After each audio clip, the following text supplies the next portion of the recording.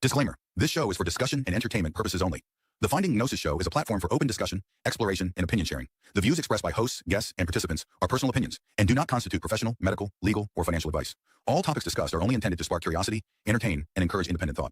If any subject interests you, we strongly advise conducting your own thorough research using reliable and professional sources. Critical thinking and due diligence is key. Stay curious, stay informed, be well, be lucky, and don't be an arsehole. Welcome to Come On and Talk Right Now. The link is available in the live chat on YouTube. This is the Finding Gnosis show. The show will start when one of you clicks on the link that is to be seen in the show's chat. Can you see it? Can you see the link? Can you see the link in the show's chat? When you feel compelled to speak, click on the link, click on the link. This is the Finding Gnosis show.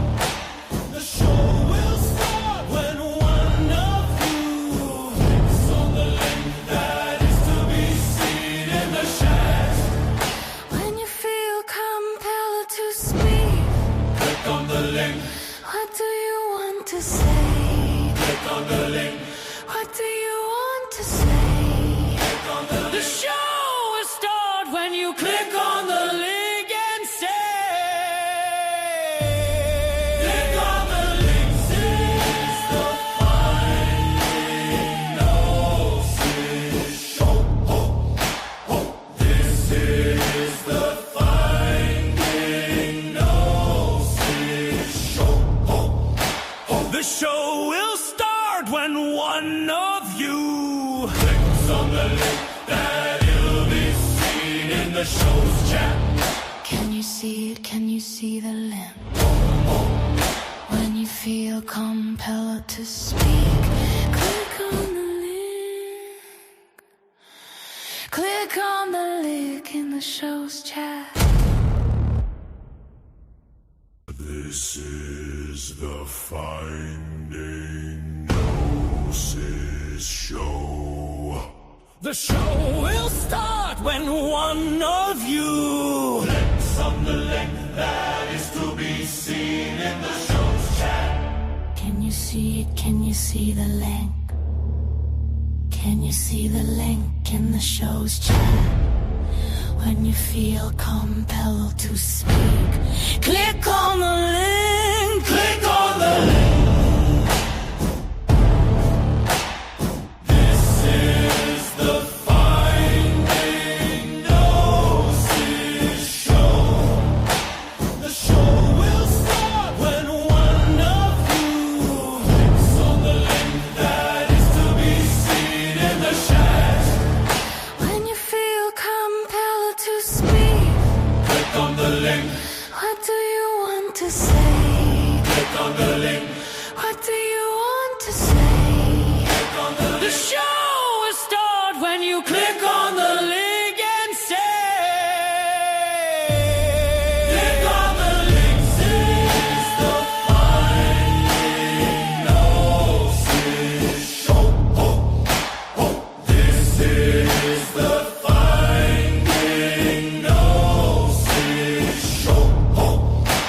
The show will start when one of you clicks on the link that it'll be seen in the show's chat. can you see it? Can you see the link? When you feel compelled to speak, click on the link. Click on the link in the show's chat. This is the Finding Gnosis show. The show will start when one of you clicks on the link that is to be seen in the show's chat. Can you see it? Can you see the link? Can you see the link in the show's chat? When you feel compelled to speak, click on the link, click on the link.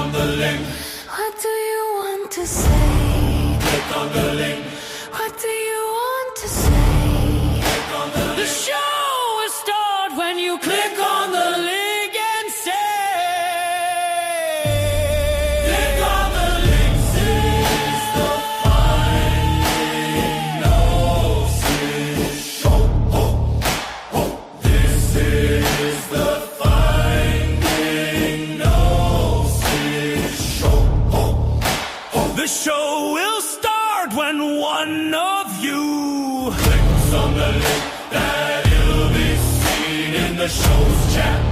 Can you see it? Can you see the limp? When you feel compelled to speak, click on the link. Click on the link in the show's chat. This is the Finding Gnosis show. The show will start when one of you clicks on the link that is to be seen in the show's chat. Can you see it? Can you see the link? Can you see the link in the show's chat?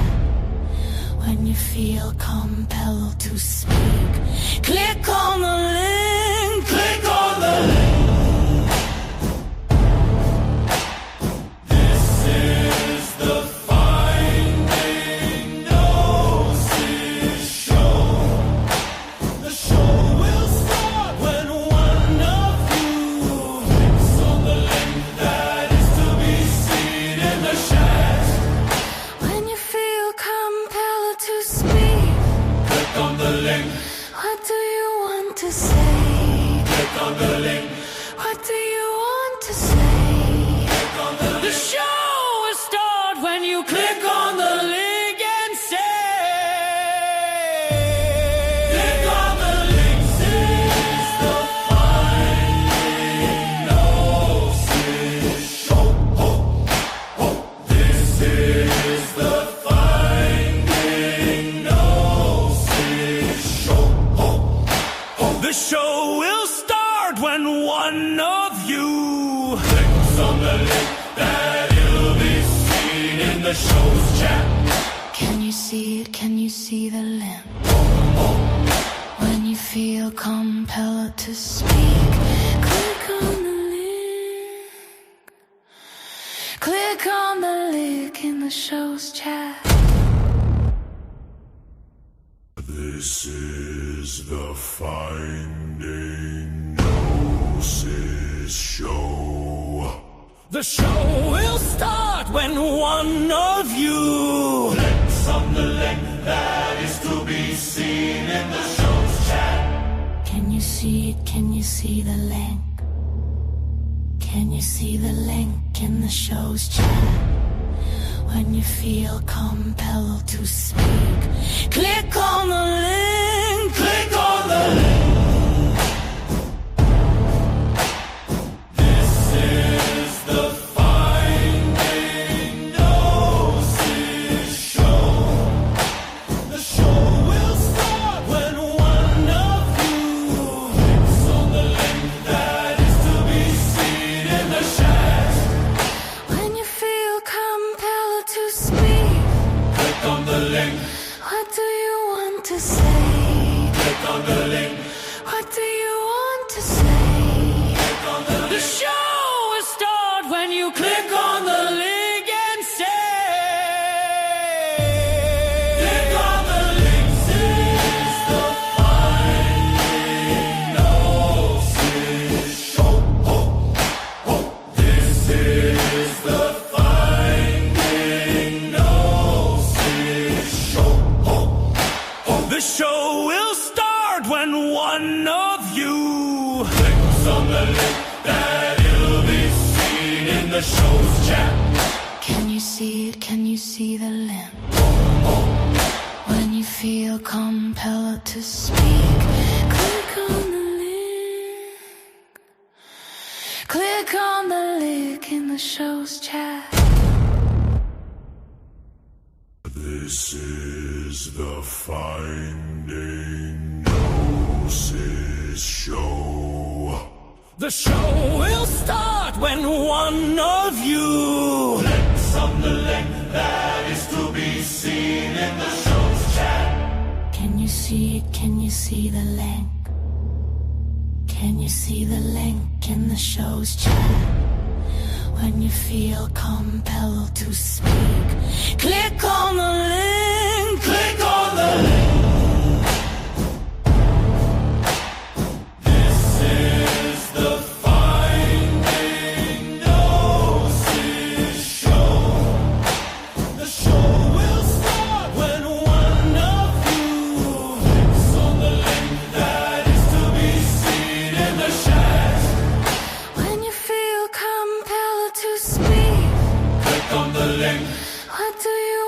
to say? Click on the link. What do you want to say? Click on the The show will start when you click on the link and say. Click on the link. This is the Finding Gnosis show.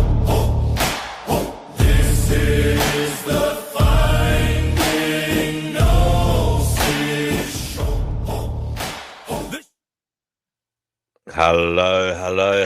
Hello, everybody. Welcome again to another episode of the Finding Gnosis show, where the communal quest is to find out just what the hell is going on in this strange existence and what exactly we should be doing whilst we are apparently here together. Tonight's show is loosely based around sex, desire, and power. What really drives us as individuals? That is the general kind of icebreaker for the show. We don't have to stick to that topic as usual. We may go off the beaten path into the tundra and off out over the horizon into strange terrain. But that's okay. This is the Finding Gnosis show. Feel free to talk about whatever you want. But we'll just start with sex, desire, and power. What's really driving us? And we'll take it from there. I have with me G. G has clicked on the link in the live chat. You are entitled to. And you could also be on the Finding Gnosis show. G, you're muted. Please unmute yourself and tell us what is really driving us. And please try and sew into your answer. Try and sew into the fabric of your answer sex, desire, and power. If you can. Yeah. Thank you very much. So, I mean, I will keep everything simple. I'm not. If I start yapping, it's going to be hella long. So, those all in common is pleasure. Those are lower pleasure. It can be higher pleasure. That's just how I see it. Sex without love is not the same with sex with love. You know, desire something and gaining that desire is different. So is power. There's like higher and the lower pleasure to it. If you keep chasing the lower pleasure, it's going to be harder and harder to gain that higher pleasure of desire of what you want it from, you know? Accomplishment, pretty much. That's how simple I'm going to keep it. That sounds very nice. We have Count Marcus, who's on the show, aka Brother Marcus, I believe. You're on the show, Count Marcus. What is it you'd like to say about the topic at hand, sex, desire, and power, and what really drives us as human beings? I think some people, well, for the majority of people, they would be driven by any type of subjective meaning, purpose, and desire. And it could be sex, but also it could be other values that they strive for. Or you could strive to have no desire, which would be a desire, but, you know, it drives you. That's interesting. So, one's values. What do you think of that, G? He's taken the ball out of the conversation about sex, unless that's what people value. And he said, "What drives us is our values." Do you agree with him? I mean, that's a perspective. It's just what gives that value. That's an interesting point. Where does the value come from? Does God give that value? Yeah. Does someone you know give it? It can be the world, it can be anything. It's just sometimes if you think about it, when it becomes meaningless, you know, the thing, those desire becomes objectified. So you're not chasing the rewards, the what was the word for it? The value of it. You just start chasing the act of it, where I consider that's where evil lies heavily. Okay. So Fatima, one you're on step the you Finding will be Nurture show. wrong. Fatima, the topic is sex, desire, power. What really drives human beings? Have you got anything to say on this matter? Hello? Hello? Yeah. Hello, Fatima. Oh, yeah. Oh, were you talking to me? My audio was glitching up. My laptop was glitching up. Did Yeah, you I ask was me a talking question? to you. Yeah, just okay. around sex, desire, and power. What do you believe is really driving us as human beings? I think it's all three of those things it's all three of us. And it's just all three of those things. But for most average people, ordinary people, it's sex and desire, because that's how the species reproduces. And most people want to, have that completion. And we rank every social cue by looks now, right? Like we still have those, those things about like looks maxing, and that shows to me that, and that like we measure everything through a desire to be wanted, and that leads to like intimacy, right? And people usually get sad whenever they're alone, right? I take another view. I'm not really sad when I'm alone. I get sad when I'm around the masses of people. And as for the power, that's for people who want to make an impact on the world, if you know what I mean, right? Like they want to like uh, climb up the escalons of like society and make something of themselves. And that could also go into like sex and desire as well, because as we know, a lot of a lot of infamous people who are famous and have power also value the sex part of it too. They have a lot of things with that.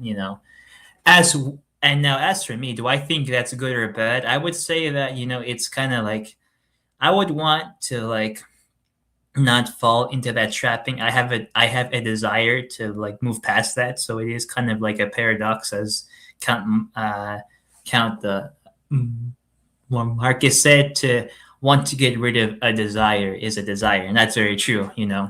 But I think what separates me and most people is that like I know I'm lucid enough to know that I can have more self restraint and like understand that hey, like most of these superficial desires are kind of just that superficial. I don't think you need much in life to be happy. Honestly, I come from this point of view. Other than the bare necessities of what your being demands. But like, I don't think you need like a lot of things to be happy. I truly, truly think that. So, are you actually changing the goalpost? Do you believe that pursuit of happiness is what is driving humanity? Do I think the pursuit of happiness? That's hard to say, because what is happiness to a lot of people? Happiness to a lot of people can either be having a simple life on a farm or like ruling a big company. So I don't know what that means, the pursuit of happiness. That's a very elusive concept to me, the pursuit of happiness. I do not know what that concept means, because as I said, I've met people who want to like be big athletes in like FIFA, and then I met other people who want to live on a farm in the middle of nowhere. So I don't know what the pursuit of happiness is, but those things, wanting to be a big, rich FIFA athlete and wanting to be a simple farmer, are both what desires of your ego. And and if I was to weigh them on a scale, I would say that whatever makes the human, the individual happy. But at the same time, like I do have a skepticism towards like towards like media and entertainment institutions like FIFA and like the businesses, corporations. I do have a strong skepticism towards that, so I do have my own biases towards those things, and I would like respect like the person who just wants a simple, basic life, just a bit Okay, more. But that's me, that's me. Yeah. fair enough. Just briefly, in a sentence, why are you skeptical of these corporations and big businesses?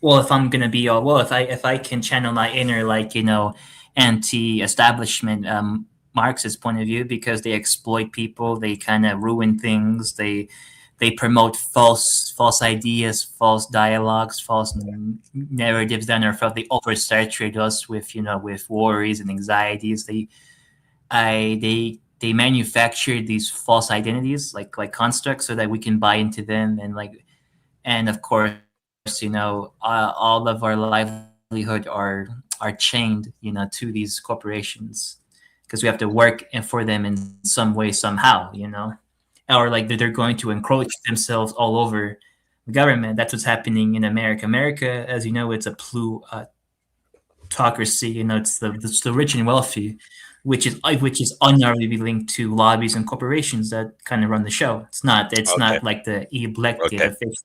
Yeah. Okay, thank you. I mean. Yeah. Steppenwolf, welcome to the Finding Gnosis show. The topic at hand is basically what are the fundamental drivers of humanity? What is actually driving us as individuals?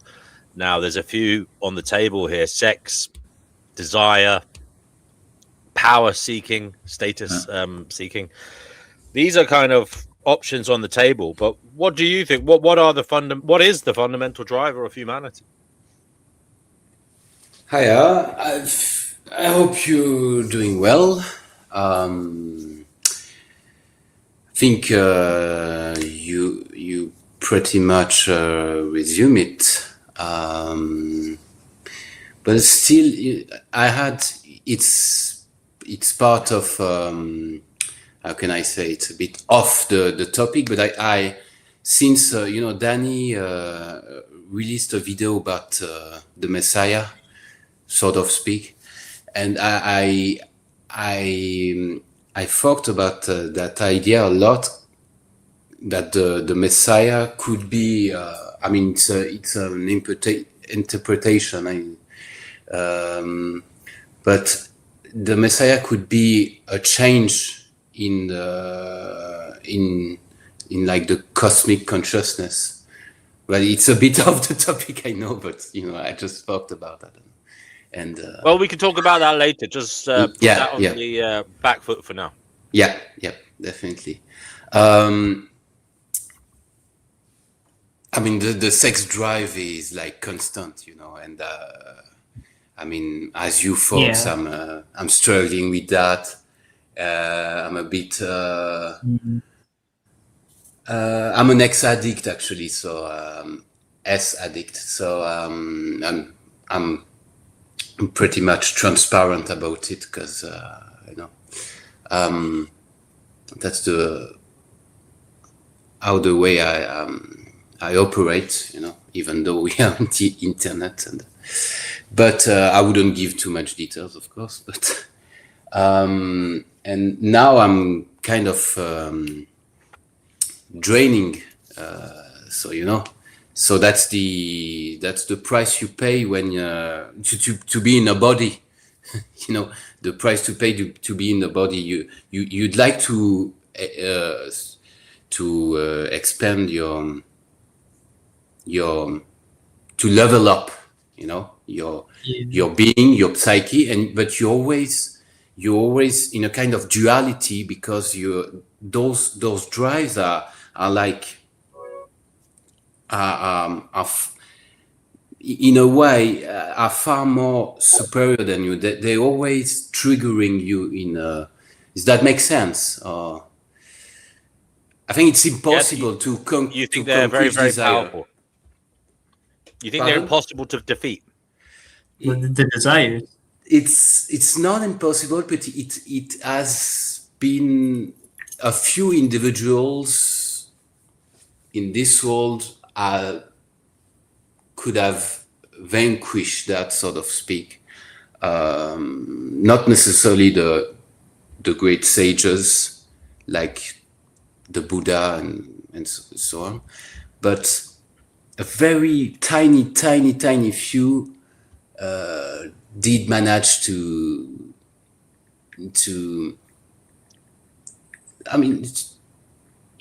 embrace nothingness, just like Sam Vaknin would say. I don't know how to put it, because I don't want to be too much. Do you believe they did that? They might have just been saying that. Yeah. I mean, it is possible that all these great sages and these transcendental beings who said that they managed to overcome were actually lying. Maybe they didn't achieve this state of being on Earth.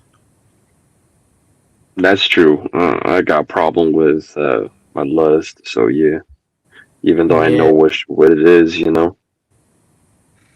When you say problem, what is the problem with lust?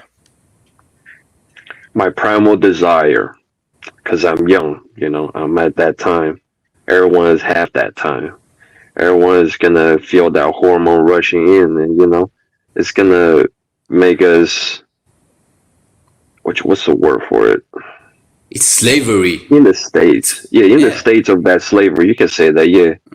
Basically, it traps you in, and the only way to like speed it up, to like, you know, get the gratification, is to, you know, sin under it.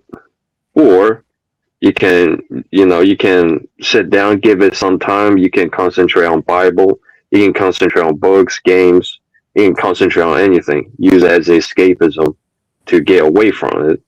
But you got to know is that this pleasure, this primitive pleasure, that literally keeps every life existing. Well, almost. Actual, you know, at most, you know, at most, animal with sexual desire and pleasure is going to continue going back. Therefore, the longer you suppress it, that the easier it comes back, and the harder it's going to, you know, get it off. Oh yeah, definitely. Yeah, so that's like the major part. That's the major part about sex, is that you have to acknowledge that where your position is as a man, to have that desire, and find a healthy way of dealing with it, which is not overindulgence, but acknowledge that your body desires something. Not your mind, your body. Your mind trying to, you know, alleviate or helps, trying to find solution to it. But at the end of the day, is God-given body, and you have to find a way to take care of it. And that's the job of the brain. At least that's how I see it. Sex is just very tempting, you know. It reminds me of a young. song by the Smiths. Does the body leads the mind, or does the mind leads the body? I don't know. It was sung by Morrissey of the Smiths. Well, simple. Under stress, your primitive, you know, survivability will take over your body before your mind does, because they're trying to find a way to survive. So in a situation where your mind thinks that you're literally dying, where your body senses that, your mind becomes secondary. If your organs starting to die off, the first place they're going to take out oxygen is through your skin, through your blood veins, and then through your brain, just to keep your important organs keep functioning. So mind is unnecessarily needed. Is only to, you know, make sure it multiplies the chances of your survivability when you're conscious. I got a question for you, but for all of you folks, have you tried like methods? Because I personally, I tried some methods, you know, to overcome it, sort of speak. Like, you know, I personally tried to meditate, but it didn't really work. Yeah, well, the methods I try are pretty basic and also kind of very psychological. Like, I just pretend that everything is just like dust in the wind.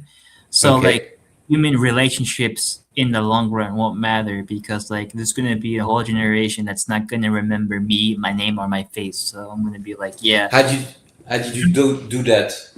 In what way?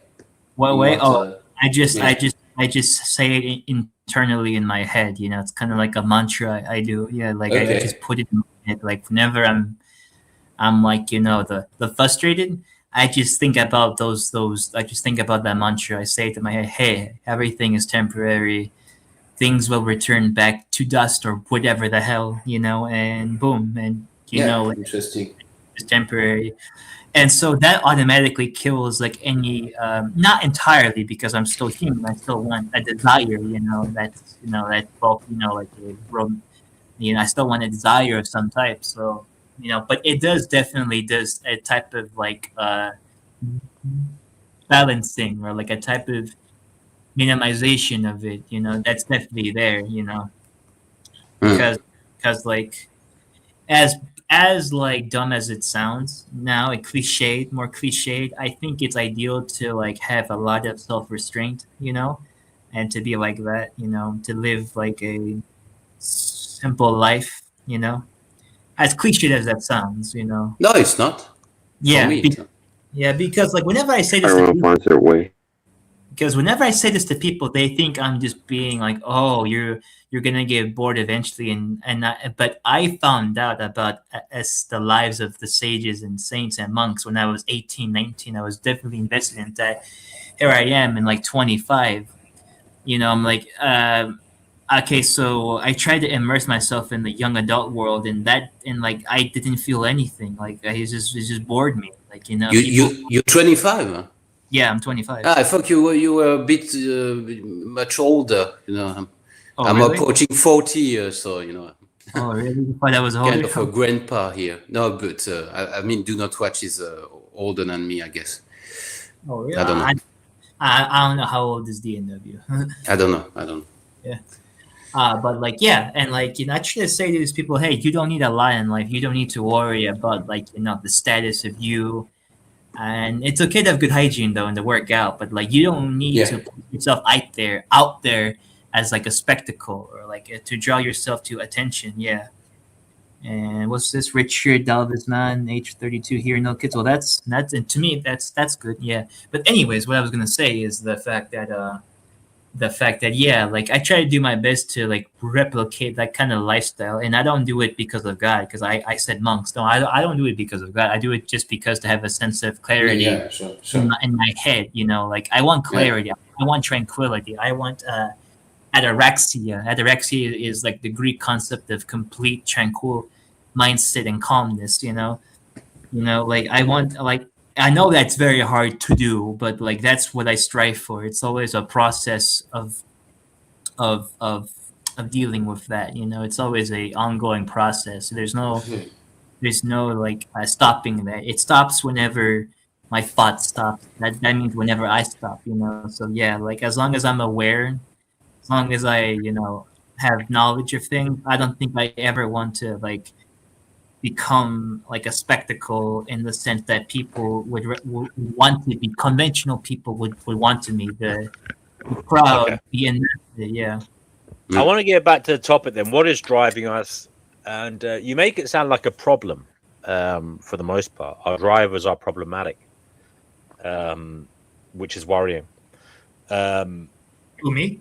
Our drivers are something that need to be overcome, tamed. That they are in some ways our worst enemy at times. Yeah, it could be. G, do you see our drivers as wholly problematic? No, I don't think so. I think it at least keeps us surviving. But yeah, a balance is needed. Maybe sex, desire, and power are the main drive to get us out of caves. Because those are strong drives. Those are primitive drives. But after gaining those drives, we understand that when it's not beneficial for our survival, we tend to suppress it. And, that goes with a whole host of depression and stuff. It seems like we've been going through this circle of mental state of humanity over and over again. And I think the problem is that there are lack of guides, and that's why there's the seeking of gods. But gods cannot tell individual of what their higher pleasure is. That it has to be found by the individual. Carving, creating arts, writing books, be productive, or simply just in the desire of reading, understanding, comprehending even more stuff. Being transparent with reality or oneself, I find those are a lot more powerful of desire of seeking understanding of myself than the desire of want the pleasure of myself. And I find when you come to a higher pleasure, those desire becomes like a second nature. They don't become spoiled or becoming bad. It becomes something that is came from a source of humbleness. If I want sex, I want to have love. If I have desire, I want to be transparent. If I want power, I want to make sure that responsibility of that power creates the responsibility that I can attain it. Therefore, the power feels more pure, real than ever, and more desirable. I don't know. It's just my personal think about this. I'm not thinking too much. It's a bunch of words. So yeah. Yeah, but that sounds okay. I hear what you say. We hear what you say, but that sounds very. I mean, it's quite challenging because, like you said before, Fatima, every relationship is kind of there's always a interest behind it in some ways. And no, it sounds very challenging, but I hear what you say anyway. But you know. Yeah, well, because we don't look at it as we don't look at it as a part of us. We look at it as part of our obstacle of being a man, a person, a human. We never tend to try to utilize that. We try to jump in the ballpark as quick as possible when we feel it. We don't break it down. We don't process it. Yeah, of course. Yeah. You And know, yeah, and that brings a lot of problem when you just dive in without your head. Many things like that happens. yeah. And I like want to DNW, welcome didn't. Escape the Matrix. I want to welcome Escape the Matrix. Escape the Matrix. You're on the Finding Gnosis show. What is it you'd like to say about what fundamentally drives humanity forward? Is it sex? Is it just desire of some form? Is it power seeking? What do you think is the basic driver of humanity? Well, thank you for welcoming Or me the in. most fundamental, sorry, I say basic, but the most fundamental, powerful driver, if you like. That's another way of looking at it. Yeah. Thank you for welcoming me in, DNW. And hope everybody's doing well here. I always believe with anything, regardless of what it is, the most important thing is always the mental, the mind, right? And just as far as like what goes into the mind, what kind of thoughts are we having? So really, that's before anything. But you did kind of bring up some good suggestions as far as power and some other good attributes. But I believe it's the right mental state. And are we dealing with logic and reasoning, or are we dealing with emotion, ego, and pride? And I think pride is good at times, ego is good at times, but logic and reasoning, I believe, would ultimately bring like a heaven on earth to this reality, because we're just going to always be, you could even say, too logical at times. So that's my belief as far as that goes. Sorry, are you saying our drivers are being logical and reasonable? Our drivers at the moment, or they should be? I'm asking the question: what are our fundamental drivers? And then you came in and said it's our logic and reasoning. Wow. Is Oh, that you're what you really asking. think? Okay, Well, you're he asking. mainly say like mental state, therefore logic. I mean, to me, reasoning and logic are tools we use to either attain that which our driving seeks, or to overcome the pangs of our drivers. When you say drivers, can you kind of get into a definition, just for layman's term? That which is pushing you forwards, motivating you. Okay, but you're saying at the moment for all of humanity. correct? Yeah. Well, for us as individuals, yes. For the Oh, large part, oh, individuals. Yeah, I mean another one is uniting and working together, which I think I'd like to believe that as a humanity we do yeah. But that what are for the they? most part. What are they working together for? What is driving them to want to do that?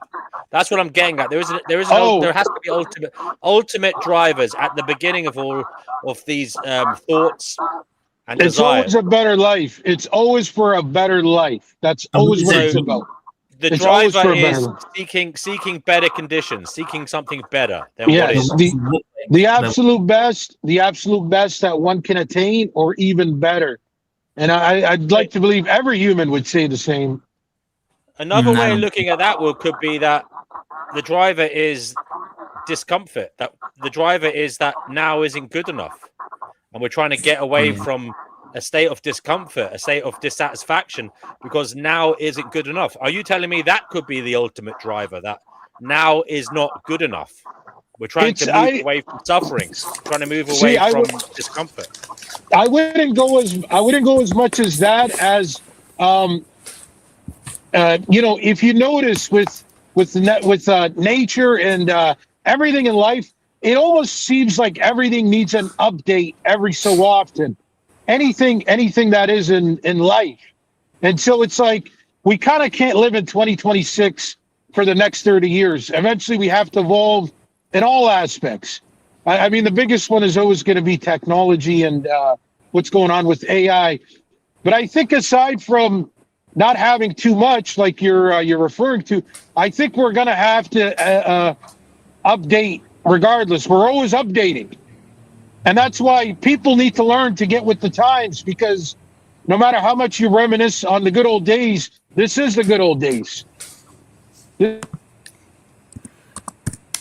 Like, Okay, This will always be the good old days because we're always upgrading. Great.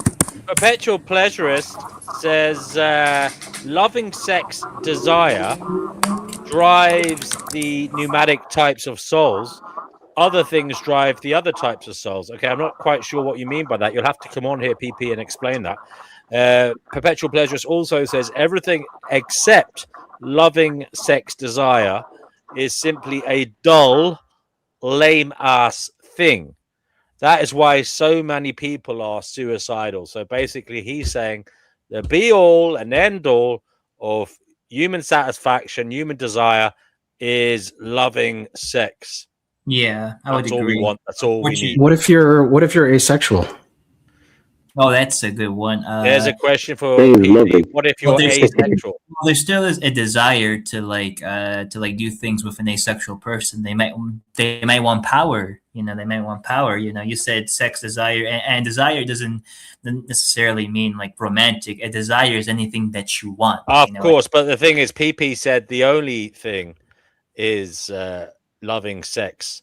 That is the only desire that matters, and everything else is lame and just an effort at compensation. I believe that's kind of what he's saying. An effort at I'm not cope. sure about that. I'm not sure about that because I have a feeling. He's basically, PP, forgive me if I'm wrong here, but I think PP's basically saying if we could all we would all be balls deep in, whatever hole we wanted to be in, or we would be, if we were the receiver, we would be literally filled all the time. Is that what you're saying, PP? So That if we could, we'd just be having sex 24/7. Is that what you're saying? Wouldn't it get boring though if you just have sex 24/7? I mean, I don't know. I don't know how that feels personally because I haven't. Nibbles is wondering whether they're a total sex addict. I don't know who that's directed at. Is that directed at PP? I believe he's a man of moderation.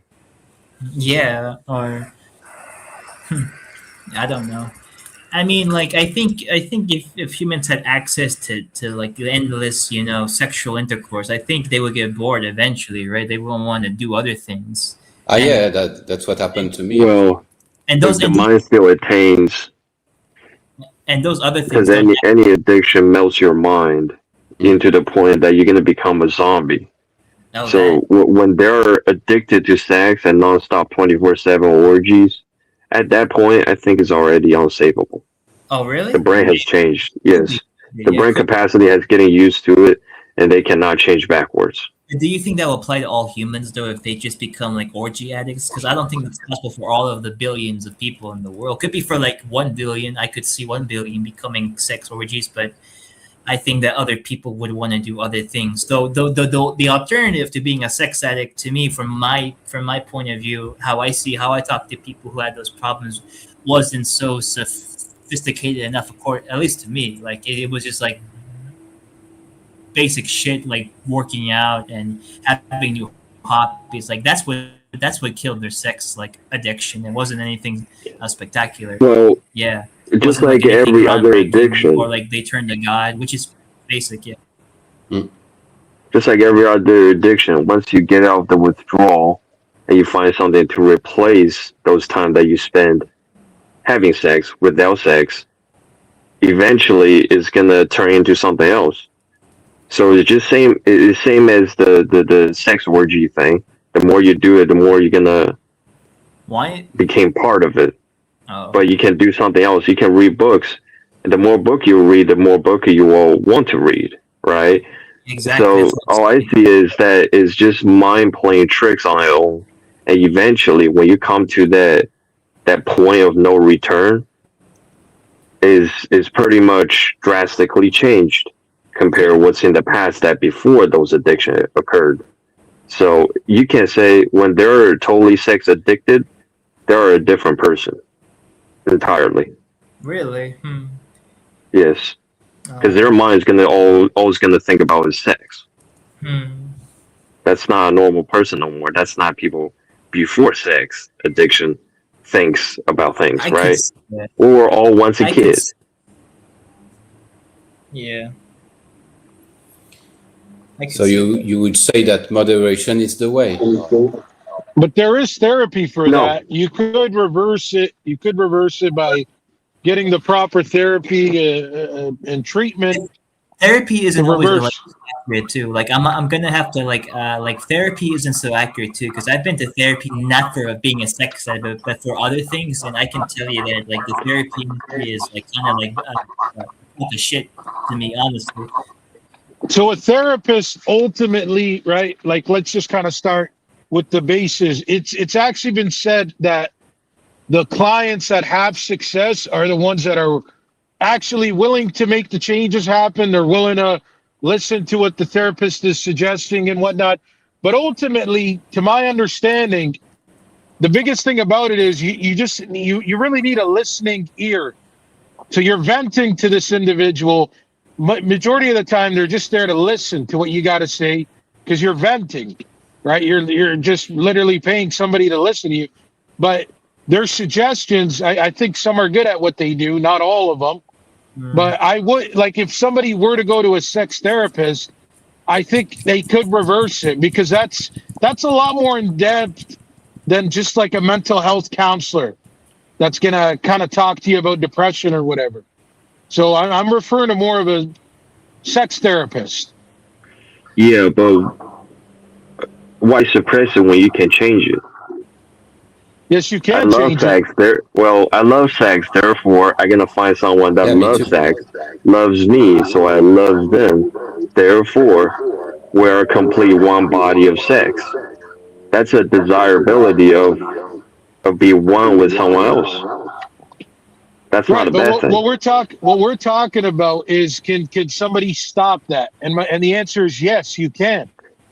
They can't And I don't. actually. There is a very simple thing that it stops for us, which is reaching midlife or late life, when we're getting older, when our body no longer functions. Those are finite. We don't need to, find a way to stop it now. We have enough the world time to stop it anytime. It's the fact that overindulgence is the problem. Yeah, Oh, overindulgence. absolutely. Sexualize of society is the problem. Yeah, yeah, yeah. I mean, that's the saying, right? Too much of anything can kill you. Um, Yeah, I mean, to be honest with you, I even I remember thinking to me the one time, I'm like, too much of spirituality can even kill you, because you do got to kind Yeah. of Oh yeah. If you you do see kind of too clear a reality, your eyes yeah is gonna burn. Oh yeah yeah. yeah. So you do gotta, that's why I've been saying it for quite some time. We have to have a balance. Like I forgot who one of us was just talking about sex every day. But like, for example, if let's say a couple did it, let's say once a week, it would have more of an impact than Yeah, than 2-3 times a day. And you'd look forward to it. You'd be like, wow, that's our day, whatever. But and it's like that with everything. That's why people do like date nights, or like party nights or whatever, because you can't do this stuff every day, right? You gotta have moderation. You gotta have balance. Or once Yeah, that every goes with 6 the months. individual though. Yeah. Because you sometimes, different species, they will not have sex the entire half of the year, and the next half is all orgy. yes. It's not Yeah. unhealthy for them. Right. It's just Right. merely their cycle of nature. Maybe your desire of loving and sex is different than other people. Maybe you had that, tendering moment, maybe toxic love, that you're trying to find someone else that have similar, that can fall into the puzzle with you, which is the hardest thing for every individual, especially in modern day, to find. People Yeah. can't find their other half, therefore they suppress their love, they suppress their sex desirability, and sometimes when you're out of the first two, power became something that just either escapism, or is just as virtuous as, well, as non-existence as their sex life and their desire of it. Mm, mm. Very But interesting. what about people who are struggling with like deviant form of sex? Because it's Fetishes, wow. yeah. Yeah. It's For just instance, yeah. like very bad ones, like very bad. Yeah, I I would mean say, fetishes, yeah, Very BDSM bad, like and stuff. Yeah. those are yeah. either Well, on the the thing boundary about of no love or too much love. yeah, exactly. Well, BDSM, as long as it's with two consensual adults, it's fine, of course. But like, Yeah, if it's it's like, healthy. It could be healthy too. Huh? could be what? It could be healthy, as just like you said. If there is consent, Yeah, it's definitely healthy. Yeah. but sometimes like these type of like power dynamics can get a bit out of hand. I've heard stories about like Dama and matrices like abusing like their partners or their men. It happens frequently, yeah. So like sometimes when you're like doing that thing in the bed, right? The power gets all over you, and like you want to like just shame that person, whatever. And in turn, Yeah, well, that that's a person, sex without love, because when you're naked with each other, there's that vulnerability. You have to be vulnerable, and the other have to love that vulnerability. It's just lack of love. That's how I see, at least. hmm, Yeah. A bit of like both. You're yeah, what saying a was you bit of gonna say? both. No, I want to bring in what? PP. PP, what have you got to say?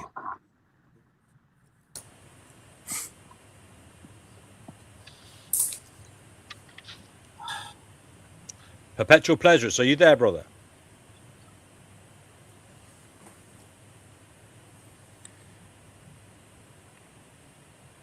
Can everyone still hear each other? Can you Yep. hear us? Oh yeah. Yep. I hear you Yeah, I guys. can hear you guys. I just want to make sure I don't run into the same issue I ran into yesterday. No, we can where, hear you, and you can hear us, right? yeah, okay. I Okay. can definitely hear you for sure. Yes. All right, good. Okay. But yeah, like what I was saying was, that's what I'm talking about. I'm talking about the sustained, healthy types of sex. And not only just the sex, but genuine love that's experienced and felt, like on the genuine, real level. So obviously, to perpetuate anything, especially sex or love or whatever, you've got to do it in a healthy way. Like this, because I've known a lot of people over the years who have done the hardcore drugs and hardcore orgy stuff and and they just always end up getting burned out from it, and it just roasts their Exactly. fucking brain.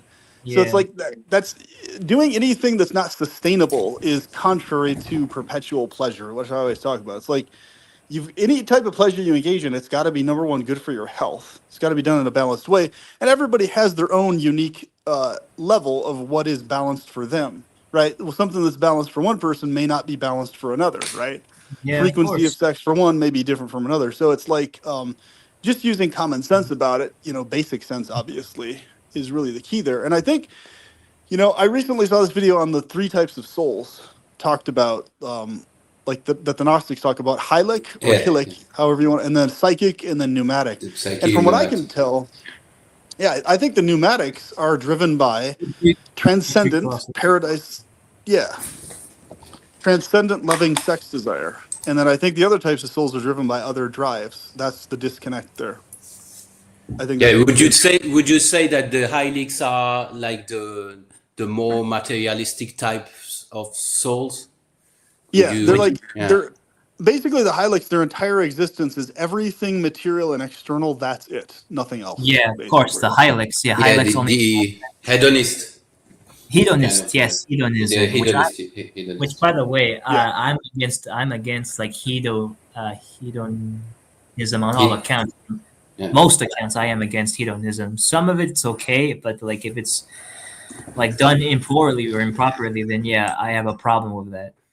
Yeah, and when I say like pneumatic, I'm talking about like sex on the really deep soul level, like beyond this world levels of depth to it, and romance and stuff. So where not even just genital contact, like way beyond that. I'm talking about like at a really deep level connecting with other pneumatics where you're going like really, really deep into like levels of care and affection that PP, just you're gonna don't have to really explain exist to at the the mundane uninitiated. external plane, and levels You that have to hylics will explain never to be the able to uninitiated grasp what a and process pneumatic ever, is, intellectually or otherwise, because they're a different type You of can't being. hear me, can you? I really think there's a lot to be I said know for what this you were saying. idea of different types of souls, and this Hey, explains PP, actually a lot why PP, certain people you can explain PP. something till you're blue in the face, and they'll DNW's never trying to talk grasp to what you. you're talking about. DNW's trying to talk to you, bro. Can you hear DNW or no, PP? Are you there? Oh, can't hear me. PP, we can't hear you, or you can't hear us. Sorry, it's doing that thing again, PP, where you can't hear us. Yeah, sorry. It seems like there's an audio issue again, like yesterday. I'm trying to sort out what it is. I have no idea why, but I missed a lot of what you said. So I'm gonna exit out, and we'll see if I can fix that somehow. Okay, All right. Check out your buzz. That might be the problem. we'll wait for PP to come back. Does anybody want to explain what pneumatics are to those listening? Spiritual transparency. Fatima, would you like to explain what pneumatics are? Pneumatics are just like I've heard of them before, but I don't think I am well versed in it. So I don't know. How do you spell it? I've heard of the word pneumatic before, but if I see it, I probably know what it is. Basically, pneuma comes from the Greek, the soul, like. But I mean, it's I don't have the so-called. So they're the most elevated expertise to Monads, like the monads. Pneumatics are the most elevated order of humans. Okay. Oh, I think I know. Yeah. And they're considered the most closest to the divine. Now, they are distinguished from 2 other groups, which are the psychics. Now, the psychics are those with intellectual capabilities, and hylics, those who are focused on material existence. Okay. Pneumatics view themselves as escaping the limitations of the physical realm through the knowledge of Sophia and the divine spark. This knowledge is seen as essential for achieving spiritual enlightenment and ultimately reuniting with the divine source known as the pleroma. Okay. Now I know what it's related. Jumping in when I'm talking, please don't do that. Yeah, we've got PP. PP, you're on the Finding Gnosis show. Sorry. Hey, how's it going? Yeah, we're okay. Would you like to describe pneumatics and why it's good to be a pneumatic as opposed to being a hylic or a psychic? Yeah, and what's interesting is the idea is that basically whatever type of soul someone is, they remain that forever. Like that's the type you are, period. So it's like pneumatics are eternally connected to their paradise state, right? So that's you're always operating from the perspective of I'm an eternal paradise being, and literally no matter what anybody says or does, any teachings, you're always that in your experience of life, right? So psychics basically are like mid tier in the sense that they can potentially go all the way into like a paradise experience, but they tend to be locked into some degree of demiurgic, overlordship. In other words, they tend to be connected to like oneness ideas or ideas of heaven that are have something to do with hierarchy or rank or whatever like that. Like a lot of religious or spiritual people, and hylics basically are just people who their entire processing of everything is just eat, sleep, have sex.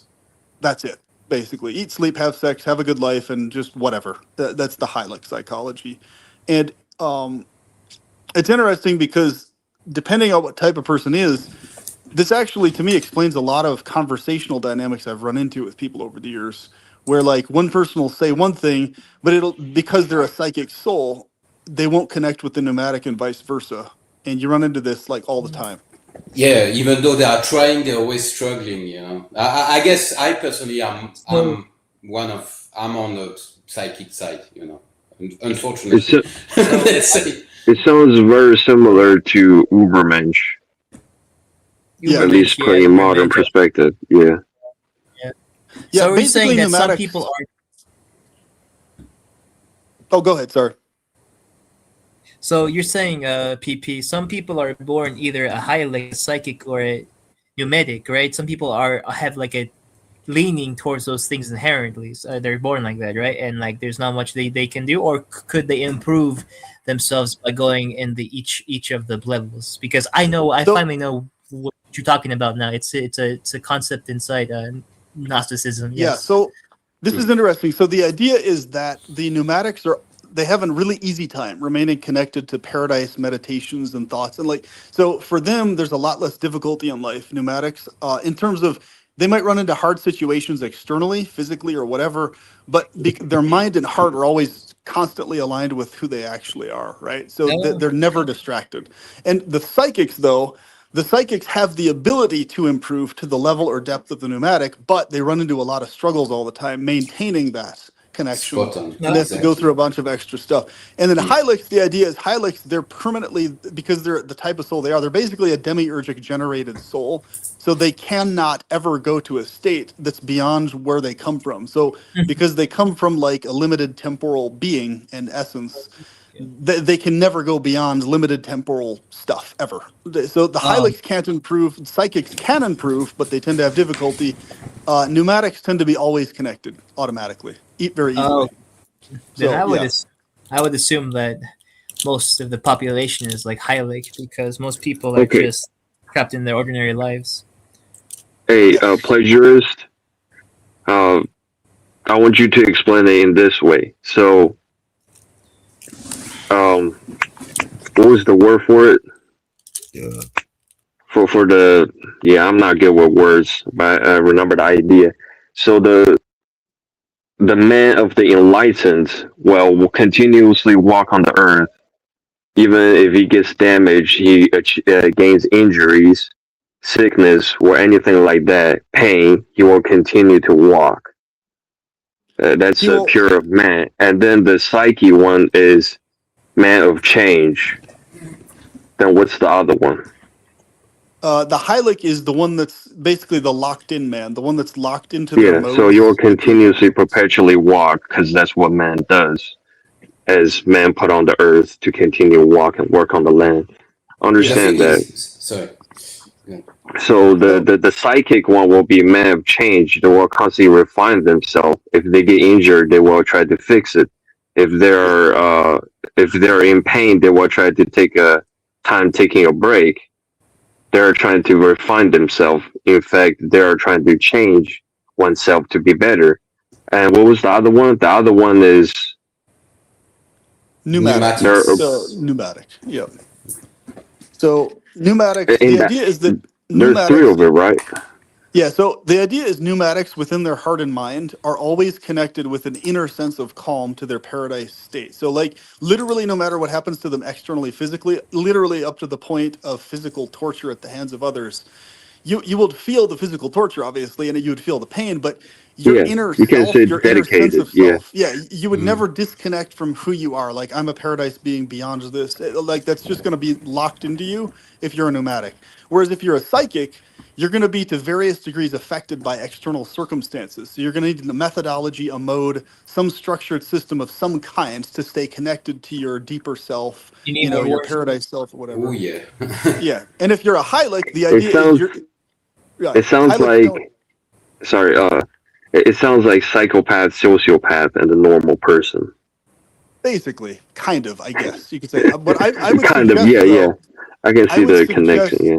I think psychopaths and sociopaths can only arise within Hylics and psychics. There's not a single pneumatic I've ever encountered that has even remotely been susceptible to psychopathy or sociopathy. And the reason is pneumatics automatically have a built-in empathy that's there. So psychopaths and sociopaths, they don't actually have a built-in empathy. They have to work on it or have it built as a thing. Well, So mostly of them are not dedicated, but once a sociopath is dedicated to being a man, man of God, man of something, I think if they can find a similar step to it. yeah, I think that's why I think all sociopaths and psychopaths, they're either Hylics or psychics. I don't think there's a single pneumatic psychopath or I see. sociopath No, at all. definitely not.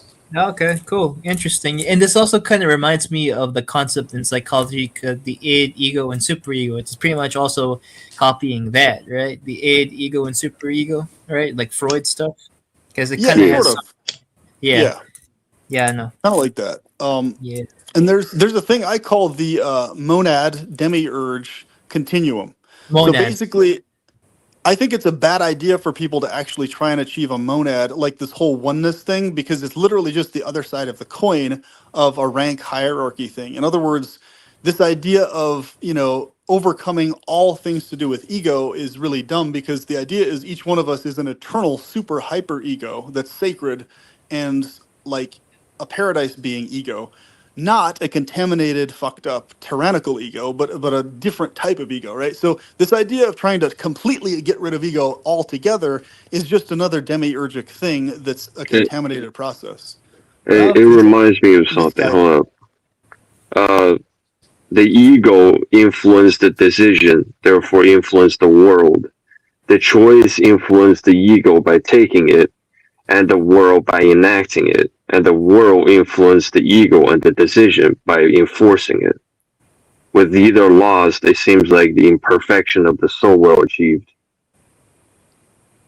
Yeah, basically, you're going to be experiencing whatever version of ego you're experiencing based on where your thoughts and feelings are. So, like, if the thoughts and feelings are in some type of rank above or below thinking, that's false ego. And also, if the thoughts are within some sort of artificial oneness, we're all one thinking, that's also the false ego at work. Yeah. Because the idea is, yeah, we're unique individuals that have nothing to do with rank above or below, but we're also not equal either. We're unique. So, in other words, we exist independent of both the concept of rank and the concept of equality, right? So, there's no question of either rank or equality. We're all just unique, period. Unique without rank, basically. Unique without a ranking system. So, if people understand it this way, they can understand paradise psychology correctly.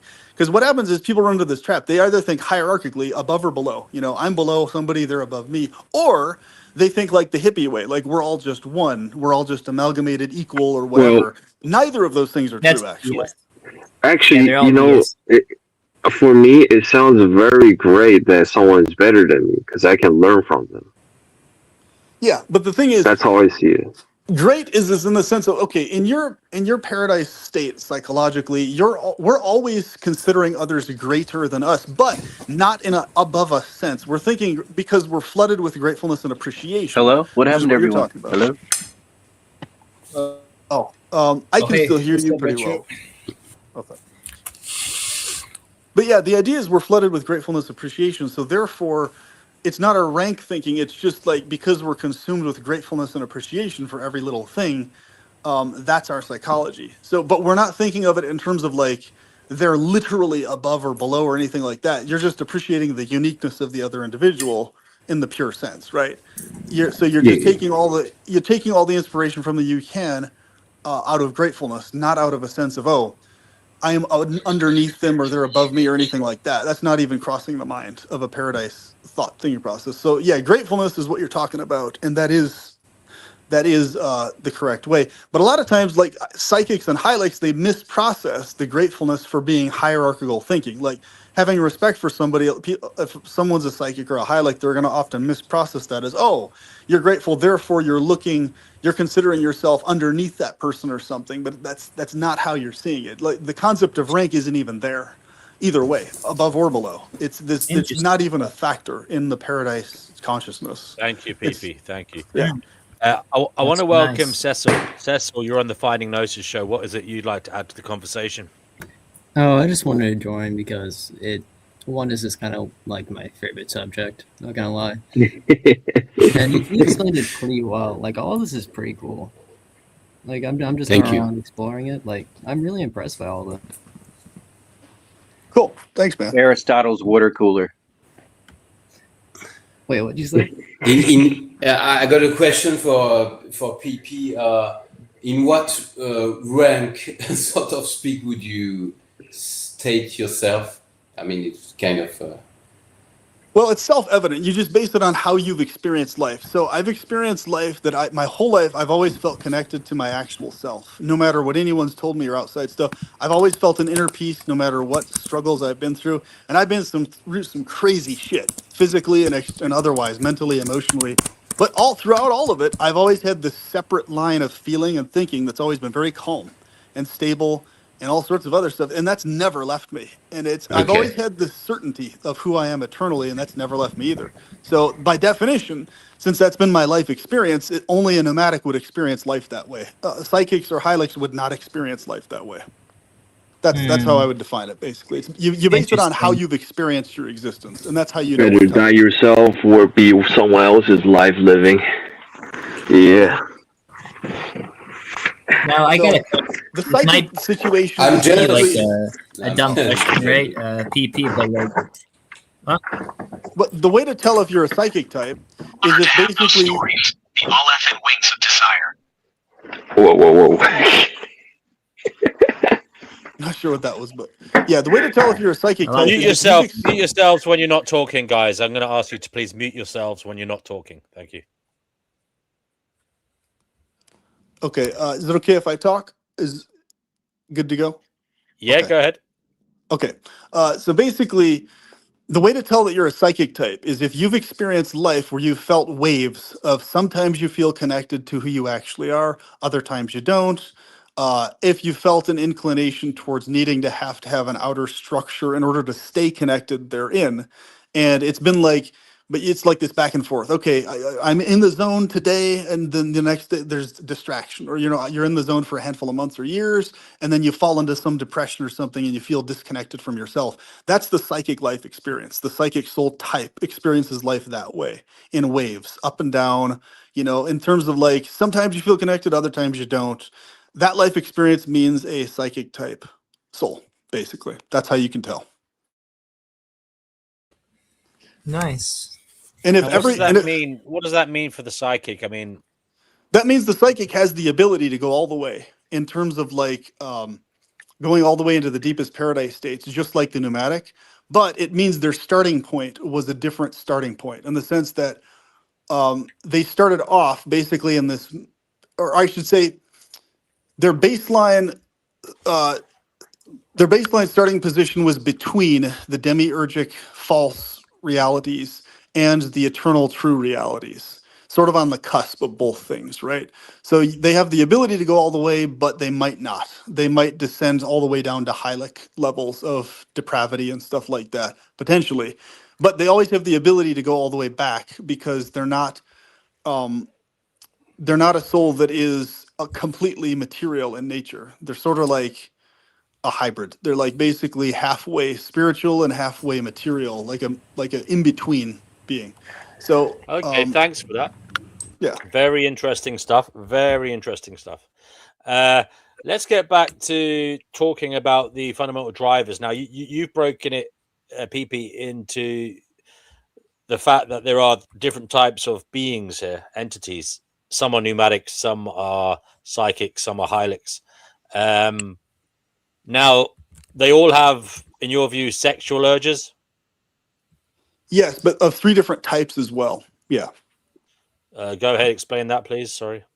So, of course, the high-like sex drive is going to be 100% on the physical external, the physical sex acts, the physical pleasure. That's it, dull senses, basically. And that's going to be the extent of it. So they're going to be highly inclined towards like unregulated sex stuff, just indulgence, hardcore masturbation, just indulge, and then facing negative consequences afterwards. And just that cycle is going to be the high-like cycle of sex. Very low grade, dull. And then psychic level sex is going to involve a lot of the emotional level of sex stuff. So, really focused on mental and emotional connection with other humans in terms of the sex act or anything surrounding romance and all this other type of stuff. And that's how they're going to experience it in mental, emotional levels. The pneumatics are going to experience it at an extremely deep, what you would call soul level, in the sense that it's going to be fully permeating their entire existence, like all consuming. Basically, in terms of every romantic feeling you have, every sexual anything you ever have, it's going to leave a permanent, constant, lasting, uplifting sensation on you. Like the whole rest of your existence, if you're a pneumatic, every sexual experience you've had, every romantic anything you've ever experienced is going to be a permanent, lingering, constant source of joy for you, even without the act continuing on. Right? Whereas if you're a psychic, you're going to need the acts to continue on for you to continue getting pleasure from them. So it sounds like perpetual pleasures. It sounds like you don't even have to have sex that many times then. For example, you consider yourself a pneumatic. Yeah, you actually don't. No, you don't have to have sex much at all. Correct. Exactly. So basically, PP, would you like to tell us anything about how sex feels for you as a pneumatic and what you are interested in as a pneumatic in the sexual relations that you have? Yeah. So the first chunk of my life, I literally didn't have physical sex with anyone up until I was almost 30, basically. Wow. Up until I was almost 30 or 30 and beyond, somewhere in there. But basically, all those first years, I was constantly internally contemplating who I am in my paradise state, which is a being that's constantly engaging in romantic affection towards a loving mother goddess figure and towards every other living being. You're back. Oh, Yeah. okay. Sorry about that. I'm on a cellular connection. That might be why. So I have to stand in certain spots. But okay. But yeah, that first chunk of my life was that. But what's interesting is before and after I started experiencing physical sex outside, finally, the internal sense of constant upliftment from the sex that I was already experiencing inside myself, that never left me. That was a constant, independent of physical sex or not. So the physical sex added to that, of course, in the sense of that just added to what I was already experiencing. But I was never dependent on needing outer sex physically to feel completely satisfied inside myself. I never actually needed it. It was just kind of like a bonus extra that added to it. But in no way, shape, or form was it something I was like depressed not having, basically. So that's another thing that I know for a fact I'm a pneumatic because of that experience. Whereas the psychic or the hylic would have experienced it, they would have experienced genuine depression over not having some sort of outer romantic something going on, or some ups and downs or whatever. There would have been interferences to that constant internal stability. But yeah, that's really another way you can tell what type of soul you most likely are, is how you experience romance and sex. So for the asexual side of things, that crowd, depending on what type of person is, I would say like a pneumatic asexual would be someone who's automatically tapped into their eternal romantic sexual feelings in the paradise levels. So therefore, that's why they don't feel a need or urge outside themselves for physical sex here, because they already have the internal satisfaction. Whereas the psychic or a hylic asexual would experience that asexuality in different ways that are not driven by already experiencing the constant romantic feelings inside, right? So there's going to be different internal drivers based on what type of soul you are or not. And this is why, like, literally, no matter what conversation you have, there's always going to be this weird disconnect between the different types of souls because they're talking different feeling and thought languages, in the sense of they're feeling reality very differently from each other. So, for example, the Hylic might be able to be very intellectual in terms of like, understanding sciences and detailed information, but they'll never be able to go past the information. They'll be stuck in this constant head loop of philosophy just remains philosophy, ideas, concepts, and that's it. The philosophy will never become something they internally experience on an uplifting level all the time. It'll just be information, information, and then their pleasure will be like just sex pleasure and whatever outer pleasures they feel. That's going to be the Hylics experience of philosophy or intellectuality. The psychic is going to be mostly in that borderline region of mental and emotional experiences. And oftentimes psychics, they mistake mental and emotional experiences that feel good for full-on spiritual experiences. This is probably the most common mistake the psychic makes. So in other words, they'll be like, why does this, and they'll keep running into a lot of these setbacks a lot. It's simply because they have a tendency to be engaged at that in-between world between deep spirituality and external material stuff, which is the mind and emotions, basically. So the brain and the feelings on the cusp of spiritual stuff. So, but if it's always on the cusp and it's not that permeating, constant, deeper paradise level of drive, then you're going to run into all sorts of ups and downs with it, basically. Sometimes you'll feel great, you'll feel like you're in paradise. Other times you'll feel like you're immersed in the quagmire of matter, and back and forth, right? Unless you train yourself hardcore to stay really immersed in the paradise thinking and stuff, you're going to have a tendency to dip back into the Hylic world of thinking and processing things. So most of us don't have time. We have to have a job or something. Well, a common trend and a common thought process of psychics is exactly what you described in terms of how you process what was just described there would determine what type you are. So, for example, like when someone is immersed in the, let's say, inner psychology of, I want to be immersed in paradise, but I have all these things outside that are sources of things I'm forced to distract. If they say that with the inner psychology of actually being distracted genuinely on some level by those outer things, and genuinely disturbed on some level in a distracted way from the inner by the outer things, that's a psychic type soul psychology towards the outer things. That's why the psychic type soul has to get themselves in a physical situation of being calm, meditative, free from jobs, free from work and stuff, usually in order to actually be all the way there. Whereas the pneumatic would just be, yes, they would notice the outer world is frustrating and irritating, but they would not feel any type of disconnect from their inner peace amidst all the work, amidst all the outer stuff, basically. And they are detached. Yeah, so that's the difference. Aleph and the angel remind me that while I am the architect of I mean, if you've seen the Steve Bannon interviewing Epstein, you could see how basically intellectual Hylic operates. Yeah, of course. Yeah. Because he was into the sciences. Yeah, he was in the sciences. Oh, deeply. Yeah. But like, his view of the sciences was based on... so I think that just, to me, I chalk a lot of stuff up to that nowadays. So like whenever I come to like a standstill with somebody on like a concept or an idea that's just automatic for me, I'm just like, well, I'm probably dealing with a different type of soul here. So let me just, let them do their thing and I'll do my thing and call it good.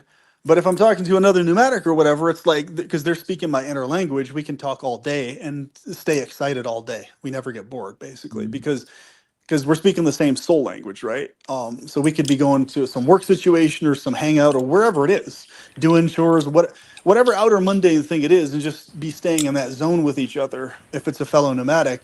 Whereas if I'm interacting with a psychic or a Hylic, it's like they literally have to be outer in their outer sense in a situation that's calm to function properly. Pamela says she thinks this is all made up to give people hope and control them. What do you say to her?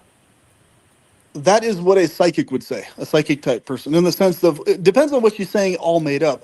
Does she mean the material world, or does she mean the different three types of souls? I think she means the concepts, like the concepts of like the stuff. It depends on what she means by that, but I think the concepts of the soul. So basically, what is made up for sure, what's definitely made up, is any type of mental concoction that causes misery and disturbance is for sure made up.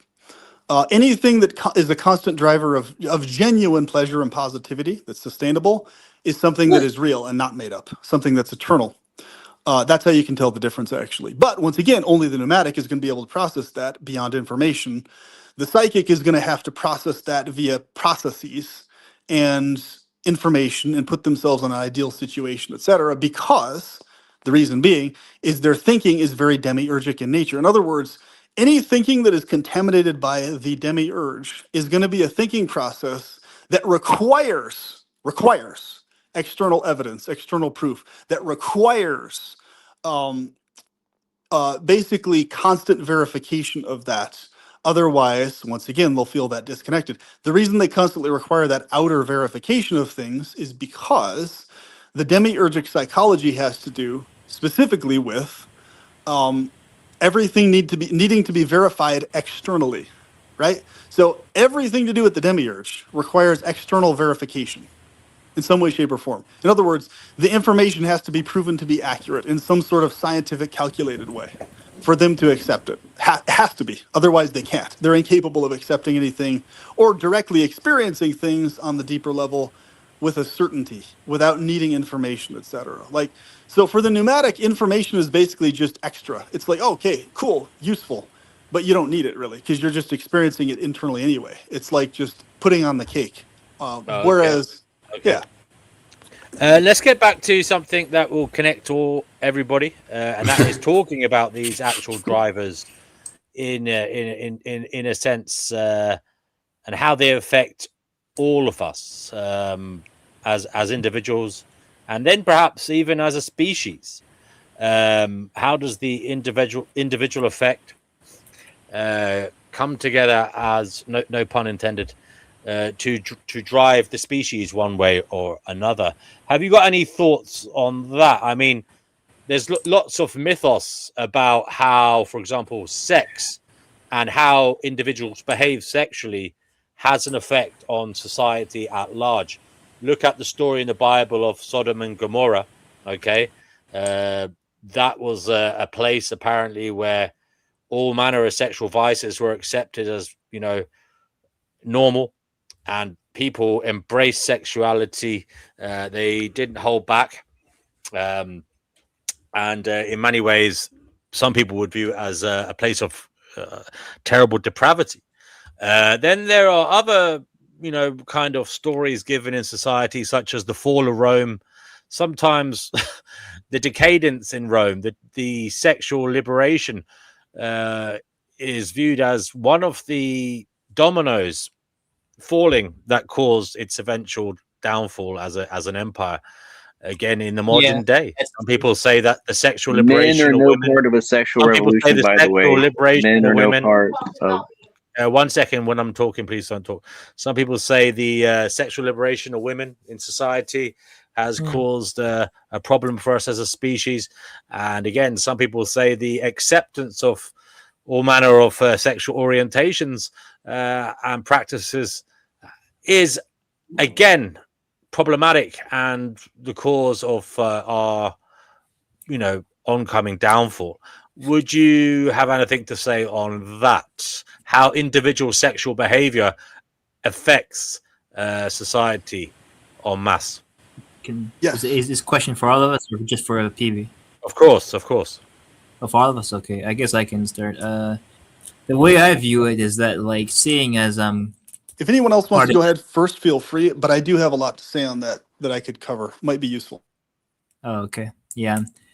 Well, but I think if anyone else wants to go ahead, but if not, so I would say that once again, the Hylics and psychics, they do run into big problems. If on a civilization level, they do like sex orgy stuff or sexual freedom. The problem is because they're not actually able to process it correctly on a healthy way, in a balanced way. Any type of really intense, extreme stuff is going to throw them off equilibrium wise.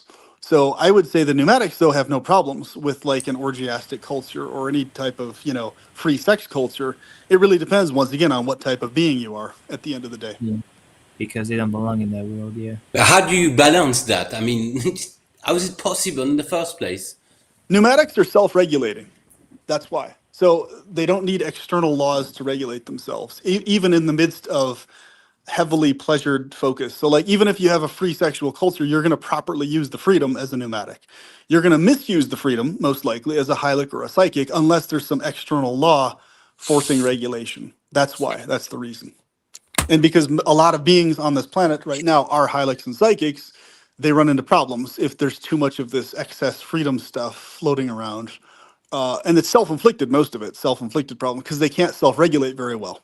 They need some sort of external structure to regulate them. That's why. Yeah. Yeah, like we said before, dogmas, meditation, prayers, practices, self. Yeah. Pneumatics don't need laws. That's why. So psychics and hylics need laws only because of the lack of self-regulation. Like if you had a society of only pneumatics, they would be able to just easily work everything out amongst themselves because they're all self-regulated, just automatically. And they're inclined towards self-regulation. So even if you ran into conflicts or whatever, they'd be able to very easily sort stuff out, even up to the point of warfare. So let's say a pneumatic group goes to war against another pneumatic group. The warfare would be very regulated. It would be highly like refined. It would be like dualistic, like, okay, I challenge you, you challenge me, bow. It'd be like very like samurai one-on-one dual warfare versus like, just this chaotic, innocent people caught in the crossfire craziness. You know what I mean? So like every level of society would be balanced and regulated, even up to the point of warfare. Whereas if you have just a quick one, guys. Just a quick one. Sorry. There's a comment from JB. He said he's tapping out. Good riddance. I mean, if you're complaining about what the guys are talking about, really, that's your problem. He could have come on here and changed the conversation. The show is an open platform. You are allowed to come on here and steer the conversation to whatever you want to talk about. There should be no complaints. If you're complaining, it means you're not participating. It's your problem. Go ahead, guys. Yep. Yeah, so feel free, guys, to comment on that. What you think about that? Well, what I was gonna say about like my own experiences on like the acceptance of sexual minorities. D&W, I think a good idea that helps a lot with the conversation flow, is doing allotted timestamps. Like when I run live streams, I know this works really well on mine, where I basically allot time frames of like, 5 minutes for a person, and to have it just like a general reference. And at the 5-minute frame, I come in and speak, and I'm like, okay, now let's hear what this person has to say. You know what I mean? That kind of helps a lot. That way people don't get confused and it doesn't get jumbled up, basically. Okay, yeah, I think you're right. I think I could get like a also one of those hourglasses just to tip over like 3 minutes or something, just to keep an eye on it, so that people that may work. Yeah. And that's worked really well in all my live streams. Like I've never had any issues with that, where it's like, okay, so basically what I'll do is I'll just be like, okay, what do you think about this? I'll name the specific person, and they either have something to say or not. And then basically roughly at, whatever minute mark, 3 minutes or 5 minutes, whatever I decide, then I come in and be like, oh, okay, interesting. So what do you have to, and then I basically direct it towards another specific person.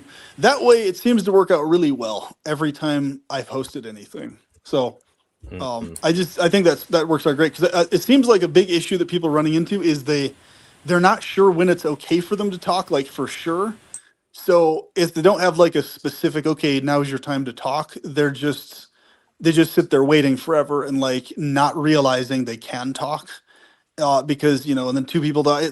I think that's part of it, because a lot of people are really passive by nature and they're like afraid to like butt in or something. So, unless they get a specific go ahead, okay, you individually, it's time for you to talk now if you want to talk. A lot of people just won't ever say anything. I've seen this before many times. A lot of live streams. Yeah.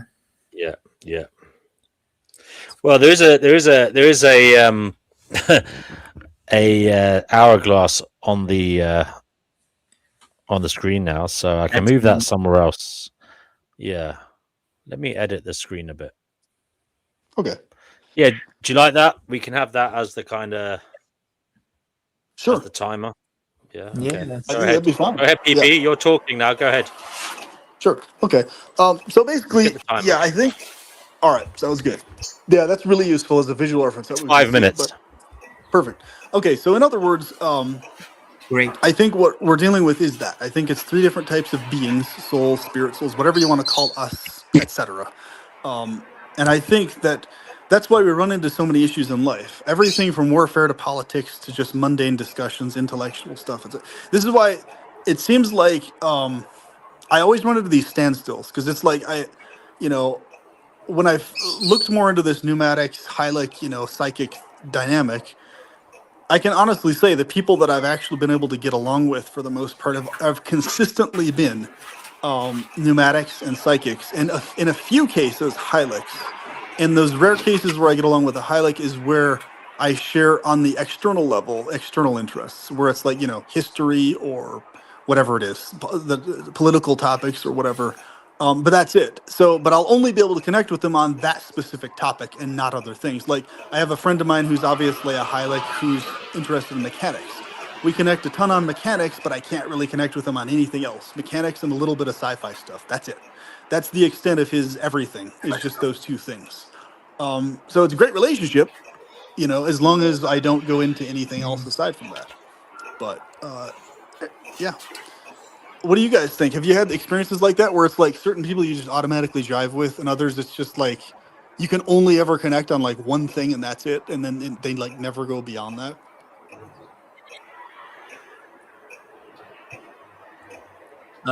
Yeah, I guess I can say I have, because like I have very niche interests. So whenever I talk to someone, it's usually here. But outside of, I can talk about other things, because I watch a lot of anime and a lot of like Japanese shows and stuff like that. So that I connect with people, and anime is pretty popular here.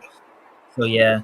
But as I was gonna say about D&W, my thoughts on like whenever like all types of sexual liberation orientations become like a permitted. That's true. That's when like a society does collapse. And me being part of a minority, I'm subconsciously seen as like kind of like useless in some way, because I can't like reproduce and I don't follow like the traditional roles. So how I deal with that is just that I just have to accept that, like I'm always going to be on the fringes of like normalcy, and that's just how it is. I kind of live on like this sanctioned way of life, like of society consciously, if you know what I mean. Yeah. And yeah, so that's my thoughts on the idea of what happens whenever a society does start to embrace those ideas. It's kind of like paradoxical for me to say that yeah, it does kind of end bad, but like it's just what it is. It's a pattern.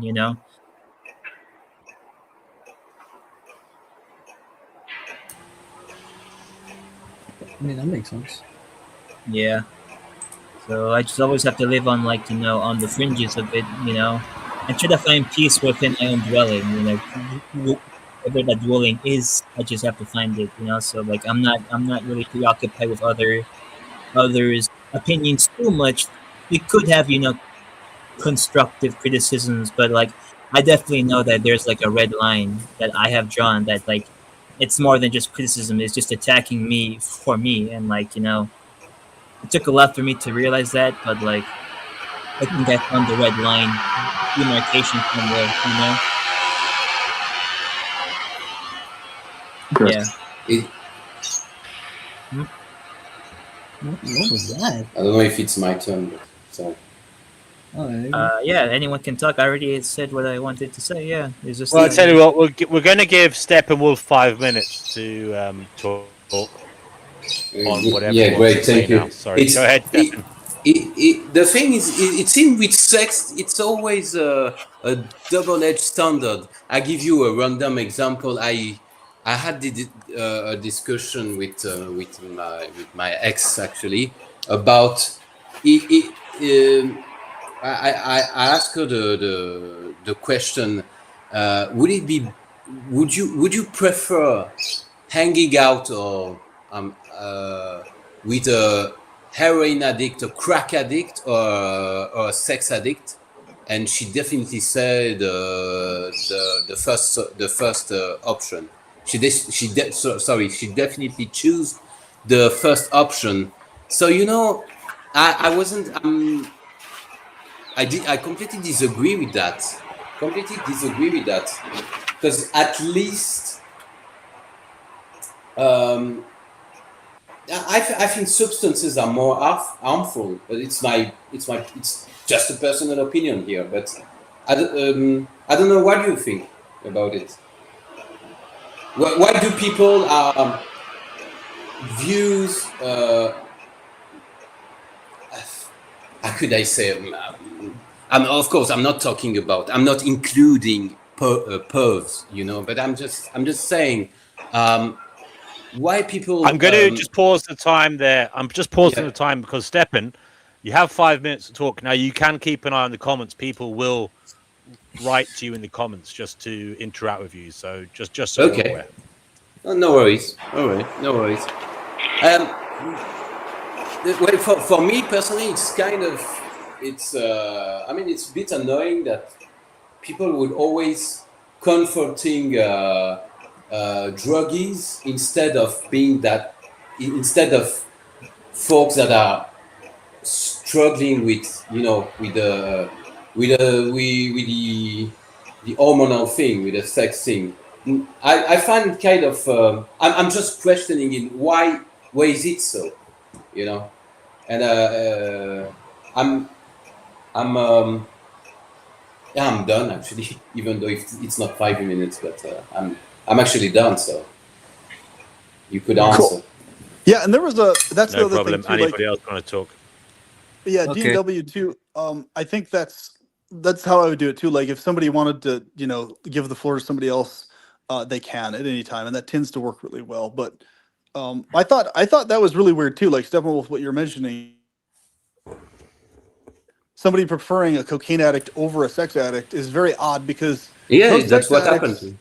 Yeah, it's weird because I can see some points why, but it seems like a lot of people conflate sex stuff automatically with like perversion, like instantaneously. They think perverse or like creep I or do. right. Like where they don't necessarily equate that automatically with a cocaine addict, which to me is weird because like the vast majority of sex addicts are consensual sex addicts, not like pervs or creeps. Like, I mean, those exist, but those are always the minority versus like, I mean, most people who are perverse or creepy in their thinking don't act on it or force it on others. Like the minority of people who actually act on their pervy, creepy thoughts are very in the minority. So even if somebody has those thoughts or whatever, most people are still consensual sex addicts, even if they have deep down pervy, creepy thoughts or whatever. Most don't actually act on those thoughts, like even as a sex addict. So that's the part that it's interesting to me because I think a lot of women though, because they've had experiences of like rape as a child, like it's crazy how many women have been sexually assaulted as kids, especially by male relatives.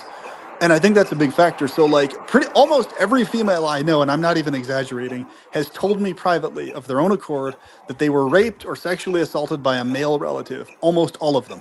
Like all my female relatives, all my female friends, all my female romantic partners, like across the board, very few have not been molested by a male relative at some point. Yeah.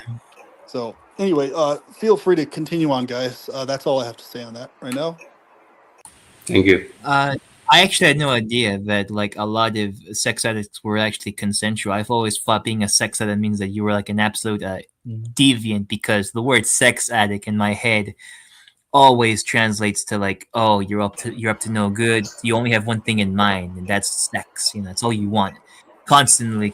So in my head, that's how I interpret it, because my imagination just kind of fills in the blanks with the languages, because that's how I interpret it in my head. So yeah, I had no idea that most of them were like a consensual. Actually, it's pretty interesting. You're right in a sense. They do. At least it's what I experienced. You do put yourself in jeopardy in very bad situations pretty oftenly. So you're quite right about what you said. Yeah.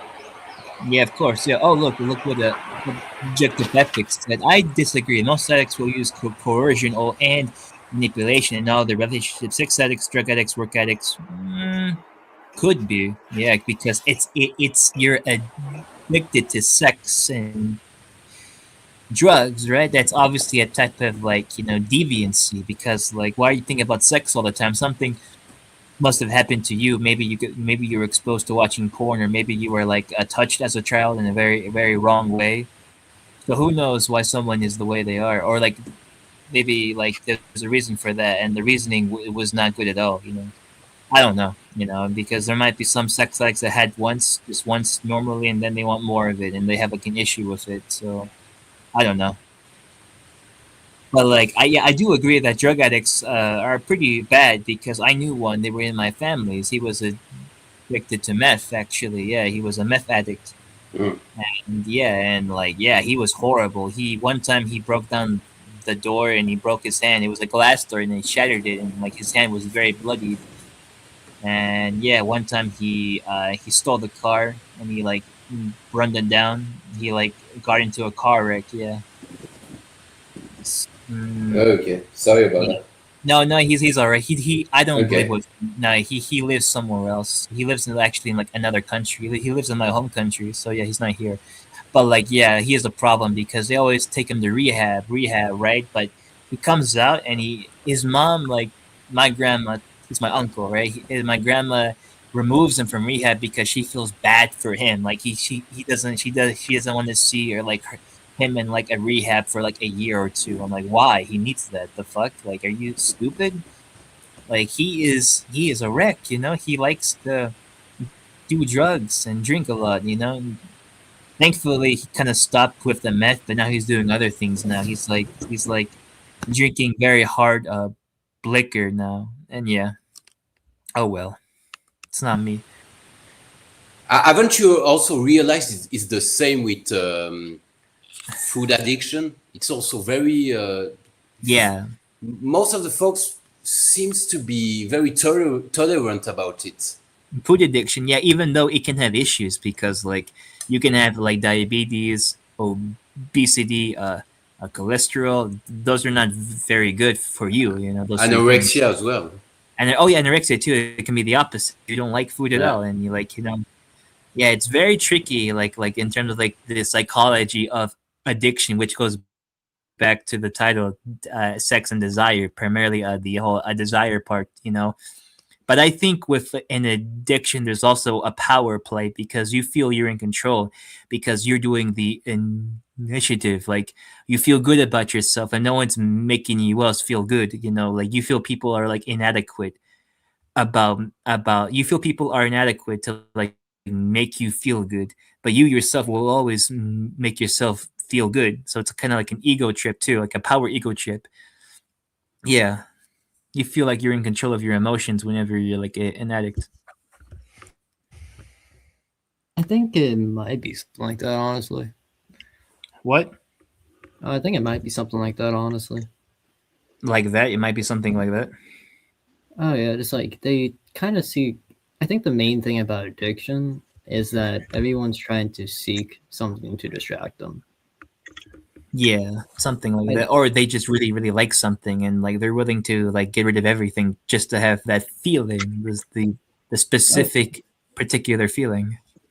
Oh yeah, I agree with you. I just think like maybe their mentality. I don't think it's very far off from like how we think.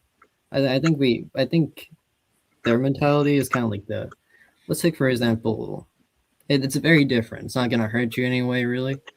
But let's say the addiction to like social media or YouTube. I mean, if it was like a drug that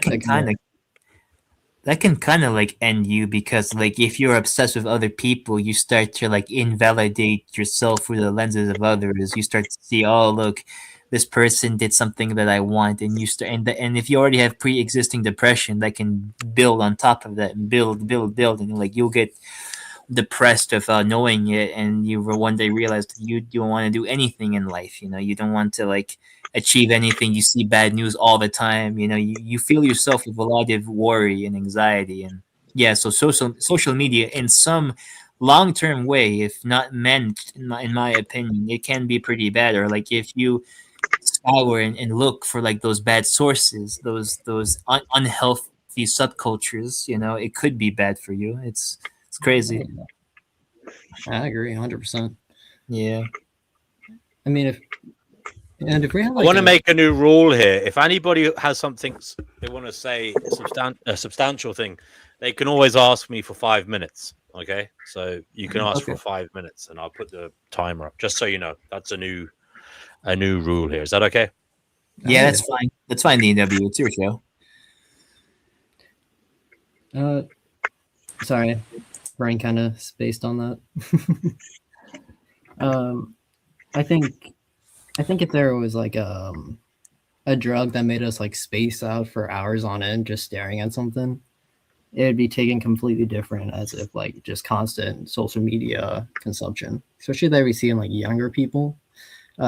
Just like, you know, I forget what's called, like Gen Alpha, shit, and stuff like that. They're heavily addicted to these things, and I think addiction is more about understanding that everyone's always addicted to something, and it doesn't necessarily mean that they think differently than us or anything. I think it just kind of means that they're still having trouble just understanding what's going on and showing that in some way. It's like they don't have like a common ground yet that they stand on of like understanding.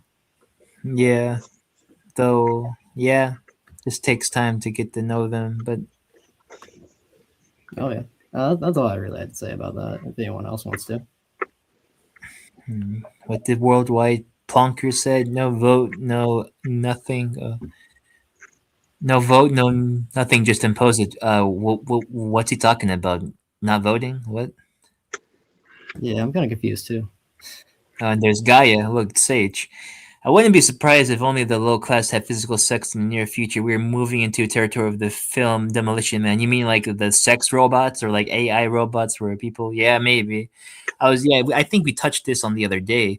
Like I was gonna bring up this one anime I watched a long time ago called Chobits. It was about like a future where like the highest status is you have like a robot android girlfriend or wife, and it's about this one lonely dude who finds like an android girl like dumped in like a trash can, and he takes her home, and like she can only say one word, and that's cho, but it's like the best thing ever because finally he can be like a higher status person or a male. Yeah, it's a really interesting anime, Chobits. Yeah.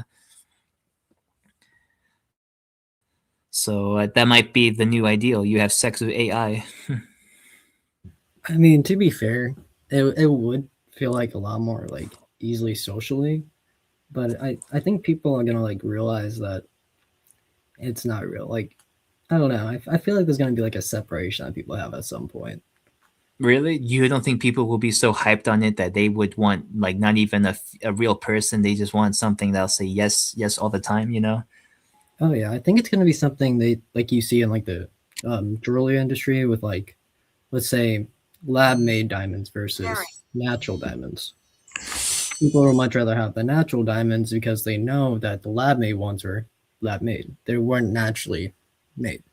And I think it's going to be kind of like something like that, to where people realize that they can't have real connections, and it's just like an echo of like, it's an echo chamber of their own ideals, their own thoughts, and what they want. People need like a common opposer, so that way they know their thoughts are even legitimate. You can have truth without doubt, pretty much. And I think people need that doubt, need that, I guess, even though it makes you angry sometimes, is like people having their own thing. Even if it contradicts yourself. I think that's where robots gonna fail because they're gonna come to where they won't contradict us. They won't have like, or maybe even if they do transcend that point, honestly, they could.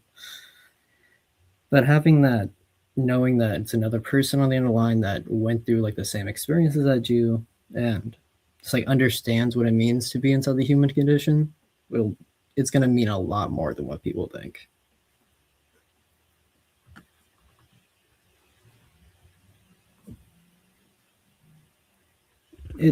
PP, do you want 5 minutes to talk about consent? Is he there? I do not know. What do you folks think about the sadly almighty alcohol, which is for me a disaster, the worst kind of addiction that you could have? What do you think? What's your opinion on it?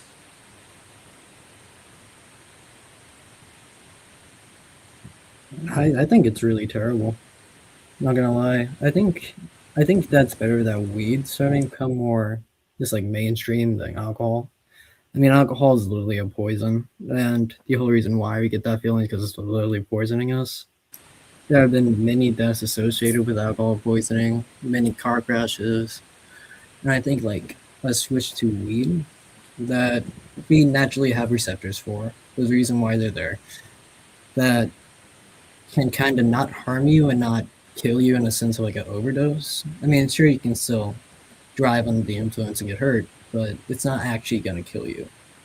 I think alcohol has been too celebrated in society, and it's really made it to where it's more acceptable than it should. I got something for that from ancient Chinese folks. 3 times the medicine is a poison. 1/3 of a poison is a medicine. It's about how you use it. Cannot blame it. Oh yeah, I mean, I feel like if you have anything in moderation, you know the limits, then you understand like how it can kill you and when it can kill you. I think you can have a case for just enjoying yourself, honestly. Okay, I think PP wants 5 minutes on consent. Go ahead, PP. Okay, can everybody hear me well? Yeah. Is my audio coming through? Is the audio coming through, guys? Okay. So basically, what a lot of people don't realize is that a lot of what people consider full consent actually is based on manipulation, and this is a hard truth a lot of people are not willing to admit. So, in fact, a large majority of the so-called consensual romance or sex world is people manipulating each other into it, and this is why people break up so often and cheat so often and all this other type of stuff. It's because very little of it is actually fully consensual in most cases.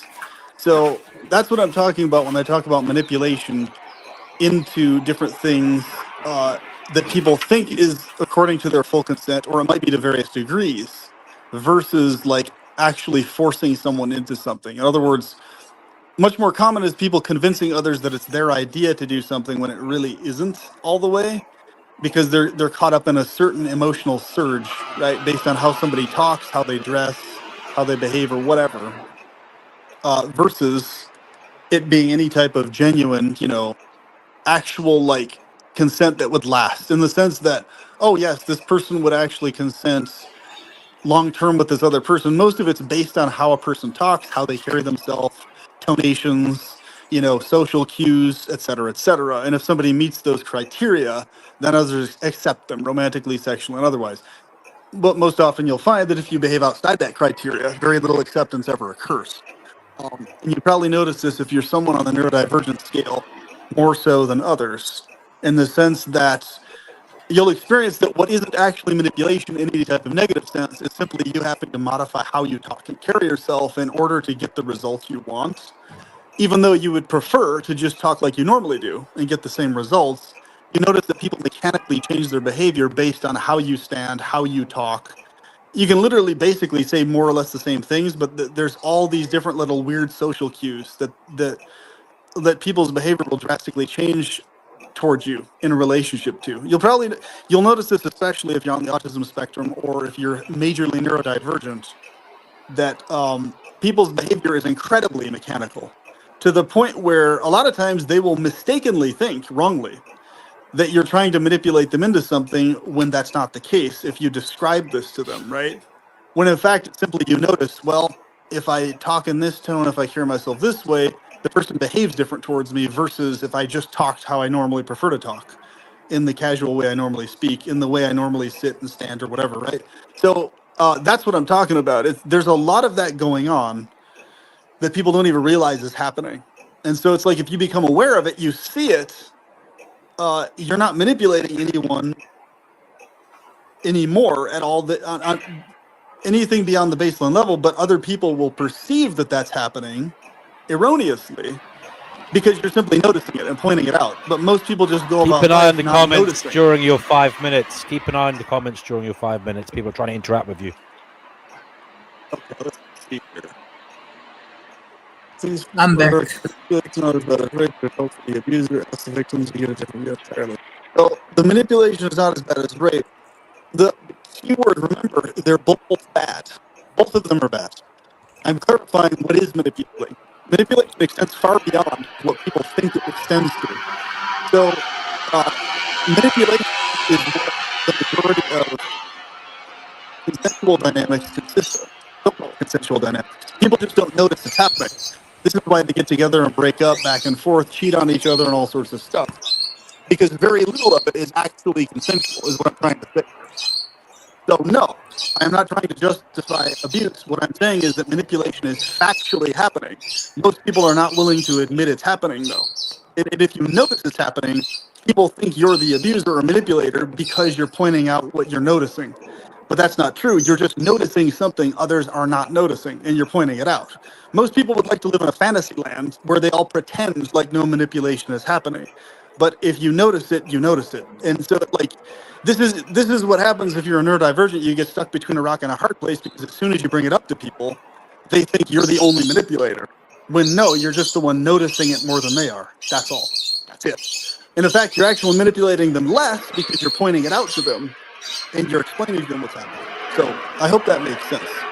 And this is a great example of it, basically. See, people are implying that I'm an abuser trying to justify abuse. They're implying that because I'm pointing out what is manipulation that people aren't willing to admit is manipulation. I hope that makes sense. But living case in point right here. I think we're going to have to give you another 5 So minutes. feel free to speak on that, guys. PP, I think we're going to have to give you 5 minutes on explaining the different types of manipulation you see. I want you to be a bit clearer because you're making it sound that all sexual relations are commenced with some kind of manipulation. Is that what you truly believe? Is he there? He can't hear me, can he? Can anybody else hear me? Oh, I can hear hear you. I can hear you, DNW. Yeah. And also, I don't know what the hell's wrong with PP's audio. It's terrible. yeah, his audio was cracking up to me towards the end of his 5 minutes. It was really chopping up to me. I don't know what's happening. Because I just stepped out. Objective ethics says that his views on objective morality are based on respecting everybody's freedom and well-being equally. Manipulation and coercion are violations of others' freedom and well-being. Yeah. And he also says, perpetual pleasurist, oh no, you misunderstood me entirely. I'm not accusing you of anything. I simply disagree with your perspective. I think he might have been trying to talk about, like, the mask, maybe, that people put on. Yeah, people put on a mask, yeah. I think he's trying to say that how we present ourselves in public and with each other is kind of like a manipulation because we're putting on that mask. I think that's it. PP, are you there? There's PP. 2 of them. Yeah. There's 2 of them. Okay, anybody else want to come on? Link is in the live chat. Do come on, have your say. What is driving us as individuals? What are the fundamental, most powerful drivers that shape us, that drive us, that make us go outside each day? What is going on? Yeah, what is going on? Link is in the live chat. Do come on, have your say. Yeah.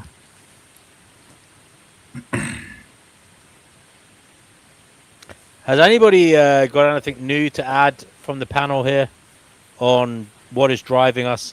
I'm interested in hearing a little bit from Steppenwolf. He said he was a sex addict.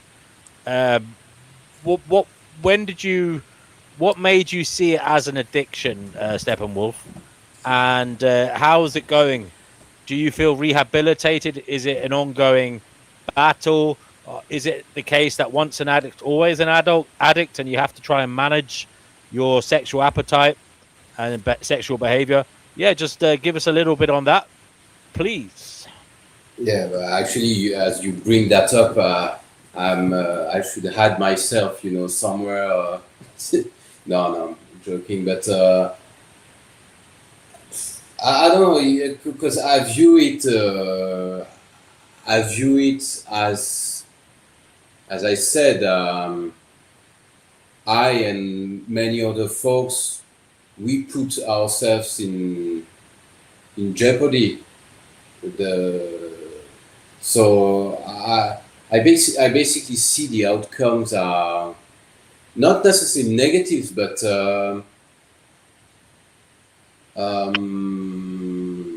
yeah, basically harmful and useless. Also, I could have been more productive. I could have practiced more bloody piano and guitar, which that's one of the things that I do enjoy. I'm not a professional musician, but I'm keen on it. I could have, could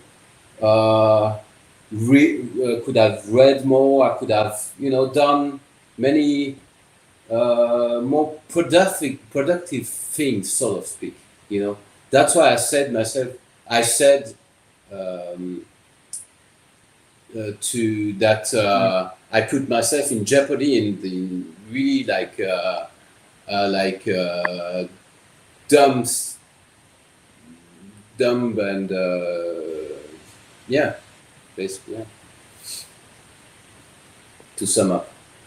Okay, thank you for that. We have objective ethics here. Objective ethics, what is it you'd like to add to the conversation? Yeah, I appreciate you letting me on real quick. I just want to, for one thing, I want to make sure that the gentleman who left, so unfortunately, I hope he's still watching the show here, but I wasn't actually accusing you personally of being an abuser. I just think that the stance of saying that, well, manipulation and coercion is completely different than rape when it comes to when it comes to sex, and I don't see the difference at all. I mean, there are certainly going to be some varying levels, depending on how you want to look at the situation. I don't know if I should say that word actually on stream. Maybe I should say grape. Sorry about that, DNW. My apologies. I try to stay PC with all the fucking the rules and stuff. Thank you. Yeah. So grape. Anyway, I just think that any form of manipulation and coercion when it comes to consent is a form of grape, and I think that factors into every form of life or any area of life. But as far as your topic of what is driving us, I think what's driving every human being is actually search. We all want to live a good life.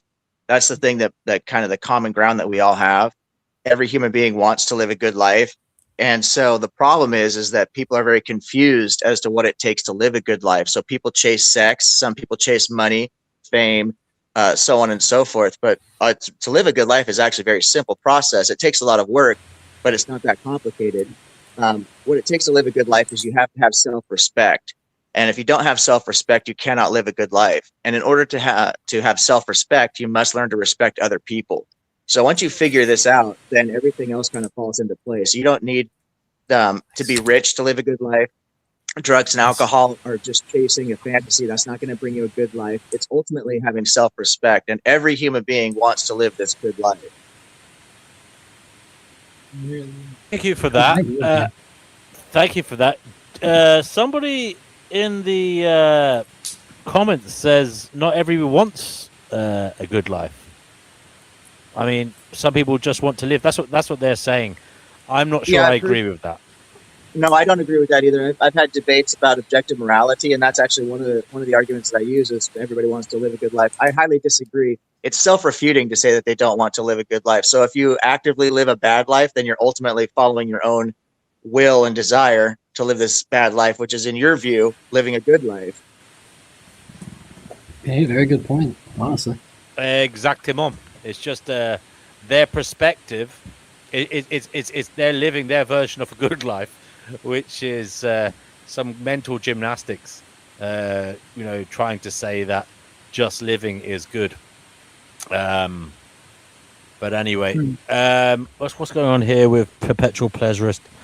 He says dressing fancy, doing makeup is a type of coercion. People just do not want to admit that is his point. So he's saying that there is something disingenuous and manipulative about dressing up and putting on makeup, etc. And that is why he finds sexual relations from first instance maybe caused by some kind of manipulation? I think ultimately it comes down to intent, which is impossible to discern because you can't read another person's mind. But what I'm talking about is affecting other people's freedom and well-being. So if you're dressing up because you want to fit in with society, you're part of a social group or a social animal. So of course we're going to behave ourselves and we're going to act. I mean, if everybody just acted out the way that they would, prefer to act out in every situation without any self-control whatsoever, we wouldn't function as a society. We wouldn't be able to be a social species successfully. There'd be no human flourishing. So if you're going to call all of everything a person does manipulation, you could certainly grasp at straws like that. But I'm talking about affecting other people's freedom and well-being. That's where the line gets drawn. Right. I think Perpetual Pleasurist did say he's neurodivergent. Now he's thinking about this on another level, and I find it most interesting what he says. So thank you, PP, for giving your unique perspective on this. In terms of women going out with makeup on and men and women dressing up on a night out, I mean, we kind of realize that people are putting their best foot forward when they're going out. Most of us do at least.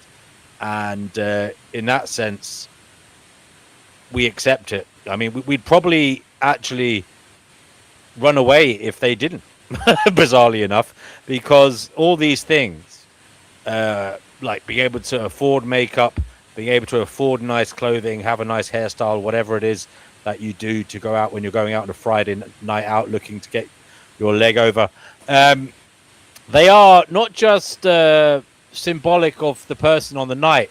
They are symbolic of perhaps the person's status.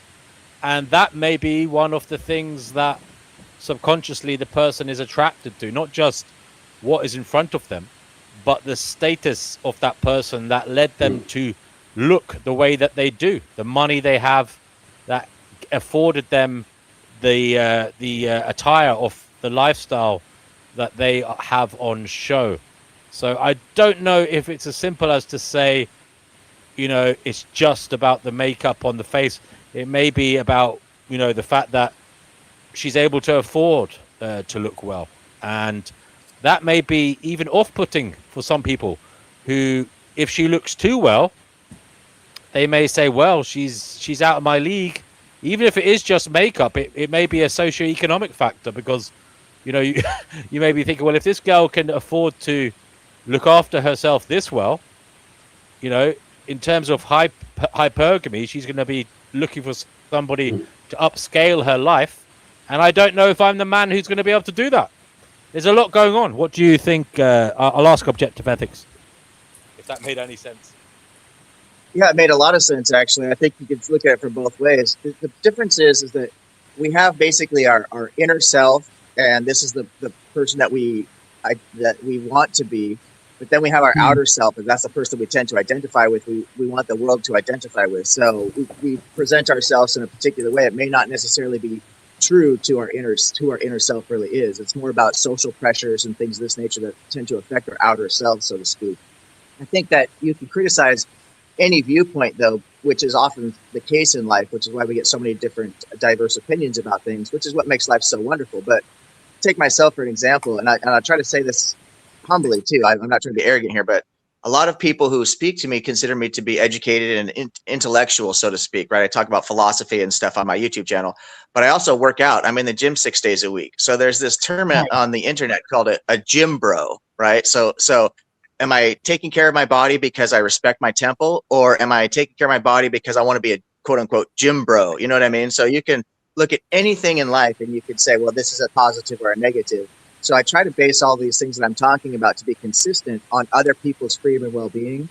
Once we start to cross other people's freedom and well-being, that barrier, then we need to really consider if our actions are moral or not. But if we're just taking care of ourselves, if we want to present ourselves in the best way possible, if I want to try and get my inner self to match my outer self, which is the goal we should all have, to be honest with you, then there's absolutely nothing wrong with that. And it's not necessarily a negative form of manipulation, because I think we could attach the label manipulation to any action in life, right? So we just need to figure out what is the line that we're going to draw to where it's positive or negative. So you're saying it's like more intention based, pretty much. Yeah, I do think it is, and I think that's what makes it really sticky. Is because we act oftentimes, and I know I'm not pointing fingers at anybody specifically, just in general. We have this interesting dichotomy where we point our finger at the outside world in such a different way than we point our finger at the guy looking back at us in the mirror, and we think as though we can read people's minds, as that we can truly understand their intentions. When really it's almost impossible. Even when we look at actions, we don't. It's difficult to understand intentions. So we need to be careful about thinking that we're mind readers, you know. Yeah, that's very true, honestly. You never know someone, truly. No, you don't. You can't have access to a private something. You have to, for something to be known, in my opinion, it has to be social and public. That's why I don't believe in like absolute solipsism. Yeah, I don't buy into the idea of solipsism at all. It's not strongly. Well, that's fair. I don't blame you. Huh? We need PP to come on and tell us how people can, act in his worldview in a manner that isn't manipulating others. Do come on, PP, and tell us about that. When you're ready, if you can get your audio fixed, that is, because it was atrocious last time. Yeah, just kept on chopping up words, Coming back to the idea of a so-called good life from the comments that was made by just asked. I mean, it's quite rhetorical, but some people, I mean, darkness in a sense, and the gloomy and so on could be very appealing for some people. I don't know what you folks thinks about it, but it could be very appealing as well to stay in this, like in a emo gothic, kind of state of mind.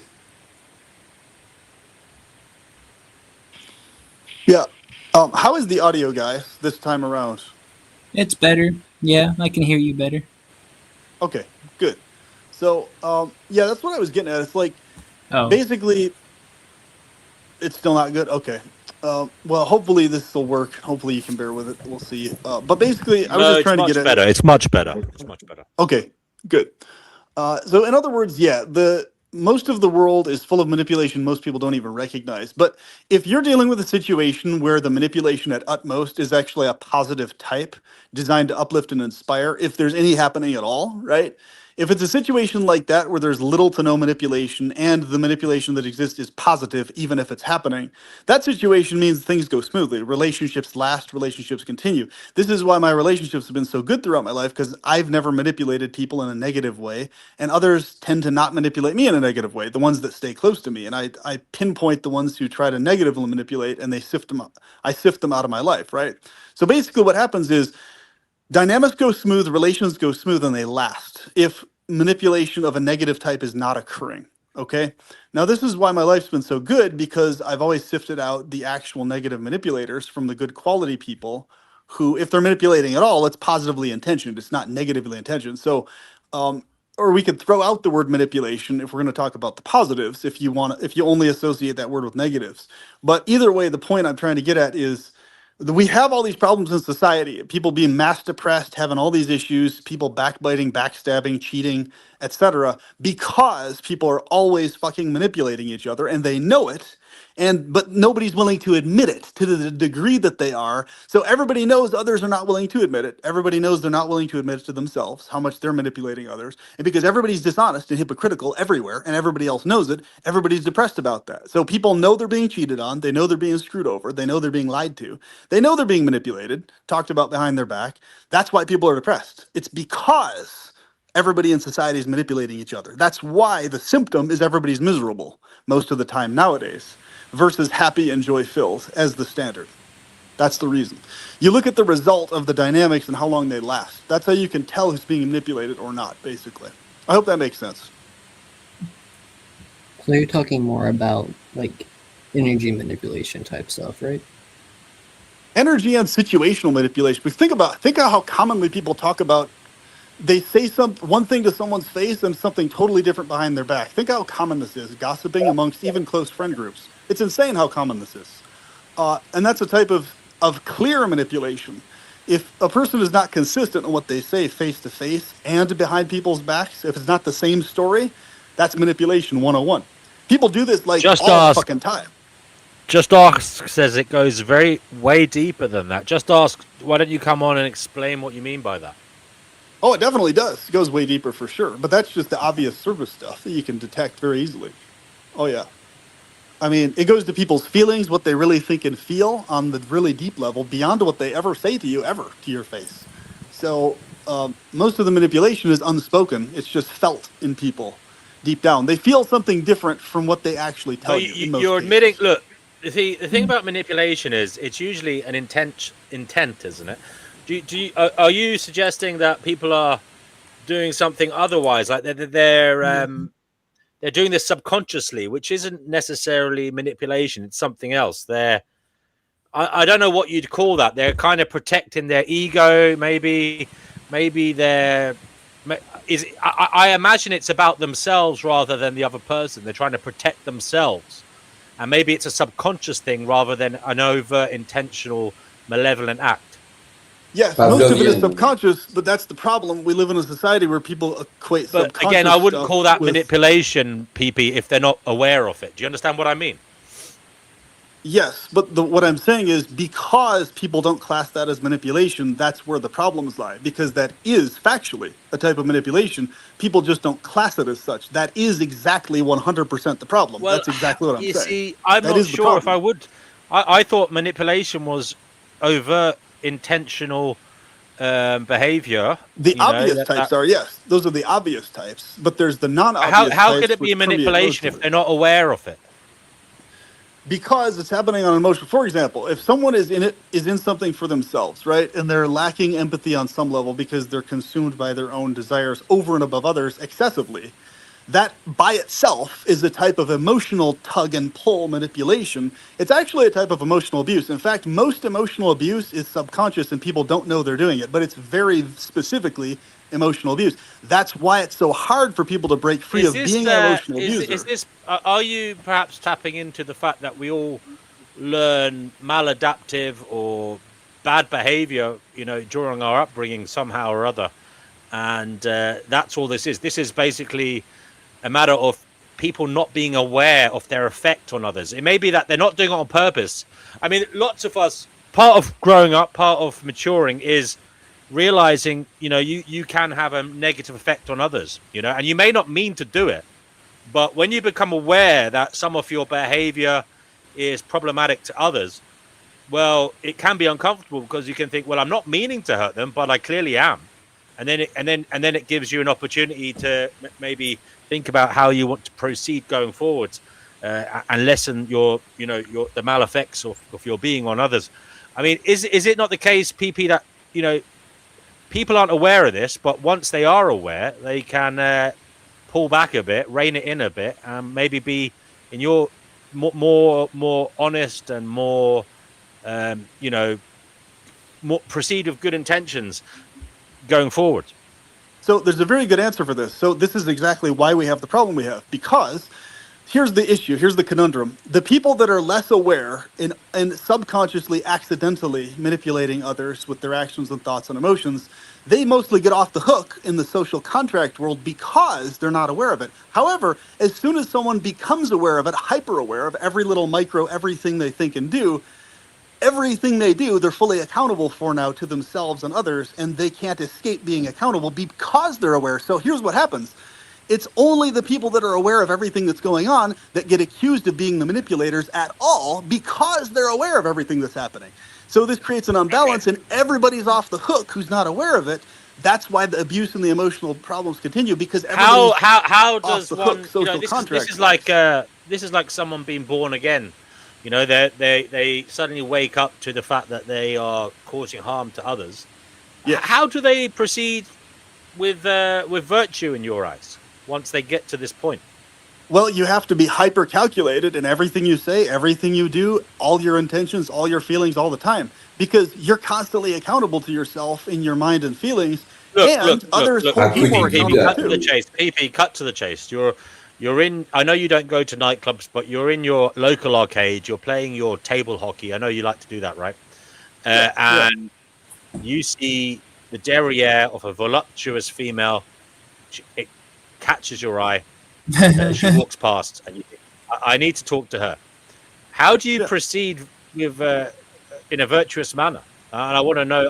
I want you to tell us. This is your opportunity to be, Mr. Let's just say, I don't know if hitch is the right word, but the dating guru. Go ahead and tell people how they should proceed virtuously in that situation. The best way to proceed is proceed honestly based on what you're feeling towards her. So if you're feeling sexually attracted, emphasize that she's gorgeous and you find her attractive. Very simple. And just be upfront about it. Don't hide it or don't try to dodge away from it or whatever. Or just go about pleasant interactions that will lead her to increase her attractiveness to you situationally, etc. Obviously, the result you want is something romantic. So go about it to where romantic something will be the result, right? Obviously you're not going to go about it where something else is more likely to be the result. But if you're hyper aware of everything you're saying and doing, then you're automatically accountable, right? So others are only going to consider you a manipulator only, but they're going to consider someone who's just subconsciously, bumbling along doing whatever, not calculating everything they're doing as a non-manipulator. And they're going to consider only the guy a manipulator who knows what he's doing versus the guy who doesn't know what he's doing, right? This is the backwards thinking of the social cut to the chase here. world. Don't lead her down It's the garden backwards. path. So all of the subconscious people who are basically doofuses, they get off the hook, classified as non-manipulators, when they're actually the major source of the problem, and the people who just know what's going on are classified as the only manipulators. This is the world we live in. It's backwards. The whole thing's backwards. The manipulators are actually people who don't know what they're doing and who get into all sorts of weird fucking conundrums because they don't know what they're doing and they just fumble along and they all pretend like none of them are manipulating each other. But guess what happens? Everybody breaks up, sour relationships, sour interactions, because the whole thing was subconscious accidental manipulation the whole fucking time. That's why. And the person who wasn't actually manipulating you but negatively gets erroneously labeled as such just because they're aware of what's happening. So people misassociate awareness with manipulation when that's not the case. So that's the situation. So anyway, I hope that makes sense. I think the terminology here is where it gets the words that we're using, because if you want to say every type of influence is a manipulation, I think that's really using the terminology incorrectly, because we encourage people to do the right thing. We have a justice system. We're technically manipulating people to change their behavior, to behave in a more lawful manner, ethical manner. All these things could be called manipulation. But when we start to say manipulation, we're automatically inferring a negative intent. We have to understand that negativity, like we've been using the word good reasons and bad reasons a lot in these conversations, but value judgments are always going to be subjective. So then you have the hypothetical imperative. What is the goal that you're striving for when you say good and bad? Then you can determine, is it positive or negative? So if you don't have an objective standard, such as freedom and well-being, that's obvious that you can measure anything against, that isn't subjective, every other subjective standard you're going to use, then somebody says, well, what if I don't think that's a good goal to try to achieve? Then you're manipulating me to behave lawfully, and I don't want to behave lawfully, or whatever it might be. So I think the language we're using makes it really difficult to really follow the conversation along, just because we manipulate, quote unquote, any time we influence a situation.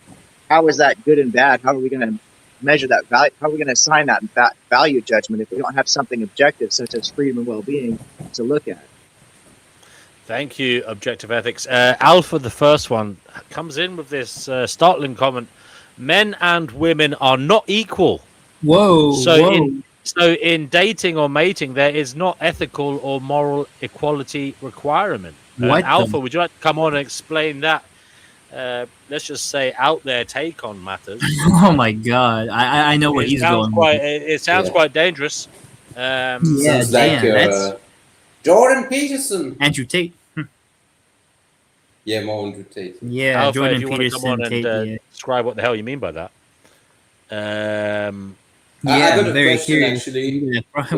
How do you regard humor in a variety of ways, because I personally have a dry, very dry sense of humor, and people always perceive it as manipulative. So I was just wondering what you thought about it. Really, dressing such. Yeah, they I think perceive humor it as very. is like. Mm. Go on, Hmm. yeah, it's all right. Okay. Yeah, no, I think humor is completely subjective. So if people think your dry sense of humor equals you have a manipulative personality, nah, that's kind of just that's false notions from their end, not you. Like your humor is your humor. Because my sense of humor is completely freaking like, for lack of a better word, idiotic. Like I laugh at the stupidest things ever, and it takes a lot. It takes a lot Yeah, me too. to laugh, but like if you can make me laugh, then that's pretty funny. But I usually laugh at a lot of like random things, or like I think about like moments that happened in the past. Yeah, I laugh at like awkward moments. Yeah, that I think back to now. Yeah, it's pretty funny. Oh, Alpha, the first one. Let's see what this dude has to say. The biological imperative dictates no equality. That's why men and women are not equal. Whoa. I don't know, DW. Well, he can come on and explain I know he can himself. come on.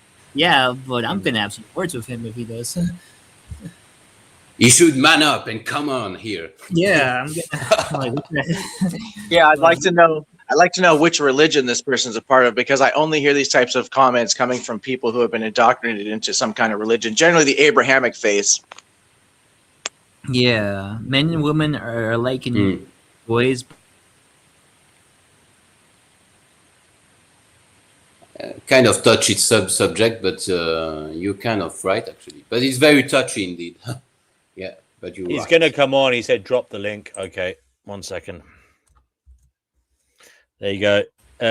Perpetual Pleasure says most emotional abuse happens accidentally without people knowing.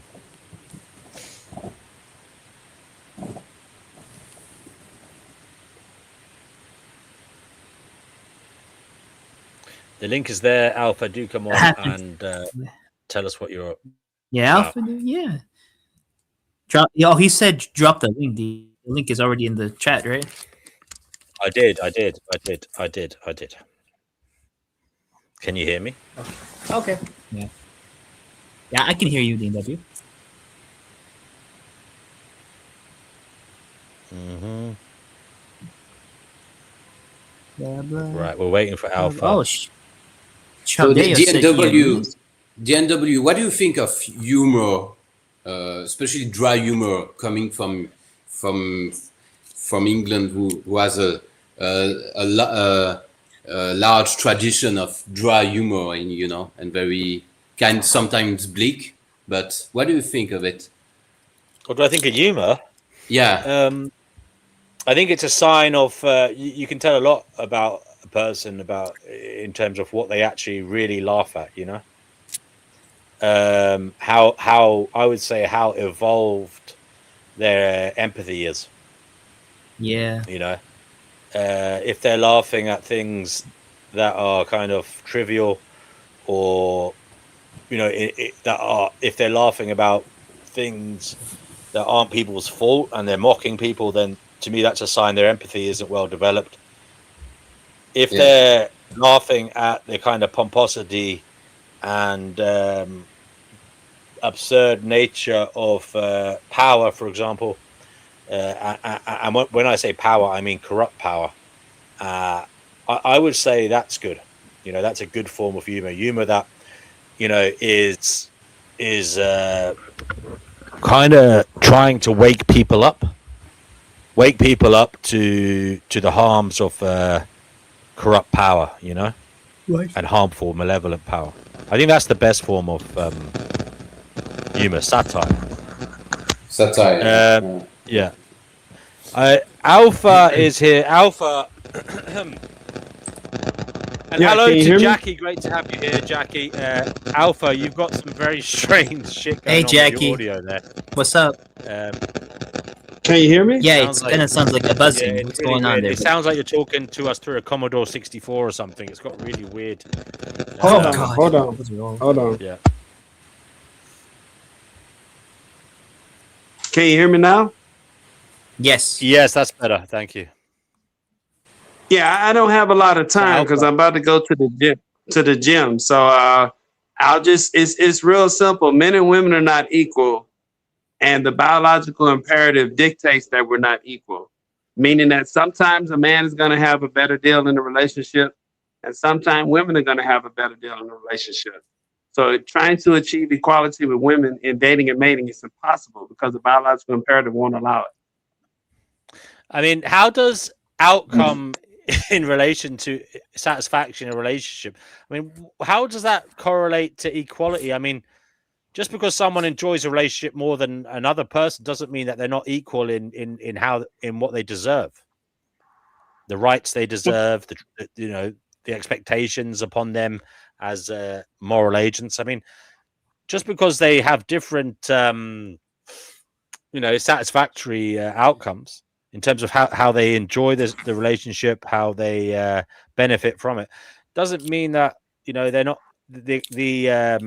they're not equal. They're not both worthy of respect, love, and protection. Exactly. And how does it make it a biological imperative if it switches back and forth between one person or the other? That doesn't follow the what I understand about imperative to mean. And which religion are you by chance? I'm not gonna dig on you for. I'm just curious because I'm pretty sure that you probably are religious. Nope. That's interesting. Not Actually, anymore. I'm not religious. I have Not no anymore. religion. You're not religious. Oh, okay. Interesting. No, but I believe in God, but I don't believe in religion. You believe in God, but you don't believe in. Okay. The Abrahamic God, I assume. No, I don't believe in any religion. I just believe in the concept of God. I do believe there's a God that exists, but I don't believe in any religion. Religion has caused more problems on this planet than God. That's why I don't believe in Okay, so look, these views you have that where men and women are not equal. I mean, how does that play out? I want to hear how that plays out for you and how that plays out for society. What does it actually mean? Well, this is what it actually means. It means that we are not equal in anything that we do. We're not equal in biology. We're not equal in sexual reproduction. We're not equal in That's psychology. not what it's about. Equality is about the respect, and the human rights that people and women entitled to. Things, the protection they're entitled to, etc., etc. Right. Okay. You could argue that women get more protection under law, actually, because there isn't really any battered husband syndrome. Not that I know of. There is a battered wife syndrome. Women are, I would say, more protected in terms of domestic violence, generally speaking. But is that because they're more vulnerable physically? I don't know. They are.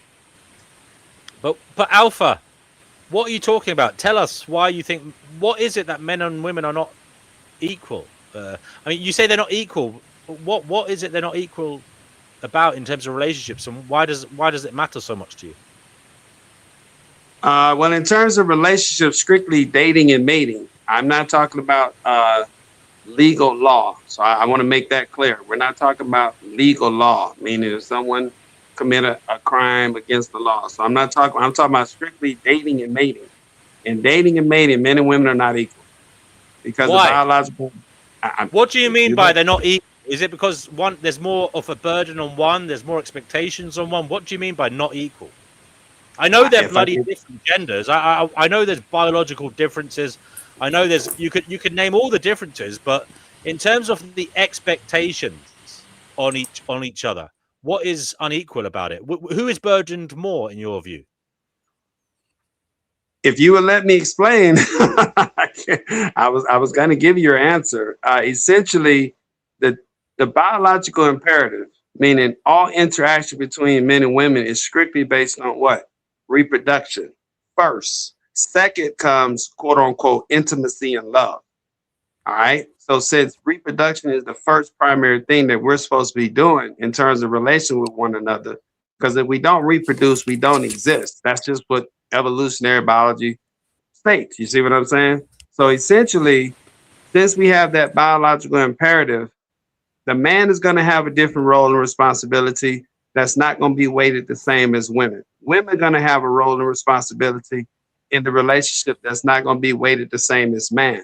So we're not equal. It's impossible. There's no way you're going to achieve equality based on the first primary reason, which is the biological imperative. Anybody have anything to say in return? Yeah, speaking about reproduction, I don't think it's the quite right place to bring that up, but just saying. Well, we're talking about dating and mating. So in Yeah. dating and mating, either you're dating and mating each other to quote unquote, and what will come out of a relationship can be reproduction. I mean, if someone want to date and mate someone and not reproduce with someone, I got no problem with that. You want to date and mate each other because you just like to talk to each other or have sex with one another, I'm not judging you. But I'm simply saying from strictly a scientific and just pragmatic truth that all dating and mating relationship is for y'all to mate with one another and reproduce an offspring. And so for that biological imperative, you cannot have equality. It's impossible. It's not possible to have it. What about look, do you want to come back after you've been to the gym if we're still here? Because it sounds like it would be an interesting conversation. Just a little that's a brother Marcus suggested that. Good brother Marcus. Life abolitionism said birth control is the great equalizer. I mean, is it not the case that women can be more choosy now? They can be more careful because they got access to birth control, and they can choose, really when they want to have a kid more than ever, and who they want to have it with more than ever, because they have access to things like, IVF, sperm donors, etc. No, and they are more liberated than ever. They don't have to get married. They don't, they're not going to be socially outcast if they don't get married. They really don't can have to. they can be a solo mother. They can be a lesbian mother. They can do what the hell they want. So is there not more equality in that sense? In my opinion, birth control has not changed anything between men and women. The pill that changed stuff between men and women is actually Viagra. What? Think about it. Birth control only delays the inevitable. That's all it's doing. It's just giving her a false sense that something's not going to happen, but it is going to happen. Actually, look up the research on how birth control affects women's fertility. It's scary.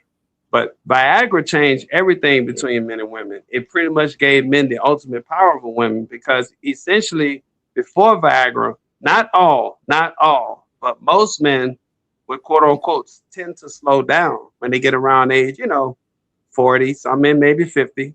All right. But basically by all men by age 60 or something, pretty much all men was pretty much at the same level down below. You understand what I'm saying? I'm trying to be respectful to every man on this panel. All right.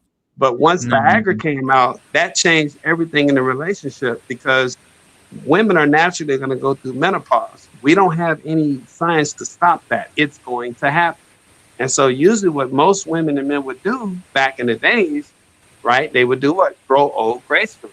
And growing old gracefully doesn't mean you can have sex with one another, but the relationship, it is what it is, man. Like they say, if it don't come up, there's other ways of having sex, but that's a part of having sex. So now when you throw Viagra in the mix, what has it given men? It gave men a new lease on life. You got men at 90 years old, 80 years old, still making babies.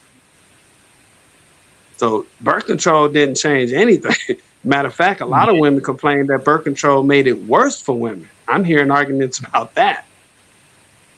That's not absolute. Now, yeah, because it's not absolute, but essentially birth control gave women an artificial sense that the inevitable can stop. It cannot.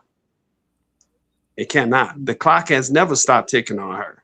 All they're doing is keeping something that's biologically, naturally meant to come out of her, staying in her. And that's why a lot of women post 30 years old, because that's what average age now women are having children.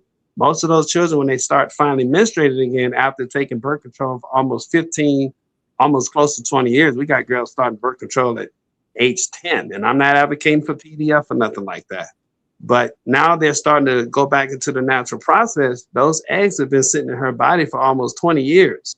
Most of those eggs are going to be non-viable. They're going to have a higher risk of genetic defects, and she's going to have a lower fertility rate. Not all women, not all, but a lot of women are showing that now.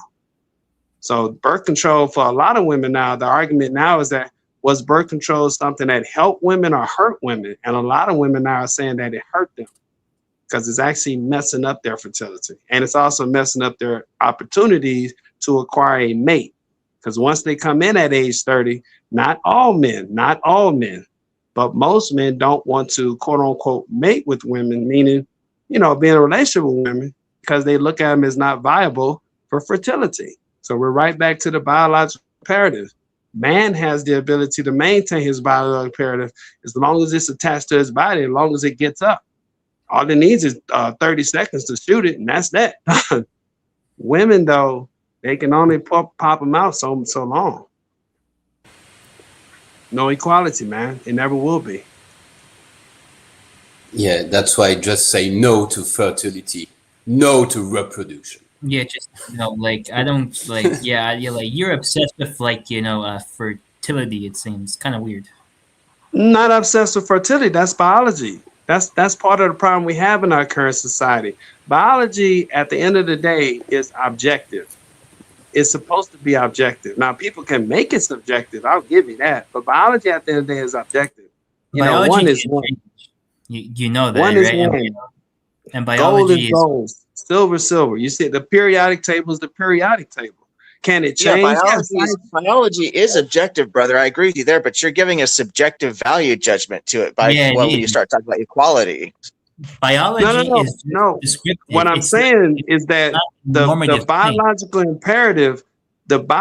imperative supersedes my subjective idea of equality. Because there's no way you can escape it. You can't escape biology. Descartes tried to do that. Descartes tried to escape biology. And what did he find out? That he could not deny biology. He had to accept the biological reality of the world. He cannot deny biology. He had to accept that he is a part of his senses. We can't deny our biology. We can try to ignore it all we want, but we cannot do that. So since we cannot ignore our biology, it can dictate a lot of things that we do and think. That's why we're not equal.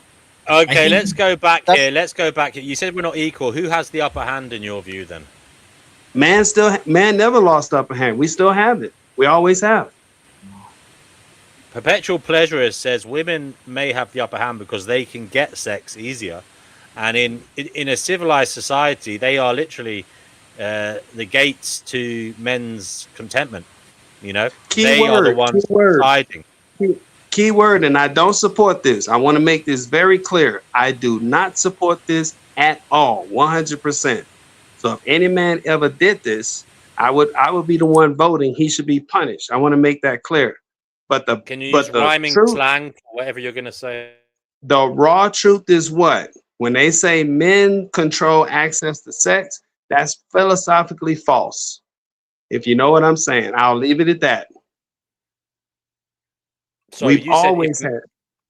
If man wanted to, if he wanted to impose himself, which I don't support, but if man wanted to, in an uncivilized society, he can impose. I said in a civilized society. I said in a civilized society. That's the key. Civilized. In a civilized society, yes, women have agency, and they're also allowed to. You're painting a bad picture of men because other men would hold that man accountable. Yes, other men would. Yes, but if there are more bad men than good men, that cancels out the malevolently rogue male.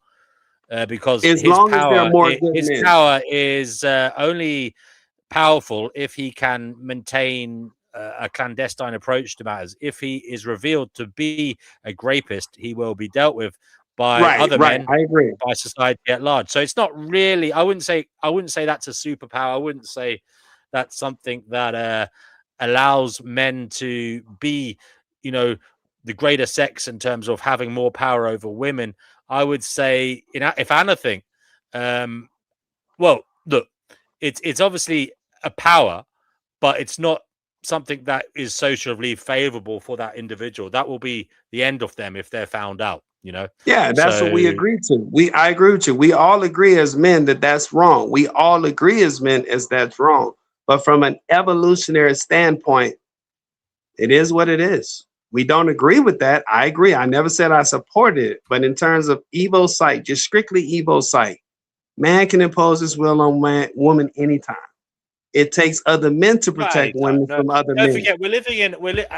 I would say we're getting into a society perhaps where that's becoming less and less the case. Women may be able to protect themselves more and more.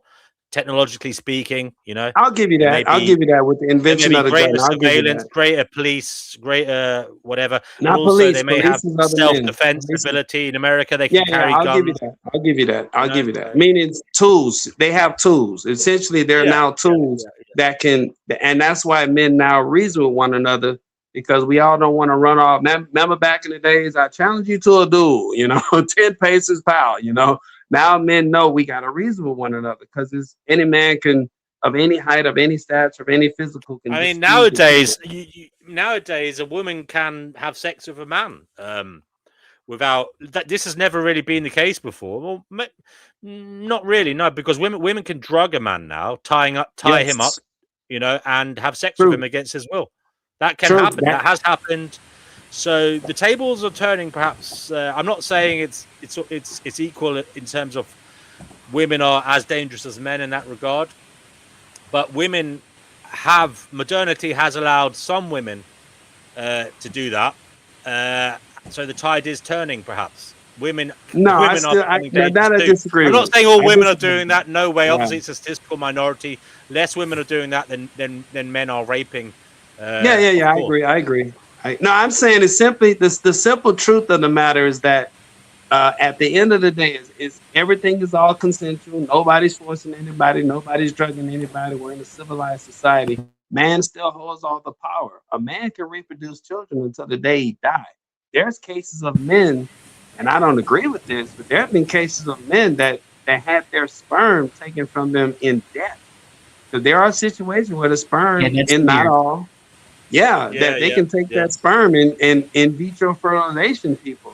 So I'm simply saying nothing has changed since the other than people getting divorces and all that stuff. But in terms of strictly biological imperatives, man still holds all the power.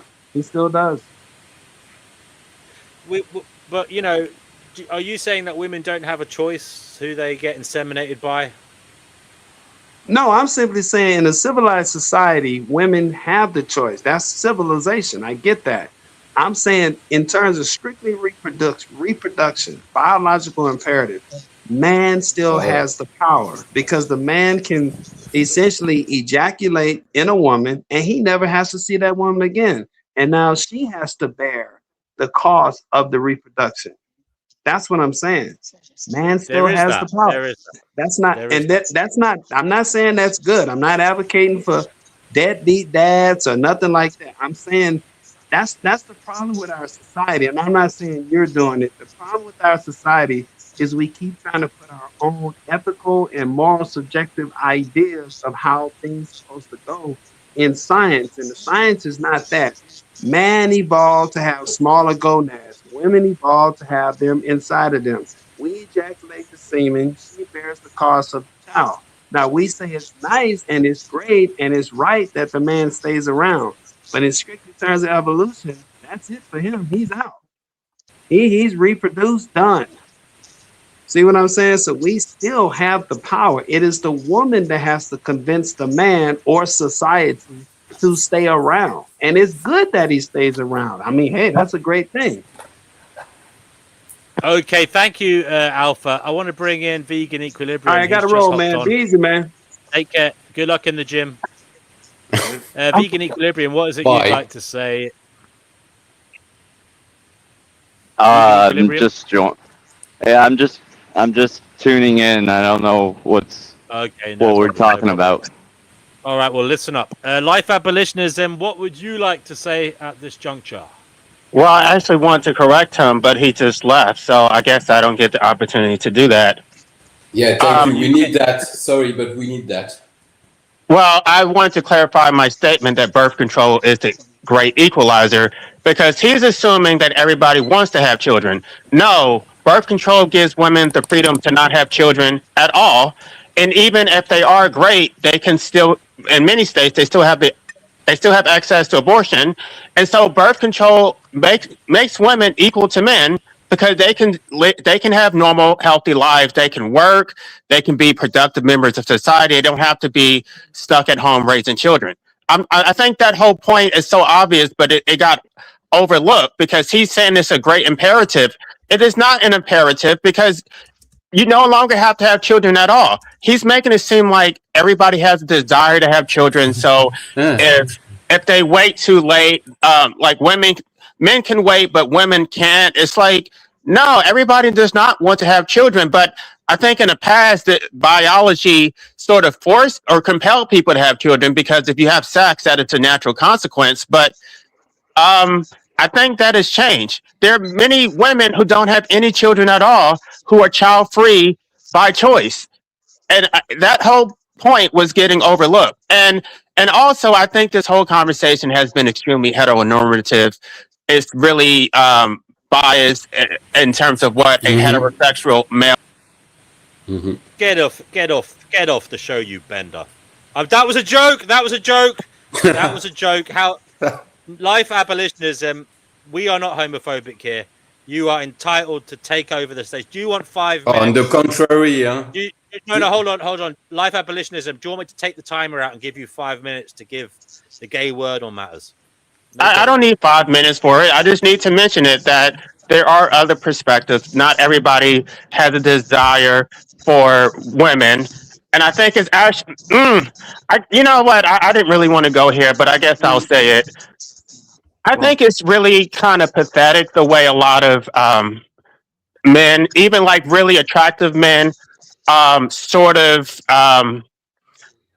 debase themselves because they have such a desire for women and they will just basically do whatever the woman wants. Oh, take my money, like basically, you know, just like, do you have any self-esteem? Like, why do men sort of grovel for women? Like, I guess I don't get it because I don't.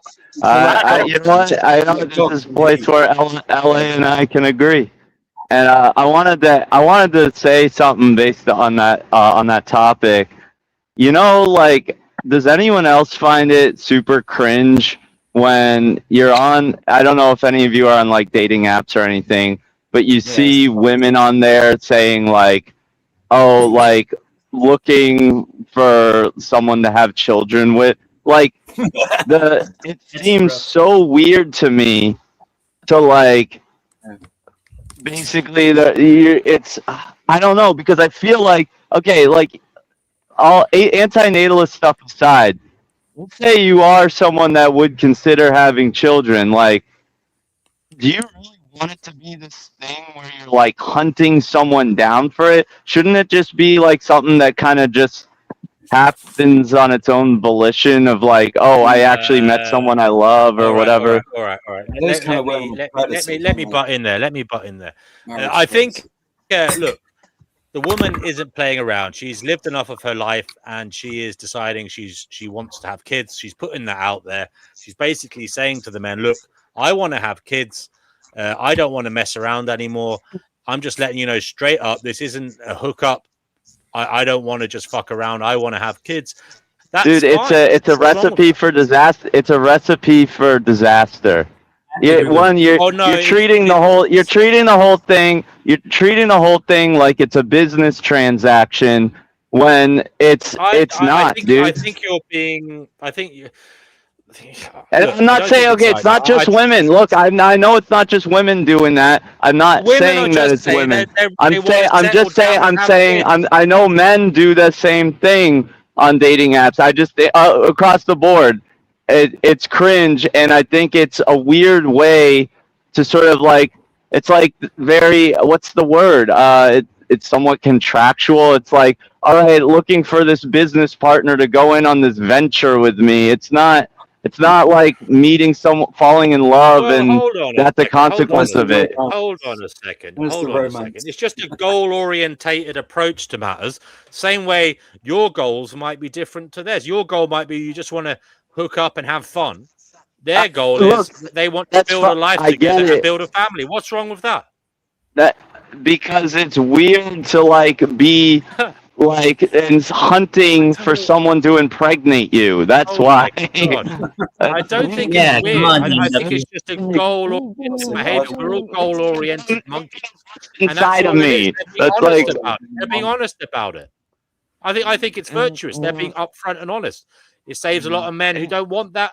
The hassle. I'm not saying that it's not virtuous to be honest. I'm saying that it's just it's Weird. just in my opinion, uh, it's a very cringe way to like end up procreating. It's cringe to procreate. I think procreation is cringe No, look, look, look, look, look, 99.999% of the look. They're time not anyway. But like, it's necessarily. especially cringe when you're like, oh, I want to find someone who's willing to impregnate me. Will that be you?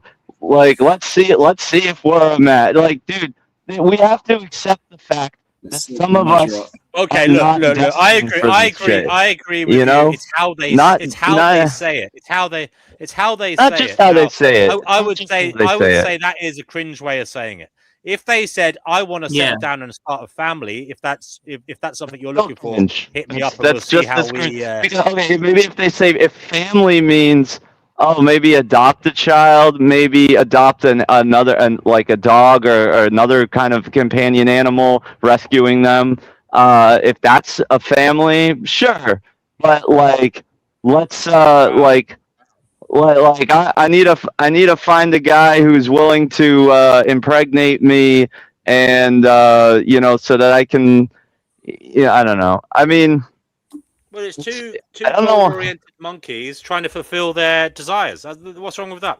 It's gross. All It's right. Well, just I tell you what. cringe. We'll I open find this it up cringe. to That's others on the it. panel.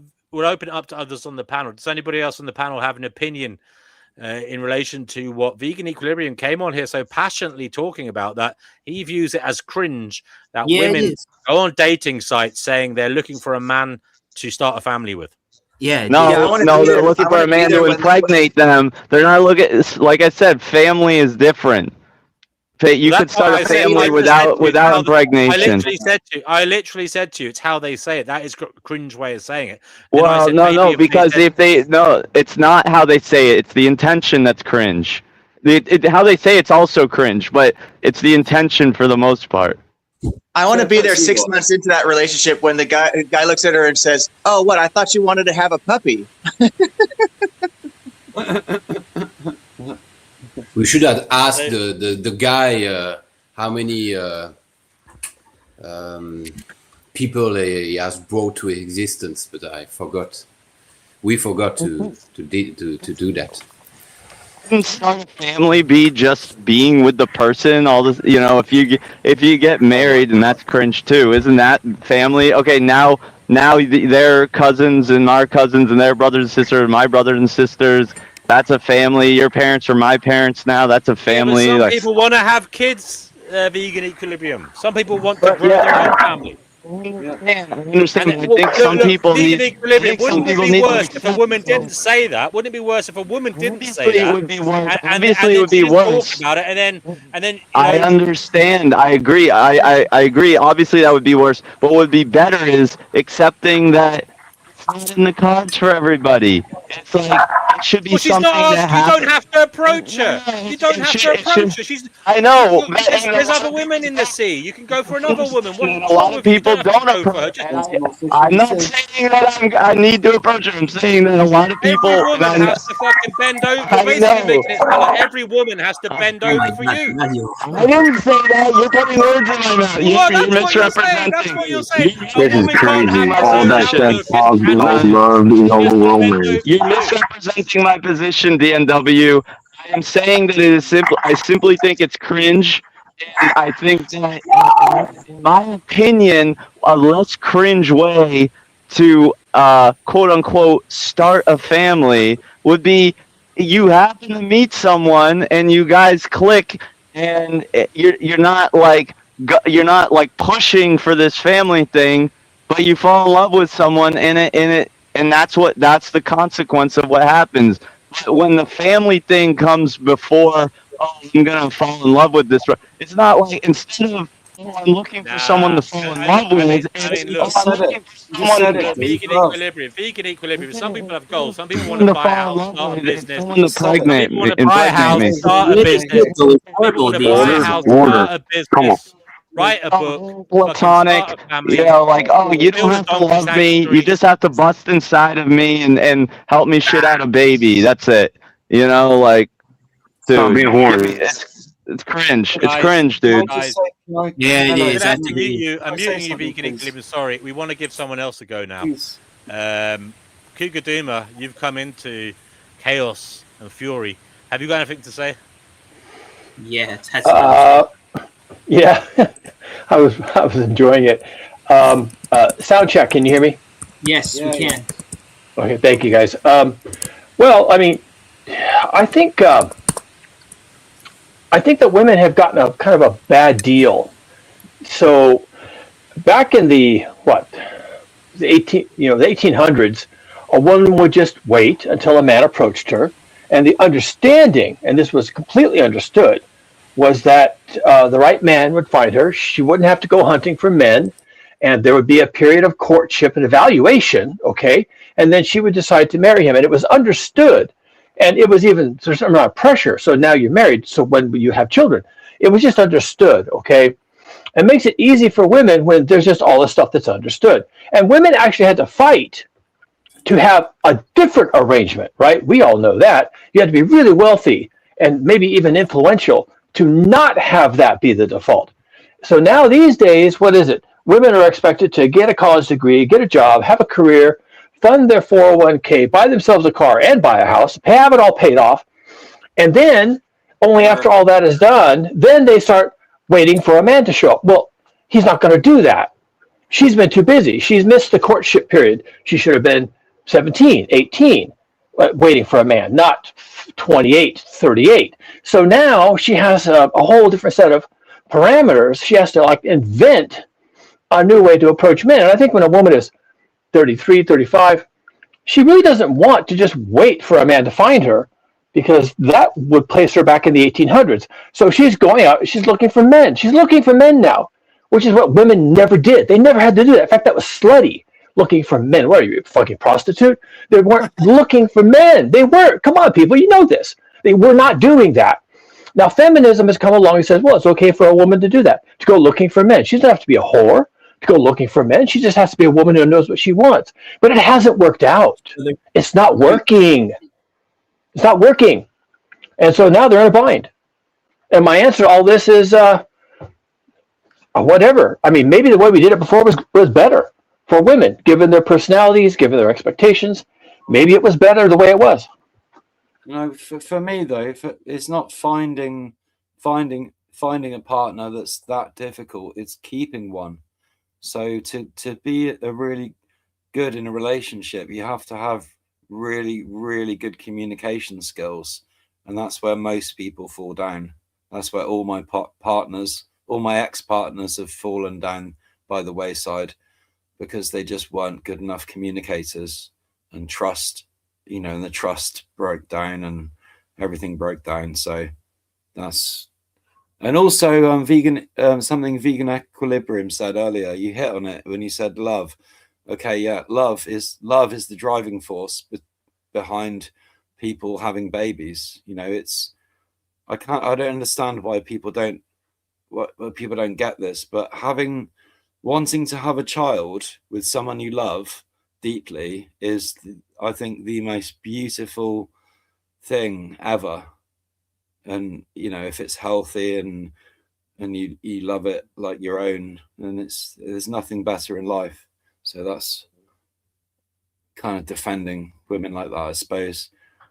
That's what marriage under God determined for, until marriage under government become a thing. That's good. Yeah, all I'm saying is that, like, I think that why it should be, I'm looking for love, and then the family the family happens as a consequence of that, not the other way around. Because if you do it the other way around, I just think you're asking for trouble. It's the wrong place. It's you're putting the cart before the horse. It's just one qualia that they're looking for, like out of many. They want to meet a man who wants a family, just like some women want to meet a man who has his own business or has an academic background or is over 6 foot tall. It's just something they're seeking. And they don't forget, women have a lot of opportunity to fish the sea. There's many guys out there that will be open to dating them. Sure, I don't care. That's not the. They're just narrowing the focus, and they're going to pick out of the guys that are looking for what they want. Right, I get it. Look, like I said, I know men are doing the same thing, and I think it's just this cringe when men do it. But another thing, a point I'd like to make about it is that, well, in my opinion, not that it means anything, but in my opinion, the only men that are really qualified, that should be considered by these women, and I think a lot of women agree, are the men that are the top earners that can support a person from zero all the way to the. I don't think that's money over love. Yeah, they should be. Jeffrey Epstein was one of the top earners. Do you think he was really daddy material? You're once again like you're in a way straw manning my position. No, I'm not. I'm really not. Look, we all they're all like. You're saying just because I said top earner, that means that's all I care about. We all know there's corruption at the top of society. So to say that the top earners should be the only ones that procreate is a ridiculous statement, in my view. That's fucking. Wait. But that's not the point, providing, though. Because providing is man's duty. That's not the point, though. If you're a top earner, then women are going to find you more desirable, and they're going to have sex with you, which means they're going to procreate with you. Yeah. DNW. Now you're attacking women. Hold on. Let Vegan Equilibrium say something. Yeah, I want to say, top earner is not the only criteria. You just made it out like that's what I was saying, and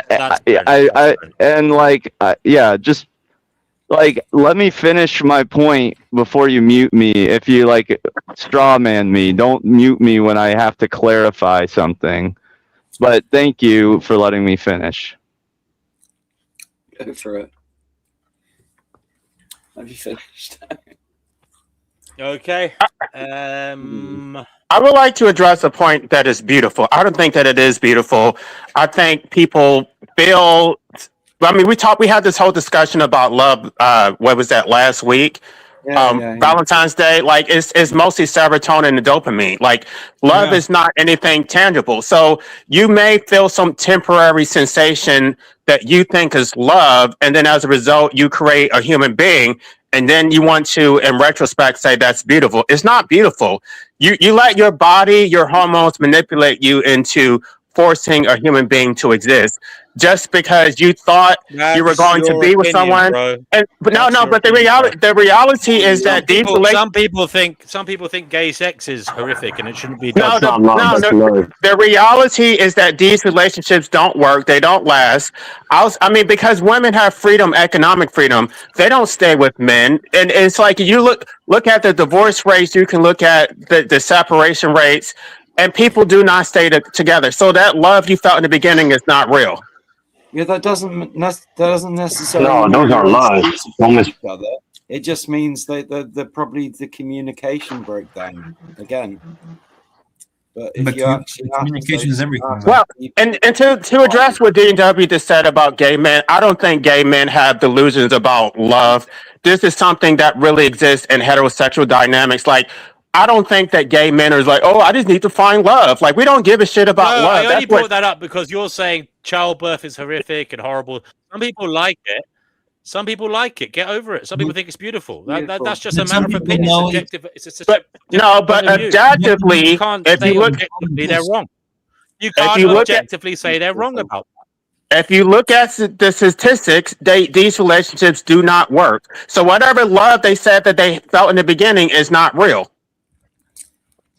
That's according to the statistics. I don't live my life. No, it is a manipulation.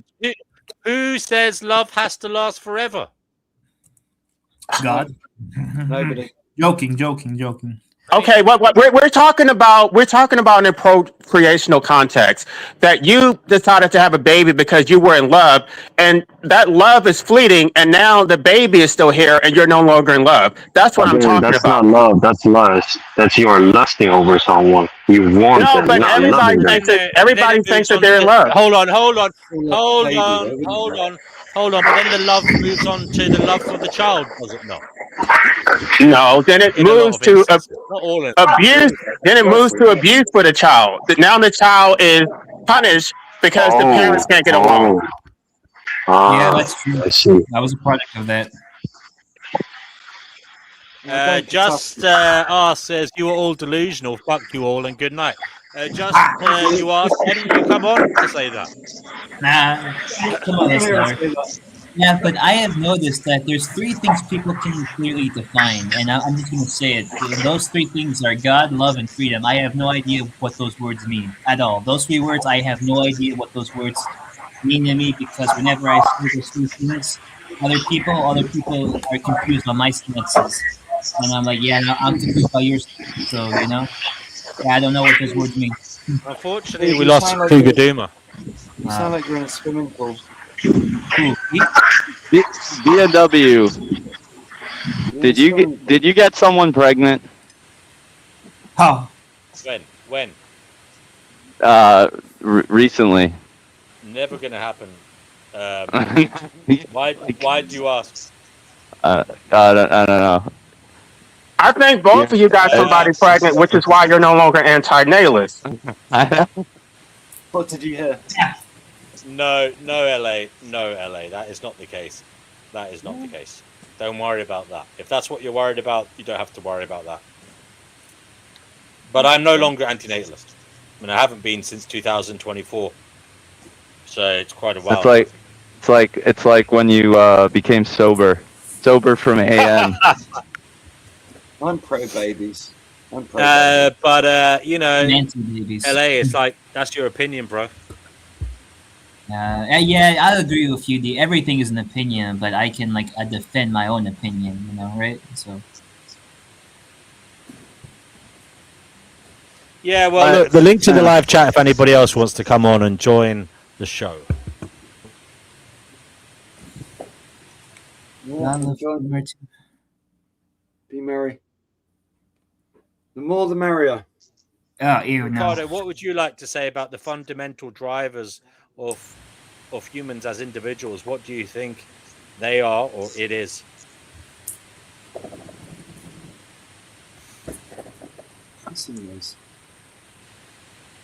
Ricardo. I can hear a hissing. Oh, it's Ricardo, gone. I asked you a question. Sorry, you were talking to me. Can you ask again? Sorry. Ricardo, what are the fundamental drivers of humanity? When I say that, I mean as individuals. What is fundamentally driving us forwards? Well, evolution, self-preservation. Obviously, that's the strongest drive in us. Is the desire to go on and to obviously make sure that we don't die. So that's pretty strong. But then we have a natural pull to evolution as well. So as we came out of whatever we came out of, fish or monkeys, or we're going towards something else, maybe transhumanism, maybe, but I don't think we should merge with the robots and become androids. I think we should just more like I was saying, go back to nature and just merge back with nature, because we have lost touch with nature. Passionate about, Ricardo? People don't care about it. Is that a view you're passionate about? Are you passionate in terms of the fact that you don't think we should merge with computers? Is it something that you feel matters? Yeah. And what are you doing about that? What are you doing about your passion in that regard? I don't. What should I?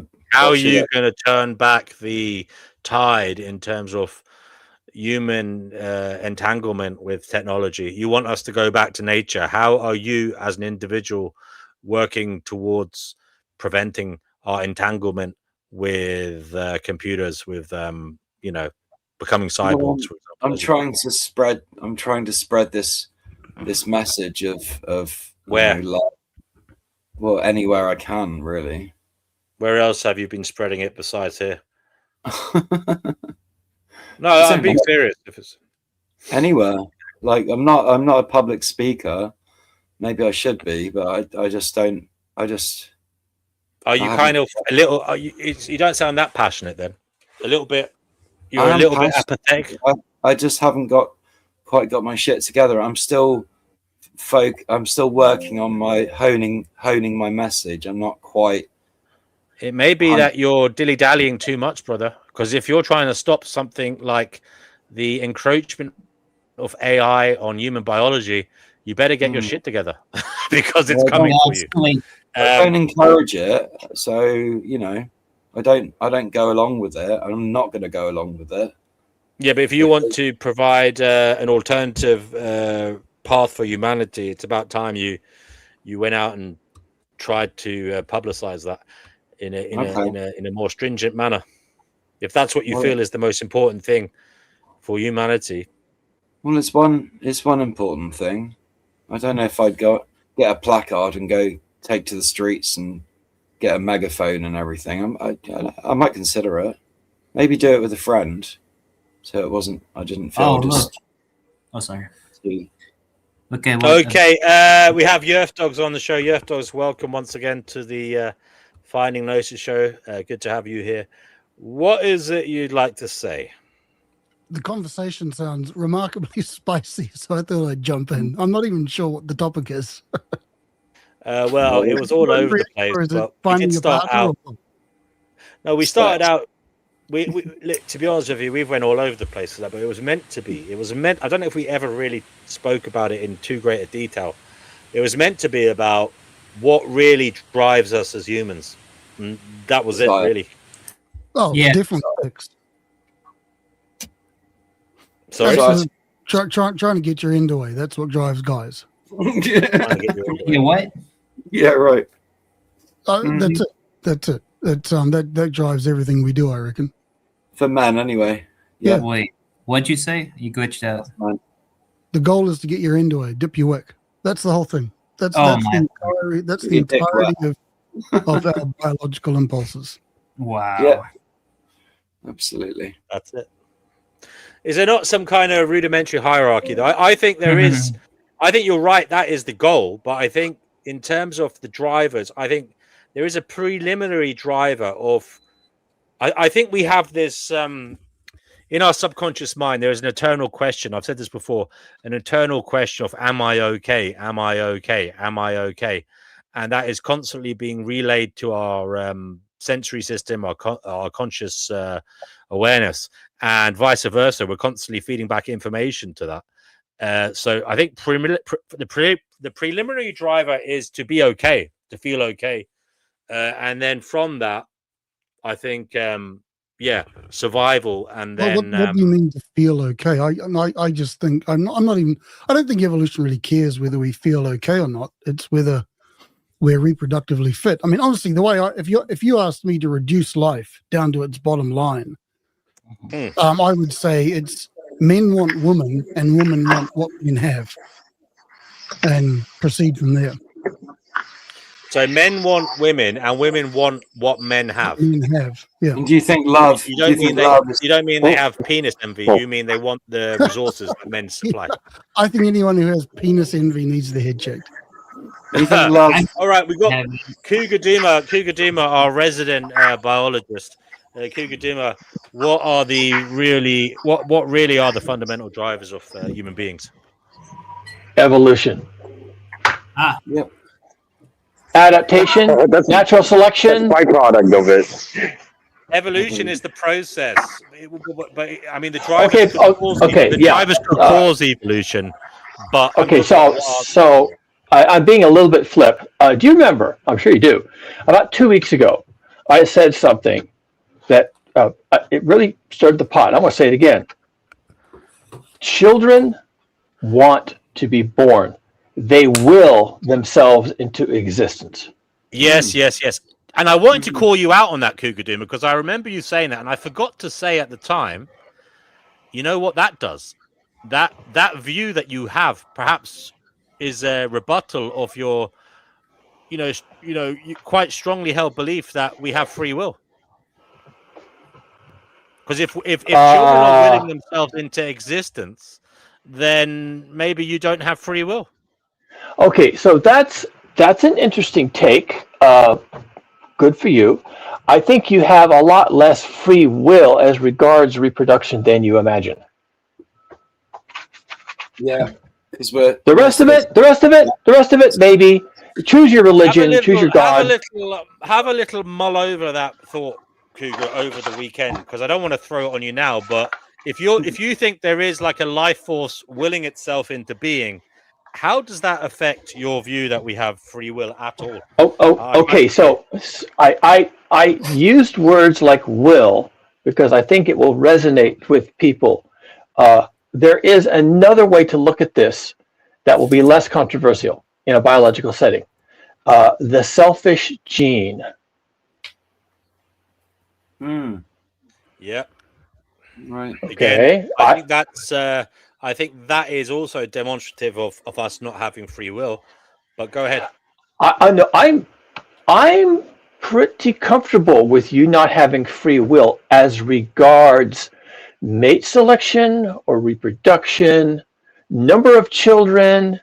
You may be skating on thin ice in that regard. You may not have as much will as you think. It's possible that women have less will than men do. I would allow for that. And from a man's perspective, this discussion of will I or won't he runs into a male free will, and men may have more free will in that regard than women do. Women don't want to hear that from a male. That's me mansplaining or something else. But sorry, ladies, still love you, but you need to think about that.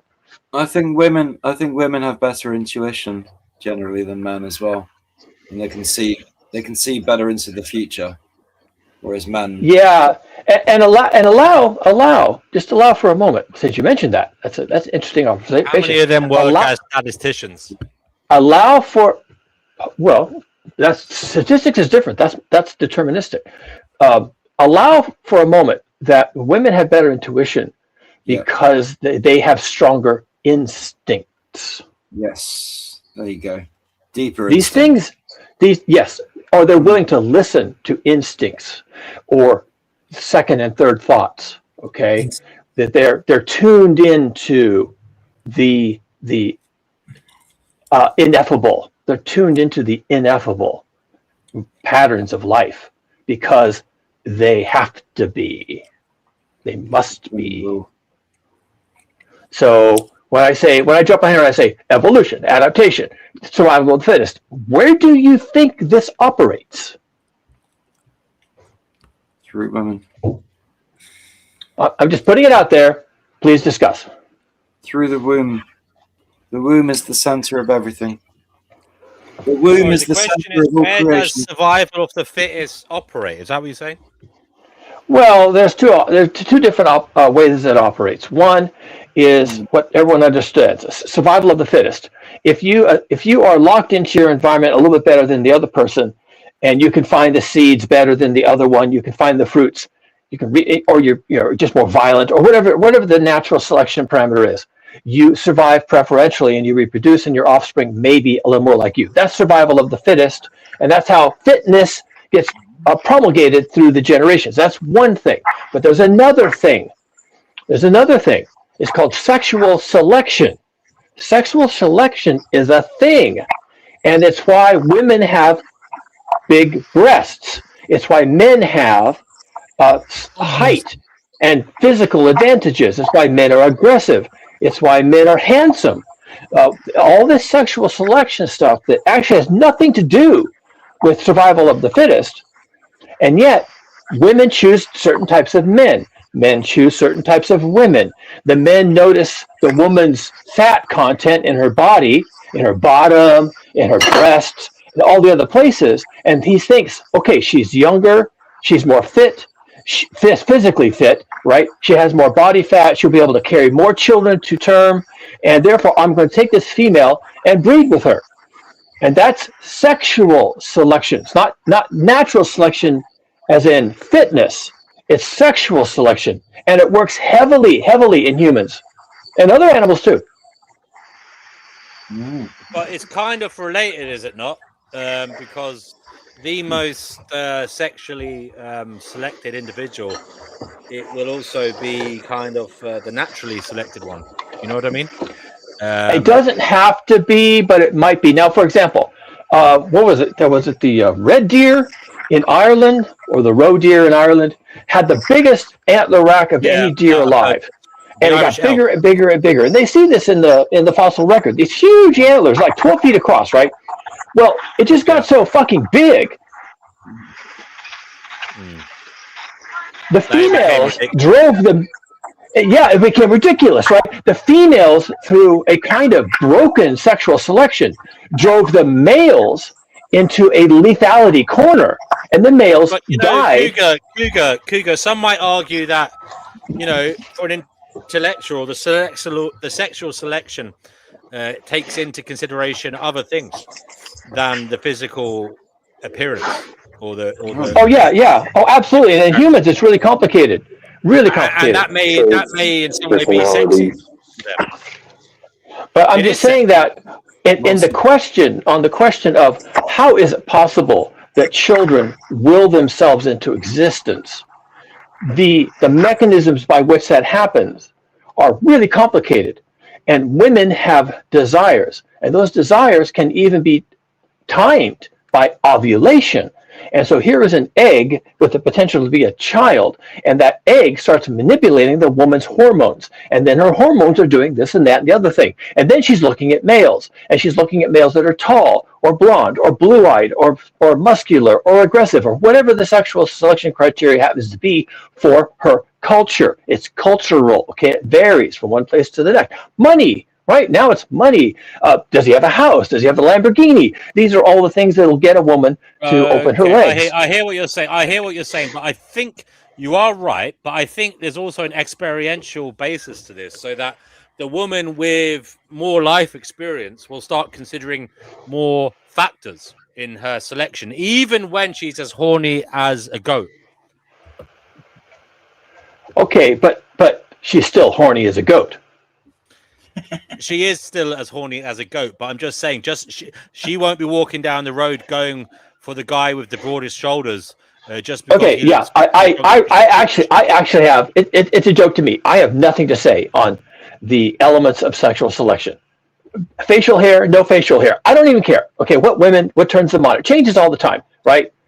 Some women are more attracted to married men. Okay, I don't know what the criteria is. All I want to point to is what you said. She's horny as a goat. That's it. She's out there. I've never heard that before. Well, she's out there. I've never heard that before either, but yeah, I thought it would be yeah. Yeah, here I am, Mr. Biologist, just pointing out something that has to be said, and whether people believe it or not, I don't really care. It makes me laugh, all the things that people think. But biology and nature is interesting, and as we always say in biology, nature bats last. Yeah, it's a trick. I agree with you that there are, but as I said to you, Cougar Duma, I think a woman who has, I think there's an experiential thing going on here. A woman who has more experience and greater intellect will utilize her mind to favor attributes that are outside of those sexual selection things that you were talking about. So, and she'll take into consideration other matters, even when she is on heat. Okay, yes, absolutely. And some of the things will make a lot of sense to her at the time, and she may end up with the wrong man anyway. The point is, she's out there, she's doing it. Look, we're mansplaining here. Are there any women in the forum? Can we possibly get a chick in here to explain this to us? Well, we want them to step up. Yeah. What is a woman? Define a woman. I think the women know who the women are. Pamela's there. If we can possibly get a chick in here to straighten us out, straighten me out, tell me I'm full of shit, whatever it is. Yeah. Well, that'd be good. I don't know if I'm making a point though, Cougar Duma. I'm just trying to say that I think that you are overplaying in terms of there is an optimum level of physical, like the physical sexual characteristics that are attractive, like the height, the the shoulders, whatever it is. Foot size. But I think that a woman will be taking into consideration other factors. So that those things alone aren't enough. Unlike in the animal kingdom, where I don't know, I can't speak monkey, but I have a feeling that in the animal kingdom, the physical stature of an entity will give them greater efficiency in the sexual market. Yeah, well, that's the key. You don't speak monkey. It could be that the monkey that is quickest to hand a female a spare banana is the one who gets the nookie, okay? So we have no idea what's going on with monkeys. I'll tell you, it's really complicated in humans. And we know it is because there are so many different types of races. The races of man have been driven by sexual selection, sometimes by environmental considerations, like dark skin helps when you're living in a very sunny area, prevents you from getting so much vitamin D. But apart from things like that, obvious things like that, a lot of the characteristics in humans are sexually selected. Women just decided that men should be that way. Men just decided that women should be that way. For example, the woman's breasts are like 5-6 times bigger than they need to be. The actual glandular tissue that's necessary to nurse the baby only needs a fraction of that size. Why are women so heavy chested? It's because men I'm going to come in with like a real that. clanger here. I'm going to come in with a clanger here. I've never really thought of this before, but it would be interesting to hear your perspective. Is there a potential that women's preferences are sometimes shaped by men? And that sounds bizarre, but like what men allowed to be successful amongst themselves somehow shapes the woman's Oh yes, no, absolutely. And let me give you even an example. I mean that like not physically, but even politically. You know, in their culture, Okay. for example, like the Yes. culture they follow, the religion they follow, what they paint as the ideal man. Yeah, I can give you 2 examples, both of which will be highly controversial. One is submissiveness in females. Second one is religion. Religion. Women, mothers, teach their children religion. A man will pick a woman who is willing to do that. And as a consequence, but there are certain types of women who are willing to do that. I see what you mean now. Sorry, I was going to call you out on that because that was the man picking the woman. But you're saying the women. You said, yeah, but are the women choosing the man who wants to make them submissive? Is that what you're saying? Possibly, like if there's a lot of social pressure in the community for women to be submissive, she may go looking for a man who will dominate her so she can be acceptable in her community. She will do that. That calling for the woman to be submissive is something that the patriarchy or the male politics calls for. Yes, and that gets back to my first example, submission. Women are selected for breeding who evidence characteristics of submissiveness. And if you want to go a little further, the reason for the witch hunts was because these were women who were not submissive, and they killed them.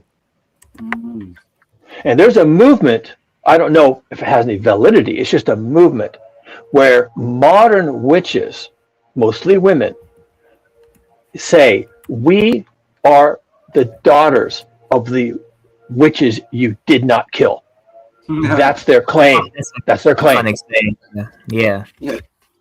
I may not have stated it exactly right, but they get it. They kind of know that they were targeted because they did not evidence the behaviors. Now, this is me. I'm mansplaining. I'm completely full of shit. No, I'm a biologist. I understand why people do the things they do.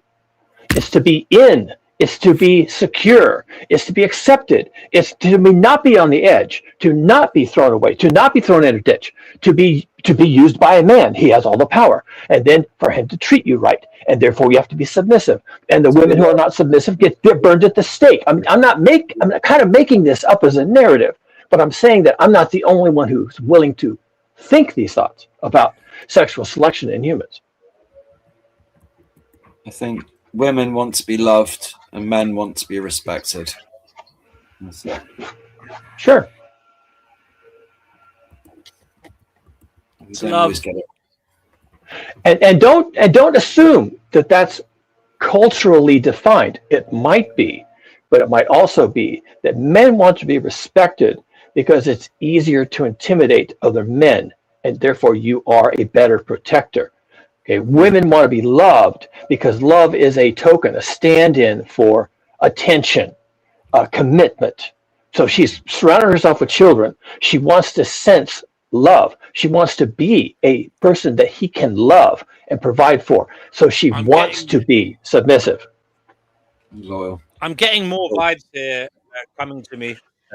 Downloads from the universe, perhaps, as Seeker would say.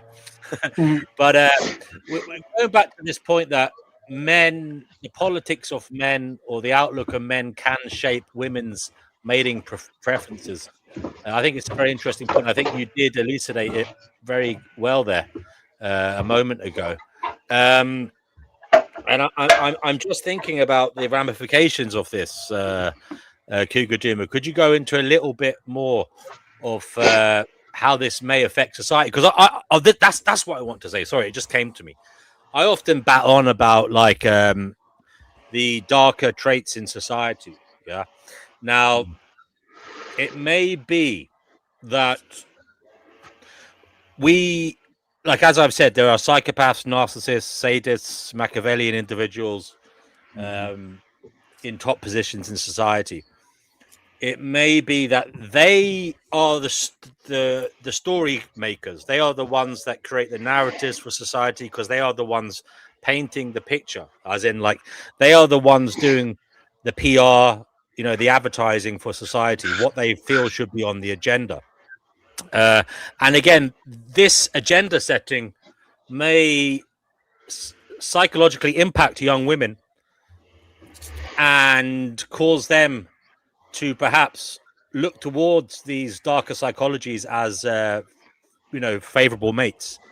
I don't know if I'm making any sense at all, but I just think it would be interesting to think about how the darker psychologies perhaps impact these kind of outlook that society has on what a good man is. Because I'm sure. Look, let me be a bit more clearer. I'm sure if there are narcissists at the top of society, they will paint themselves to be the ideal man, and therefore, a young woman looking out into the society, trying to learn as a youngster what is an ideal man, she will see the narcissist painting himself as the strong man, as the ideal man. I mean, Trump might be an example. Putin. These are people that perhaps women find sexually attractive, not because they are sexy in a kind of I don't know, in the physical sense, but because they dare to put themselves as the ideal man. They are the ideal man. There's a psychological thing there. There's something that the women are learning, they're internalizing, and that is affecting their outlook. But we all know narcissists are fucking liars. So no, young girls don't know that. Young girls don't know that. And actually, we don't know. Most people are not psychologists. Most people are not proficient in understanding psychology. If they were, these people wouldn't be in power. Sorry, go ahead, Cougar. Yeah, I just wanted to address something real quick that kind of popped into my head while you were talking. There is a phenomenon, I don't really understand it, I'm not a psychotherapist, but of the woman who loves the bad boy. Mm-hmm. This is women who, for example, just are attracted to basically bad men, and they often can't get out of bad relationships, and but they get into them, and their friends, generally their girlfriends, will warn them, "You're doing it again. Why it didn't work out the last time you did this? Why are you doing this again? You're pursuing this bad boy. He's not good for you." And she'll say, "I can't help it." Now, what is that? I don't know what that is. I know that women understand this because they experience it among their friends, and they're always trying to help each other to get good mates or good outcomes. So I don't really understand it. But this is a phenomenon. You're mentioning Machiavellianism. Now, I try to draw a distinction between the human world and the real world. The human world is the world you were just discussing. Politics, economics, money, influence, and even spirituality. You know, who's better in the eyes of God or anything else. So that's my three parts of the human world: politics, economics, and religion. Outside of that, there's what I call the real world, the world of phenomena, things that are not made up.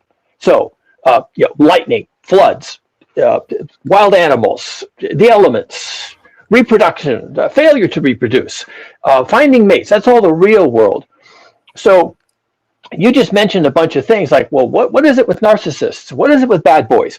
What are all these things? Well, actually, bad boys is more in alignment with phenomena. So let me get to stick with the narcissist. Well, I know the kind of stereotypical view that bad guys are like more like in an animalistic sense, they're more likely to spread their genes if they're intelligent. I know that you can zone down to that, but I want to talk about, if you don't mind, the male effect on matters in terms of male politics, male direction of society, how that affects female outlook, and perhaps even the evolution of mankind and their mating preferences as women. Yeah, I kind of already alluded to it when I talked about the witches.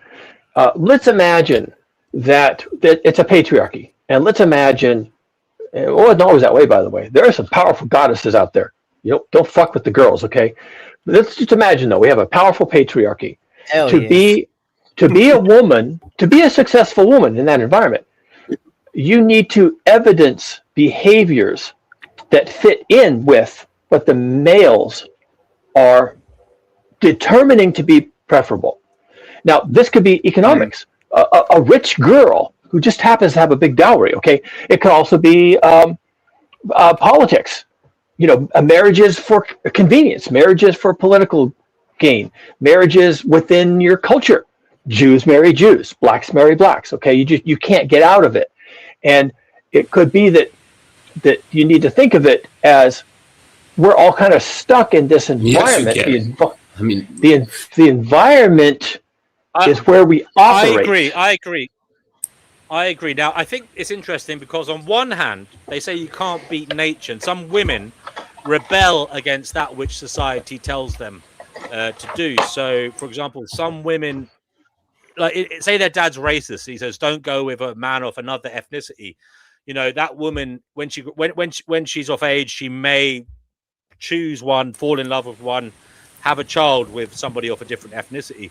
But there will be women who are psychologically driven not to, and perhaps they literally feel repulsed by other ethnicities. And I think that maybe the men are shaping that outlook in their life. And again, this is having an effect on who they procreate with, their mate selection. And again, the women may well be happy with their choices. They may feel that, no, this is good. I am attracted to this person because, as I said, they've been psychologically conditioned and taught not to find others attractive who they may have found attractive otherwise. I think that's an interesting phenomenon. Yeah, and it just falls out from cultural expectations, right? You will do this, and when you marry, you will have children, and you will be doing this for your husband, and you will serve him, and you will bow down to him. These are all cultural expectations, and women who can't meet those cultural expectations, maybe because she wants to be a writer, because she wants to be a mathematician, because she wants to teach at university, these women may end up being unhusbanded and childless, and that's evolutionary pressure, people. It's right there, front and center. Yeah. She has no children. It's all linked. Yeah. It can be. I'm not really a pan-selectionist. That's the term applied somewhat derisively to biologists who think everything is evolution, everything is selection. I'm saying you can't escape the evolution side of it, because the natural selection is still at play, because the woman who forgoes her programming and does something else, her descendants may be more likely to carry that trait of single-mindedness, Do you get what I'm saying? So you can't escape evolution or natural selection or whatever. It's always going to come out. If there's a component of it that is personality, then, and if personality is somewhat genetically determined, I would think. I think it probably is influenced by epigenetics, surely. Well, that's ego Darwinist talk. Well, I think the parameters of the personality, the boundaries of the personality are influenced by the epigenetics, the genetics of the person. But yeah, I admit that there may be personality changes. For example, if they get a bang on the head or they get dementia, but then again, dementia probably has a genetic basis as well. Again, I'm willing to accept that if the person's brain is damaged physically, they may have a personality change that isn't based on genetics. But for the most part, I think even changes due to early onset dementia, etc., has a genetic basis.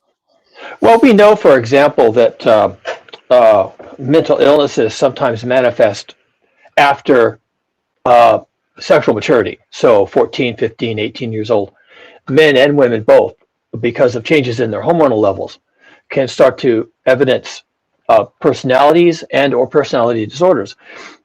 Because the brain is a complicated thing, and the hormonal influence on the brain is complicated and probably, for that matter, not all that well understood. We know that women are different than men, but women have testosterone too. And so if her testosterone levels are maybe a little higher, then her brain may be activated in a different way. It's all really complicated, people. I wish it wasn't, because it would make it so much simpler to say who's right and who's wrong. But it is super complicated. And this is where I come back and say, listen, reality is interesting. Okay, we don't need to go flat earth on this stuff. There's enough here to work with in reality that we could spend all our time just talking about the real world. Okay, thank you. Thank you. I want to bring in the Mind, I think, is next. He's just hopped on. The Mind, welcome to the Finding Gnosis show. What would you like to say? Yeah, I would like to say I think women, both mentally and physically, are very social creatures. I think they're highly affected by what other individuals around them say. I've said in the comments, I think ultimately women put their loyalty in the crowd as opposed to the things or the people they love. Because if the majority is saying this is not good, I would have to say, from what I've seen, women tend to trust their friends, their family, their immediate circle, the people around them to make certain decisions for them. Like if all their friends are saying that's not a good guy for you to be with, more than likely the majority of the populace, when I'm speaking for women, will take the side of their friends as opposed to doing what they feel. That's what I think. I think men are more willing to go against the world to fall on the sword for the one they love. I don't think that happens much with women. One last thing I wanted to say, also, even physically speaking, like not just psychologically but physically, women sync up biologically to each other. Like that happens hormonally. Yeah, so that's a thing. It's not just emotionally that they conform to the crowd. It's hormonally as well. Okay, that's it. Yeah, thank you for that. Yeah, I remember women living in shared houses. When I was a student, they used to start syncing up their ovulation cycle, and they used to menstruate at the same time. Can you tell us a little bit about that, Cougar Dreamer? I mean, I believe it's to do with competition. They're all trying to ovulate at the same time so that it increases their chance of getting having a baby with the alpha male who's around, because if it kind of, I believe it's got something to do with that, because what it means is if their child is born, it won't be neglected because others are born. Is it something like that? They're trying to pop the baby out first, basically? Is that what it is? Yeah, I'll be honest, I haven't heard any discussions of that. The mechanism is pheromones, hormones that pass between people, okay? And that's well understood.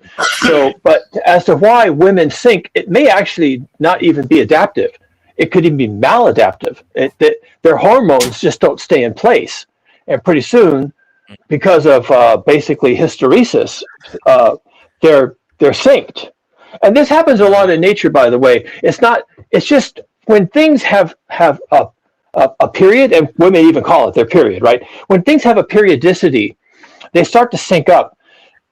You see this, there's a great example of this in physics, where you can start a bunch of pendulums swinging together, even in different parts of the same room, and eventually they'll be all in sync. And this drives people crazy. They're like, how can you swing these pendulums differently in the same room and they're in sync? There are phenomena in nature that through the physical world force things that have a period to become synchronized. So now, as I said, I read something, Cougar, that it's to do with the pheromones, whatever it is. Yeah, that causes it, but the reasoning is based on evolution, and that is the baby doesn't want to come out second; it wants to come out first. So it basically, these pheromones zinc up because they want to have. It's better to have the period or have your ovulation at the same time as the other females, the competition, than to come out later, because that means the baby will be more likely to be born at the same time or first, rather than be born 3 weeks later and neglected. Yeah. I was more referring to the cycles, like women's cycles, period cycles. They will sync up if they tend to be around each other long enough. And I think that's true too for, like, again, not just physical things, but mental conceptualizations, personalities, and worldviews. All of that is, women, I think, are very susceptible to influence when it comes to that type of stuff. Being around a certain They may person. be susceptible to agreement, but that doesn't mean they're harmonious in their attitudes towards each other. From what I gather, the female world is fraught with bullying and much trauma.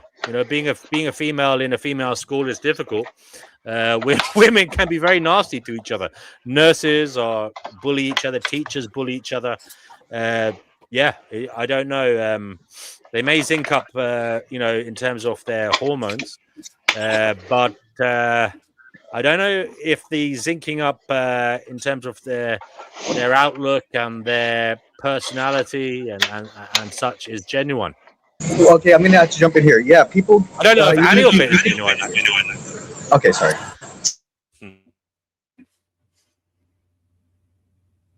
Wait, what did you say? No, go ahead. Sorry. People can definitely sync up and still be in disagreements with each other. Like, women can have the same perspective on how a hierarchy is structured, but still disagree with that structured hierarchy. Even though they recognize and agree, like, okay, this is what a beautiful person is, this is what skinny is. I don't like that. They consider this to be skinny, but I want to reach those standards because that's what everybody else likes, and I want to be liked by everybody else. There is that as well. Yeah, there is that.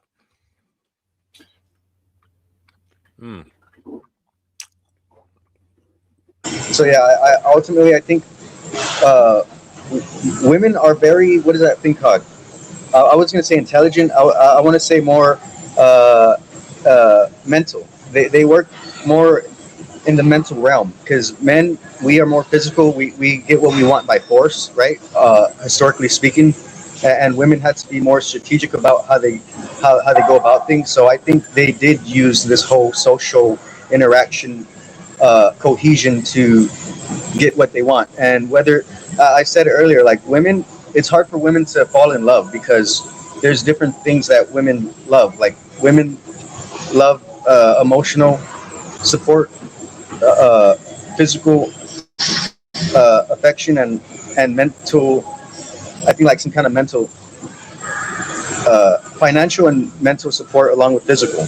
Those are the three things. So women nowadays, they like to try to act like they're as independent as possible. So if they could get those things from different people, that's even better, because they will feel less vulnerable if they're not getting their finances, their emotional and their physical needs from one person that that makes them feel more vulnerable, if as opposed to spreading those needs out amongst many men, which again makes it harder to actually fall in love with the person, because they're not falling in love with the person, they're falling in love with what the person is giving them.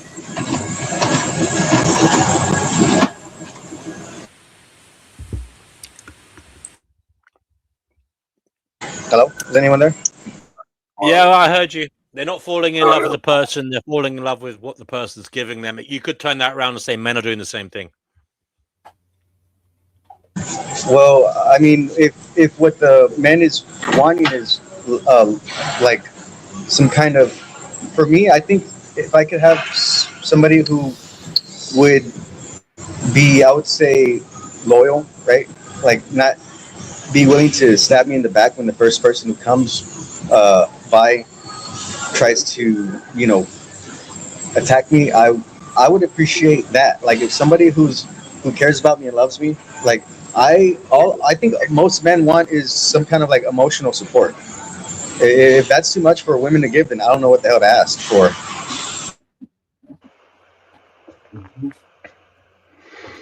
What do you mean most men want emotional support? What's that about? Well, I think it has to do with some level of understanding. It has to do with the level of communication, like the ability to comprehend what the person's saying, not just comprehend, but feel where they're coming from. Because you could have this intellectual understanding, but if you don't really have this emotional connection or understanding of where they're coming from, it's just all academics. Like it's all words. It doesn't really matter if you're not feeling it. If you don't feel where the person's coming from, then what are y'all even doing in the relationship? Isn't that just a communication issue? An ability to communicate effectively? Because in my experience, in a relationship, it takes time to sort of find the vibe that both of you have. But if you give it the time it needs, once you've got that vibe, it works. But I like communication across. I mean, heck, across sexes, men to women, is difficult enough as is, and then tailoring it to the needs of your partner and your partner's, all that kind of. I mean, I've got no idea about the academic side of this, but I don't know. It's just something you just got to find your way through trial and error. I mean, that's what I'm just wondering if what you're talking about is ability to communicate effectively. I might be off target. I don't know. I'm just wondering if that's the correct way to interpret what you're saying. No, I don't think so. I think we're all different. Like I think we're unique people, and the way we react to things might be, similar to each other. But I think ultimately we do have our own personalities, and I think it just has to do with the level of comfortability, like a level of willingness to just live life. Like literally, there's some people who I feel like for me, to live life, like the joy of living life is finding the things in life to love. And I think part of that is people. And when you love something in life, it makes you enjoy life. I think it makes you want to live longer and experience more. And I think just being around certain people, even if they agree with everything you're saying, they're doing exactly what you're doing. I just don't like them. I don't care like if you believe in me 100%. If you want to like do exactly what I'm doing, if there's just a certain personality, if there's a certain thing about you, I don't care if we agree 100%. I just don't like the person. Like there's just something about this irrational thing we call love that I think there's no rational, reasonable explanation for why we do it. Trick of nature.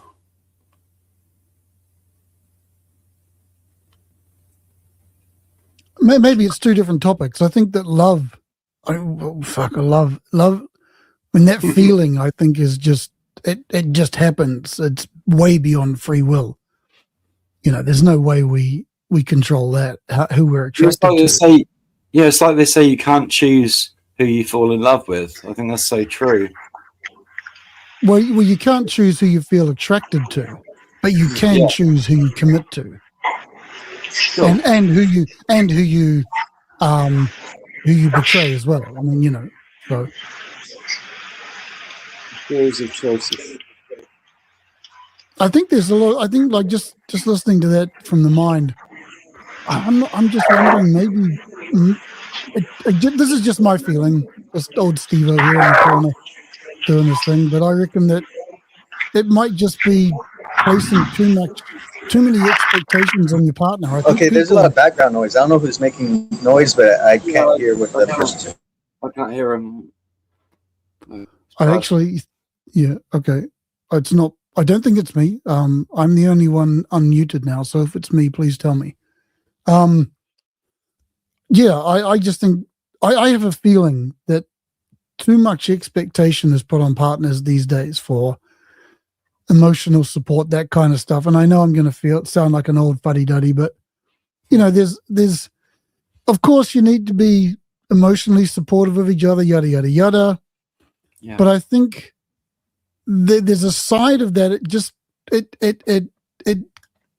tilts too far to the feminine kind of way of doing things.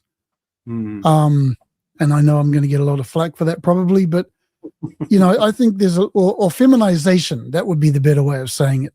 Not feminine, that's wrong. I think the pendulum needs to come back a little bit more towards the center, towards more masculinization. I'm just not a big fan of this. I lean on my partner for emotional support. That's just, again, I'm just one guy here doing my thing. So, yeah.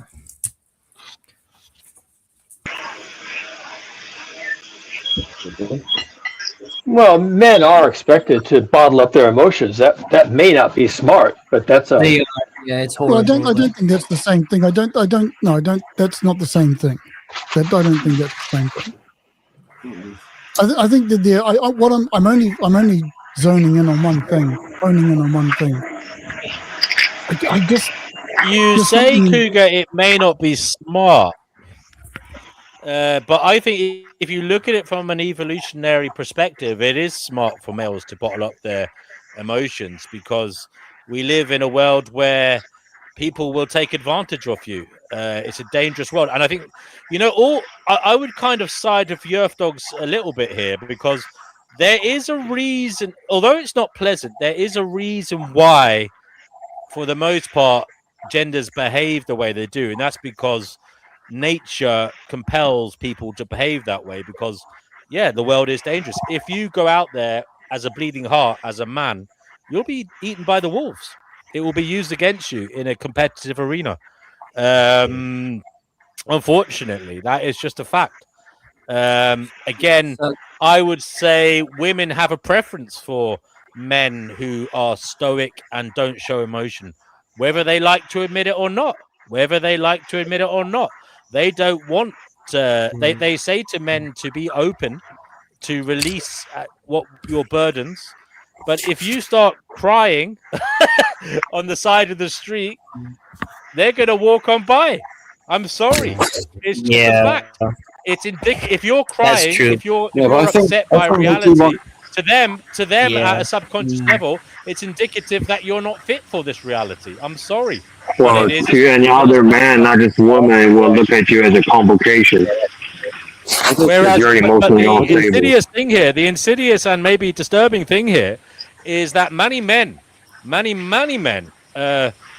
maybe look to enjoy finding vulnerabilities in women so that they can manipulate them into liking them. So they try to be that woman's shoulder to cry on, hoping that she might, stop crying and look at the man as a potential mate.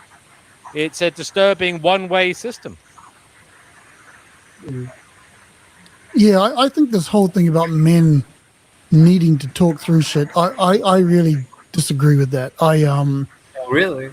I came up through that whole fucking feminized counseling nonsense, and it messed with my head. It was a really bad thing for me. So, I think there's a lot of value in men just having mates, and drinking buddies is the best thing. You don't need to talk through your issues necessarily, but just hanging with your mates is an extraordinarily, I mean, I don't know what the fucking word is, an extraordinarily freeing, helpful, whatever, Spend time together.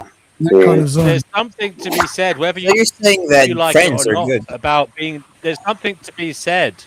There's something to be said, and it may sound ridiculous, but there's something to be said for a man to be nihilistic about his own emotions. I know that sounds insane, but there is. I'm not saying be nihilistic about reality and society, but there is something to be said about being nihilistic about your own emotions and that's realizing existence is absurd and your emotions don't really matter in terms of your success, your well-being. In fact, to be overly emotional is a hindrance. I'll tell you what, I'm gonna shoot a hypothesis out into the void here, something that's been in the back of my mind for a while. But a lot of our lives now, and this is just a hypothesis, I have no research, nothing to back this up, but it's just something I've been thinking about. Our lives are increasingly online now. And the problem with online living, in scare quotes, is that you don't have the background threat of violence, whereas in the real world you do. And I think, or I'm supposing that this internet life that all of us are involved in is actually more feminized than masculinized, because there is actually no resolution to anything. Whereas in the real world, you can often resolve things. And I don't mean things are resolved by violence, but they are resolved by true power. And but on the internet, that doesn't exist. And there's often just this, it's just a never-ending blah, blah, blah. Anyway, I've not articulated that very well, but I think the point I'm trying to make is I think the internet, our internet connections are not as masculine as they are feminine, masculinized as they are feminized. Oh, you can thank for social media on that. I've articulated that very poorly, so there you go.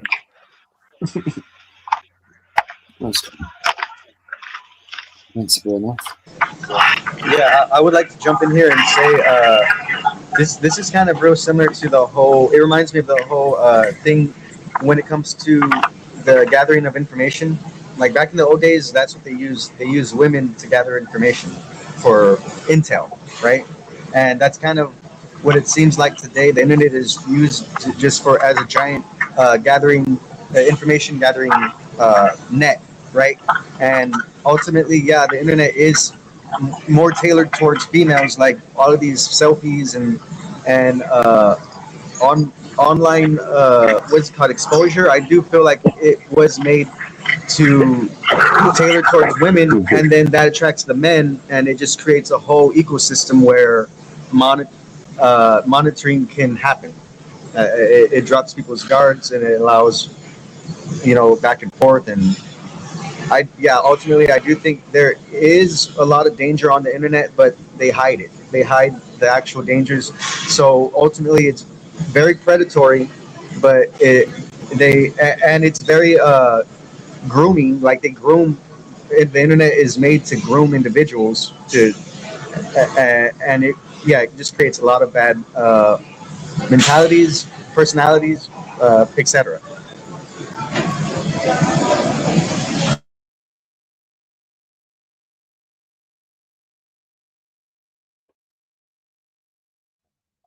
Women who judge you for having emotions aren't worth your time. I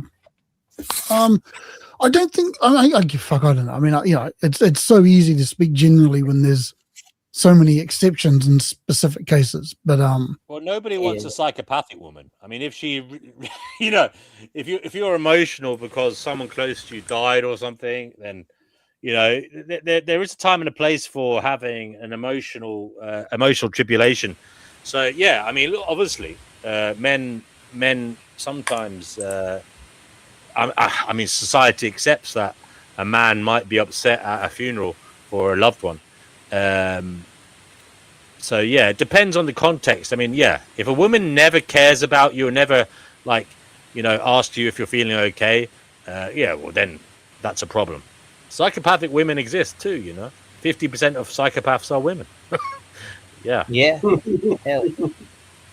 Not surprising. No, it's not. Be the change you wish to see in this world. Oh, that's pretty. Yeah. I think there's a lot to be said for a bit more rough around the edges masculinity. I just feel like things like cancel culture and all that kind of fucking nonsense. It's a massive attempt to sanitize and to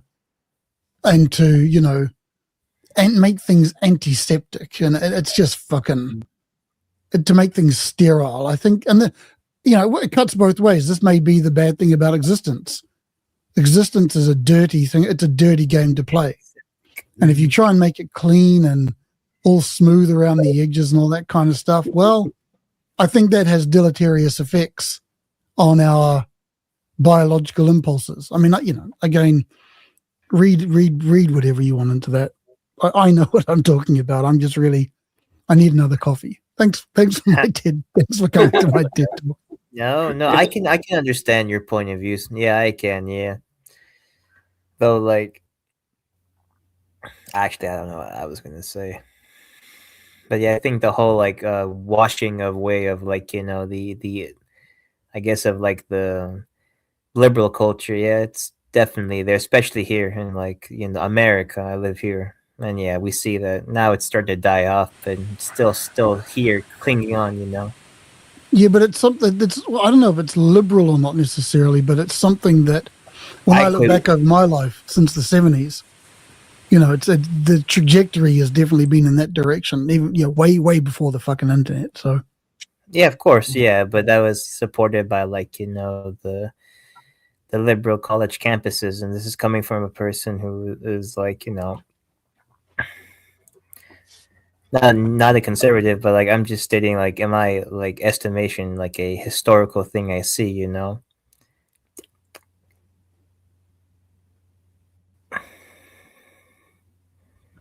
Welcome to Cal Marcus. Brother Marcus, you're on the Finding Gnosis show. What would you like to add to the conversation?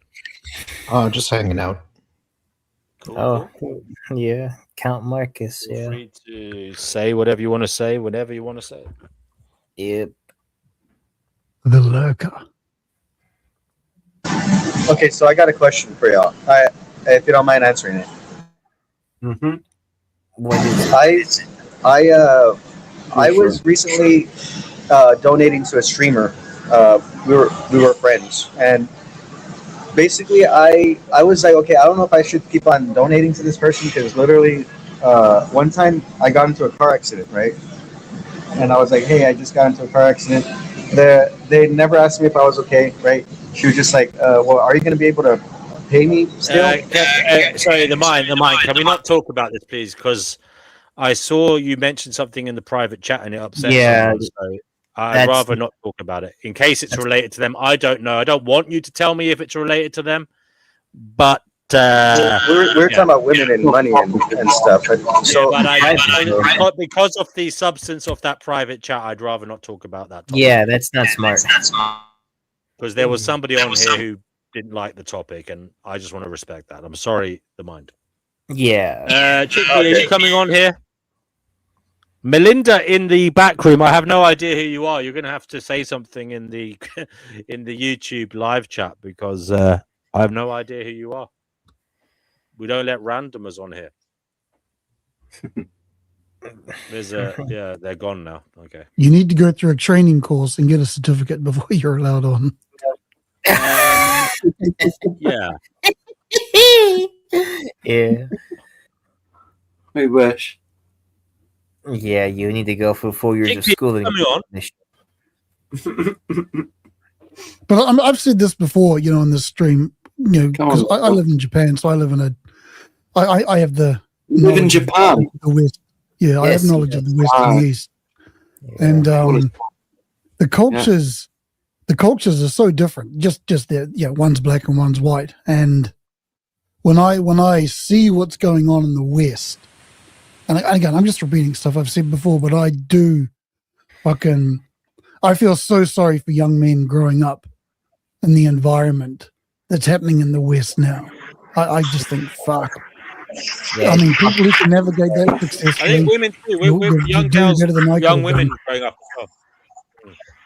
I mean, it's so bad. Yes, That okay, same. Yeah, I should. Yeah, you're right. It's young people. Yeah, I'll say young people. Yo, That's right. dog. Why didn't Kantianism spread to America? So The Western version of social harmony, Kantianism. Why did it not spread in America? Why did pantheism not spread to America? Yeah, because there's a social harmony philosophy. For some reason, it should be more broad in the West, but it's not. It's only limited to Germany, where the idea is from. Pantheism, yeah. Kantianism, Kant, Immanuel Kant. Why didn't pantheism spread to the West? No, it's Spinoza. It's not Kant. Yeah, that's Spinoza. Spinoza Kantianism.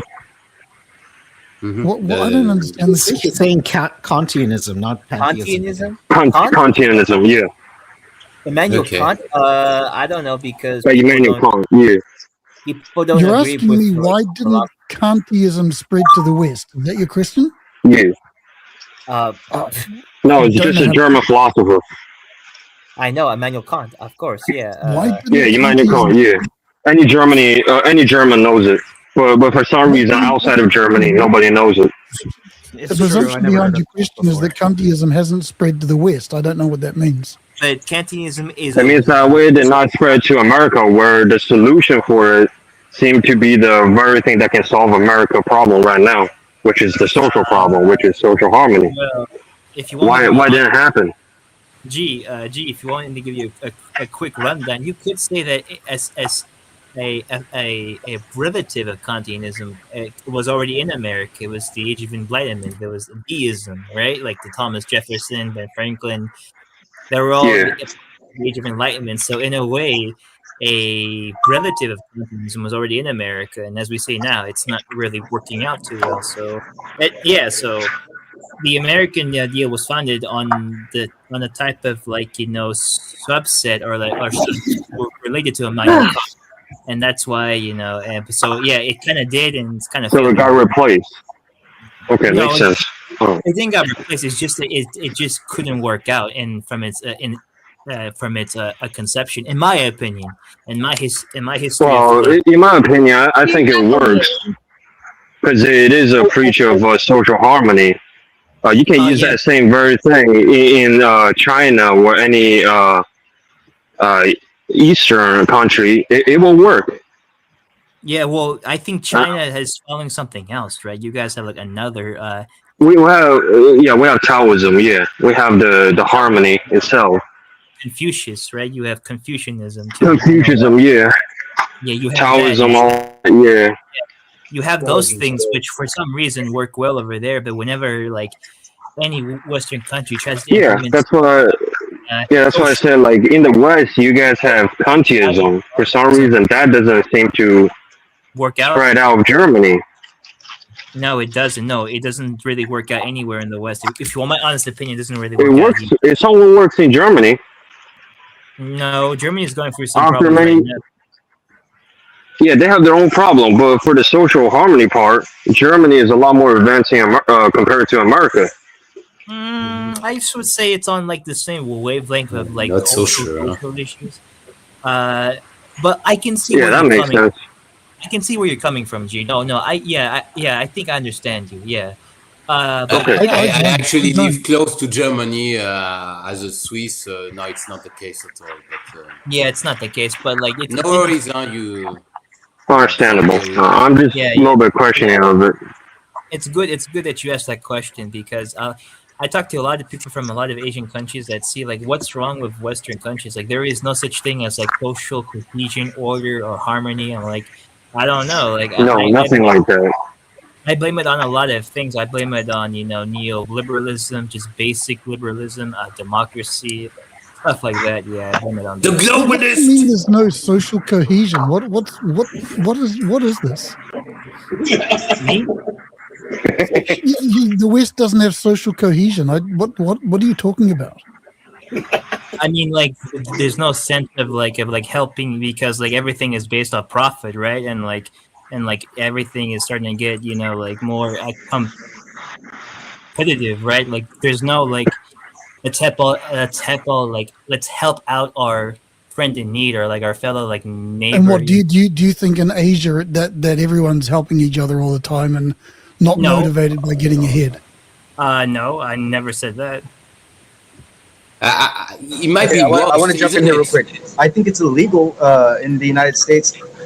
I've seen it where literally you can't house or feed the homeless in many countries. I mean, in many what's it called? States, you can't do that. You're not allowed to do that. So I mean, yeah, when you talk about social cohesion, law enforcement is ultimately the one who determines and decides what happens or who's allowed to do what. Even when it comes to aid, even when it comes to helping our fellow man, we're not allowed to do that because we could be considered a criminal for just simply trying to help someone. Okay, that's it. DW. Yes, Chick P, go ahead. Join the Finding Gnosis show. What would you like to say? That was nice of you to say hello to me. I was just talking. What that Cougar guy was saying was actually incorrect, and I know so because I've lived with women for. Who, Cougar Doomer? Pardon? Yes.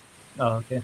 Yeah, he's incorrect actually because I spent 4 years at girls' boarding schools and 4 years 3.5 years in the Navy, and I can assure you what he's saying is absolute rubbish. Nonsense as usual. About what? About what? Women's periods synchronize and they do not. Oh, well, that's what I heard. I was pretty damn sure that was a fact because I heard that from some scientific thing. No, they don't actually. Well, I'm just saying I was there. I spent 4 years in a girls' boarding school in dorms. There'd be 8 of us, and I spent 3.5 years in the Navy, living in with a load of females, and that's not true. So I don't know where all this comes from. Maybe okay, I'm not going to argue it. I'm just saying what I've heard, so I don't know. Maybe there is a component where the person has to be empathetic and not a psychopath to have some kind of connection to the other females. Are you saying I'm a psychopath? That was a joke.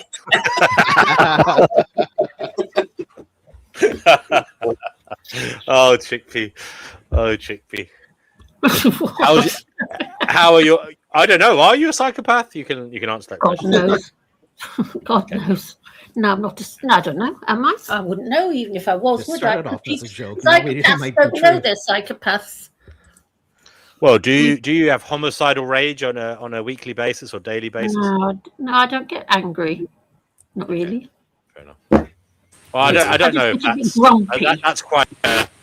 That's quite a strong line, I suppose. I don't know if all psychopaths are homicidal all the time. I don't know. I wouldn't know. What I know anyway. I thought you know about these symptoms, D&W. I don't know. That's what I said. I don't know if they are homicidal. I doubt it. I doubt they are. Well, what are the other symptoms? Because then they wouldn't be surgeons, would they? What are the other symptoms of being a psychopath? I think being glib. There you go. I think that's G. Fucking dear. G, sorry, G. Yeah, what are the other symptoms of psychopath or psychopathy? Superficial charm, I believe, is one. Sometimes I think it's generally a lack of emotional concern, like you don't care about. I can share it because my dad is a psychopath. They tend to be very self-destructive. Their anger is usually aimed inwards, therefore eventually splitting outwards. They don't have killing intent, but you do feel that pressure when they're angry because they're very unpredictable.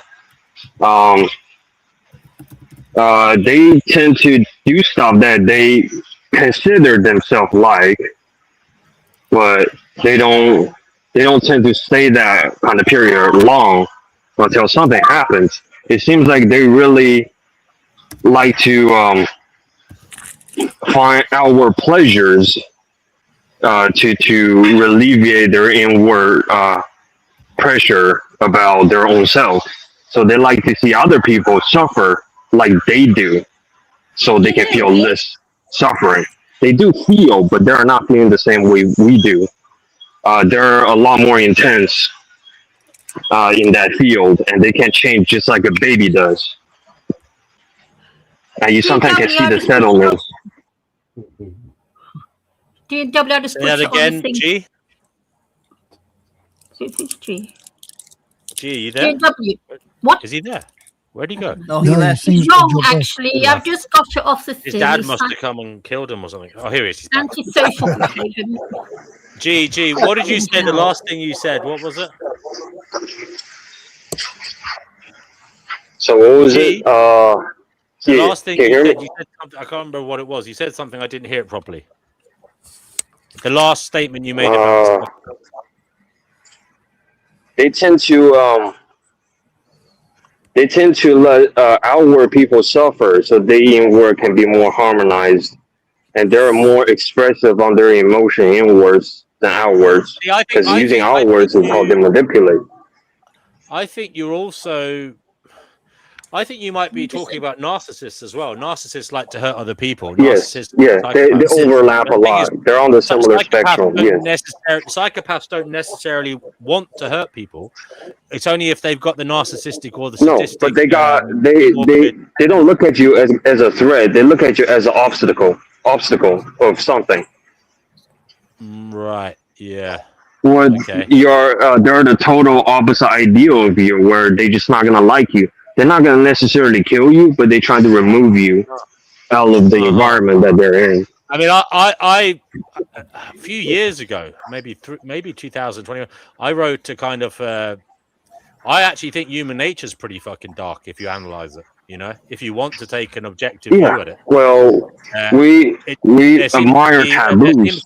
There seems to be something where most people need a kind of relational proximity. They need something to really care about someone. They also need. So often it's about what that person can do for them. Competition is rife. Obviously, we're in a competitive arena, and sometimes that can be ruthless and some might say callous. But we have Cougar Duma back. Cougar Duma, what would you like to say about psychopathy, human nature, and perhaps the darkness inherent in human nature, if you believe it may well be characterized as such? Yeah, I might have something to say about that. But first, I want to recognize something that Chickpea just said a moment ago. She attributed it to me that I brought up the subject of women's periods becoming synchronized. And I think I said I wasn't really sure about that. That was me. Yeah, it was you. And I mentioned something about, pendulums tend to synchronize. It is a phenomenon in nature. But I went ahead and looked it up, guys. Did some sciencey shit here. And apparently the evidence, we're data-driven here, boys and girls, the evidence is not good. It's called the McClintock effect, named after a woman, Martha McClintock. Clintock, maybe. And she did a study, and she came up with this idea that women's periods become synchronized. She was looking at 150 women living in dormitories.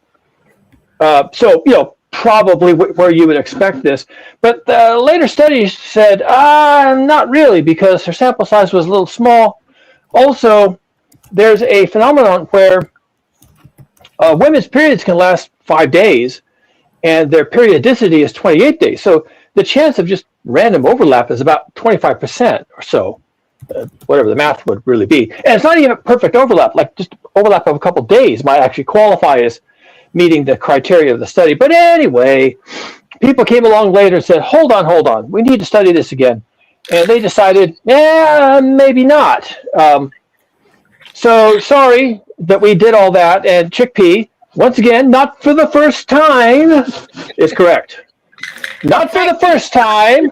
I want everyone to recognize the resident Chickpea is actually, once again, correct. It's not It's just that I went to boarding school and I learned all this at boarding school. Oh, you went to boarding school? Yeah. Oh, damn! I feel bad for you. Why? Oh, because isn't it like a pretty I had isn't it like a confined space where you're like you have to move from home and you're like in like another. Yes. Well, you're presuming she wanted to be around her family. Some people were happy to get away from their family. Oh, really? How presumptuous of It's you! nice to beat a scientist. It's always nice to beat a scientist. Oh yeah, me like either way, like I was like either like if I had to choose like between my family and like a school in like another town or state and have to live there, I think I would place my bets on my family, even though I don't really like them too much. But that's more like familiar ground to like navigate. And like a boarding school, no, I would not do well. You know what? Looking back on it, at the time I didn't like it, but looking back years later, especially when I was 11, 12 years old, went to my first boarding school, and we had a great time late at night as little kids because we used to play up terrible in the dorm, the 8 of us. It was really good fun. And then when I was 14, 15, I went again. And actually, it was a blessing to be at a girls' boarding school because, like, you know, you have your little feminine problems. And, of course, you've got your friends in the dorm to help you through. Yeah. Yeah, so it's good and bad. It's good. Yeah. Boarding school is good and bad. In a way, I wish, I don't know. But, yeah, I learned a lot there. You know, yeah, it's good and bad and everything. I spent time in like a home, like a recovery home, but that's about it. When I was involuntarily away from family, the only times I was away from family was when I chose to be. Yeah, but like the only time I was involuntarily away from them was when I was sent to like a rehab home. Yeah, that was the only time. Yeah, it's good and bad. But yes, when you said that about periods, Kruger, I thought, no, you're wrong there. And I know, because we knew exactly who was having their period in the dorm that particular week or day or whatever. We all knew who was on and who wasn't. So I remember it well. Well, that's why we need more women in the chat, okay? So thank you for coming along and sharing that. You happen to be in alignment with the data, so you go. God. Yeah, I'll tell you something though, Cougar. You know what I find so sad about the whole period thing is it never gets talked about at school. You're not taught anything about it. Most mothers don't talk about to their daughters. I know my mother didn't. And it was a damn good job that I was at boarding school when it happened, because I would not have known what was happening to me. That's how sad it is. Our modern, supposedly, educated, well-balanced society, they don't retell their own daughters the horrors. Yeah, well, there's a lot of repression around, well, let's just call it sexuality, because, of course, a woman's period is the onset of her maturity. So congratulations, you're a woman now. And that, of course, brings up all sorts of sensitive subjects for proper adults, like, do you need to go on birth control now? Do we have to teach you about sex? Do we have to talk about banging the nasty, and all this kind of stuff? You learn absolutely nothing. I learned everything from silly rubbish films from Hollywood. So, you know what Hollywood were teaching us back in the 60s. Well, Hollywood is the worst place to learn anything about sex. Yeah, but that's what we learned it from. Because that's why the casual sex thing came in, wasn't it? Boy. We learned. Yeah, the casual sex thing, and it just sets up very high, unrealistic expectations on you from Hollywood. They just set a lot of like false notions of like romance and sex. Yeah, like, tell me about it. I was well and truly taken in. It's so bad. Yeah, it's horrible. Actually, Hollywood should be banned, in my opinion. Yeah.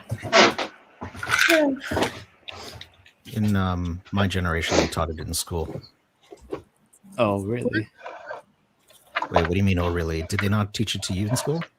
Yeah, we had that as well. We had the whole sex period? Count. You mean periods, right?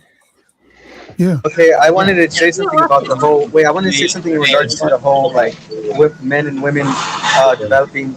I do find it kind of messed up that, like, women are considered to be adults before men because of the whole fact that they have a period and they can get pregnant and stuff. Like, how many times in history have you seen a guy get what is that thing called where you become an adult at a young age? Puberty? Huh? No, it's called like you get emancipated. Yeah, emancipated. Yeah, there's emancipation, or you can have Exactly. mature minor as well. Yeah, there's more women, there's more girls getting emancipated than there are boys because of the fact that they can get pregnant and they are considered under the law to be an adult, which is kind of messed up, I think. Oh yeah. Like literally, somebody of the same age is not considered an adult, but because he's a male, but this chick is because she could like have sex. And she could, not just she can have sex, she can have a baby. So that's kind of messed up. That seems predatory. Like, how the hell are you gonna say this guy, these two people, one's a kid, the other one's an adult, and it's What are just you purely based talking off of about? gender? I don't understand this. Emancipation's like a legal thing that you have to apply for, isn't it? Yeah, you do. You have to Yeah. sign a document. Yeah. Okay, so and why what are you talking? Are you saying that more teenage girls than boys get emancipated? Is that what you're saying? Yeah, I think there's like this whole social push for. Why do you think that? I'm just going to ask okay, I'm going to bow out. Say it again, MD. And DW, what'd you say? DM. I didn't say anything. I'm just listening. Oh. It was me. Women considered adults before guys. Being emancipated doesn't mean you're an adult, I don't think, does it? Well, yeah, I'm not American. I don't know how that works. So adulthood is a legally defined criteria. Here in the U.S., you're not considered adult, quote unquote, for adult activities like drinking or entering the military until you're 18. Being emancipated doesn't give you the status of adult, though, does it? No, it doesn't. Right, it just means you are in charge of your own affairs. Yeah, that's and for someone who has complicated affairs, that might be important, like for someone who's rich or something. But when someone says, "Oh yes, a woman attaining her period, she becomes a woman," I said that deliberately because I did not say an adult. She becomes a woman. Yeah, no. That means that she is fertile and is capable of having offspring. Okay, that's all that means. And discussions of when adulthood begins is a social construct, and there may be good reasons for doing it. Not all nations have that same idea. There are young women who are married as adults at 13 or 14 or even younger in some cultures. Mm. They are considered adults for the purpose of marriage, which is an activity that adults engage in, but they're just becoming women and they're 12 or 13 years old. Actually, Cougar, in some parts of the world, it's 9 years old. Some parts of the world, girls start at 9. Did you know that? Yeah. Oh, yeah. There is that problem here in America. We have the Mormon faith, and I don't know too much about Mormonism as a religion, but culturally, it does tend to hand the daughters off at a young age, shall we say? Shocking. Yeah, no, I'm not surprised.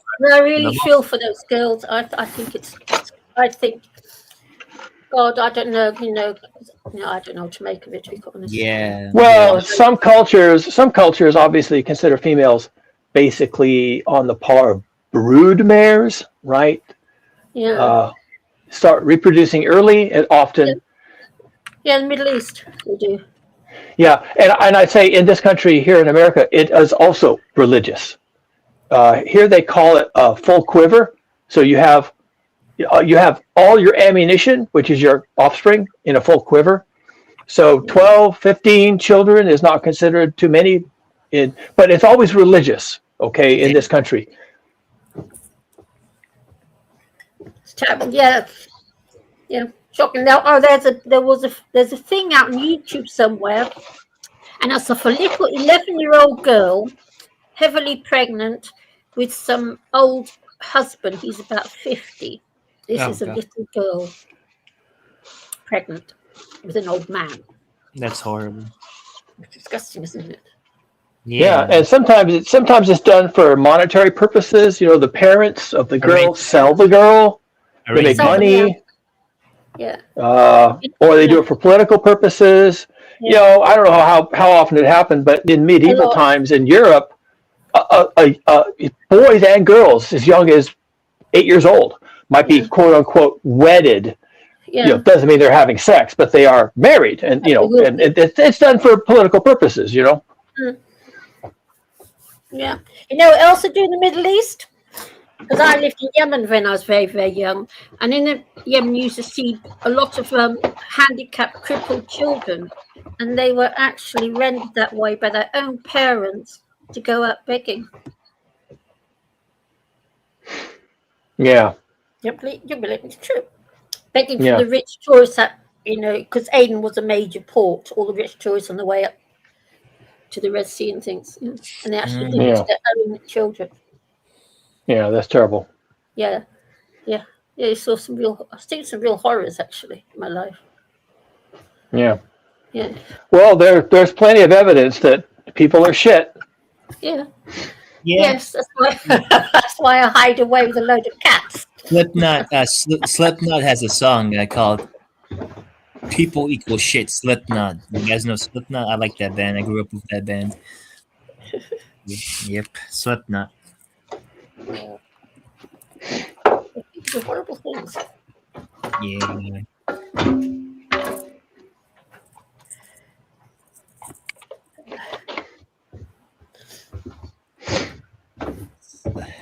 Slipknot.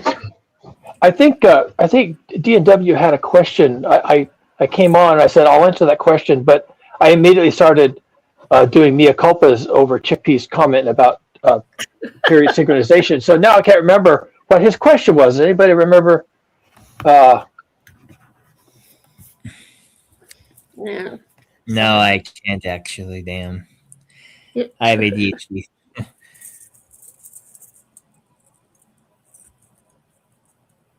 Marcus, So, did you watch that film I told you about with what's his name in Guy? no, No, I thought you liked Guy Pearce. I do like Guy Pearce. Oh, it was a freebie film on YouTube. Cool, I'll check it out. Yes, it's good. I thought you would have watched it by now. Just because I'm online doesn't mean that I'm free. Sorry. Oh, come on, man. It's a really good film, actually. It's about. I have a regular job. Like I. Oh yeah, I just spend all my day doing nothing. But it's a good film. It's Christmas Carol. It's a good film. Wait, Chickpea, what was the film you recommended him? You were glitching out on me. My wife is dead.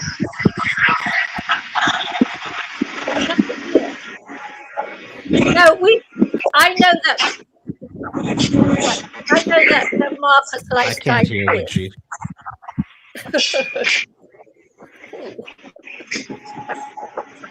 Gee, yeah, good man. Marcus, have you ever seen The Last Vermeer? It sounds familiar, but I don't think so. Have you seen it? I tell you, because that guy can't half act. The Last Vermeer, it's transfixing. It really is. What's it called? The Last Vermeer. The Last Vermeer. It plays off in Holland. He plays the part of Vermeer, who the fake Vermeer, who sold the fake paintings to the rich Germans and made a ton of cash out of it. It's a good film. Oh, it's a true story. But he really plays it. You know, you have to see it, but the acting's fabulous.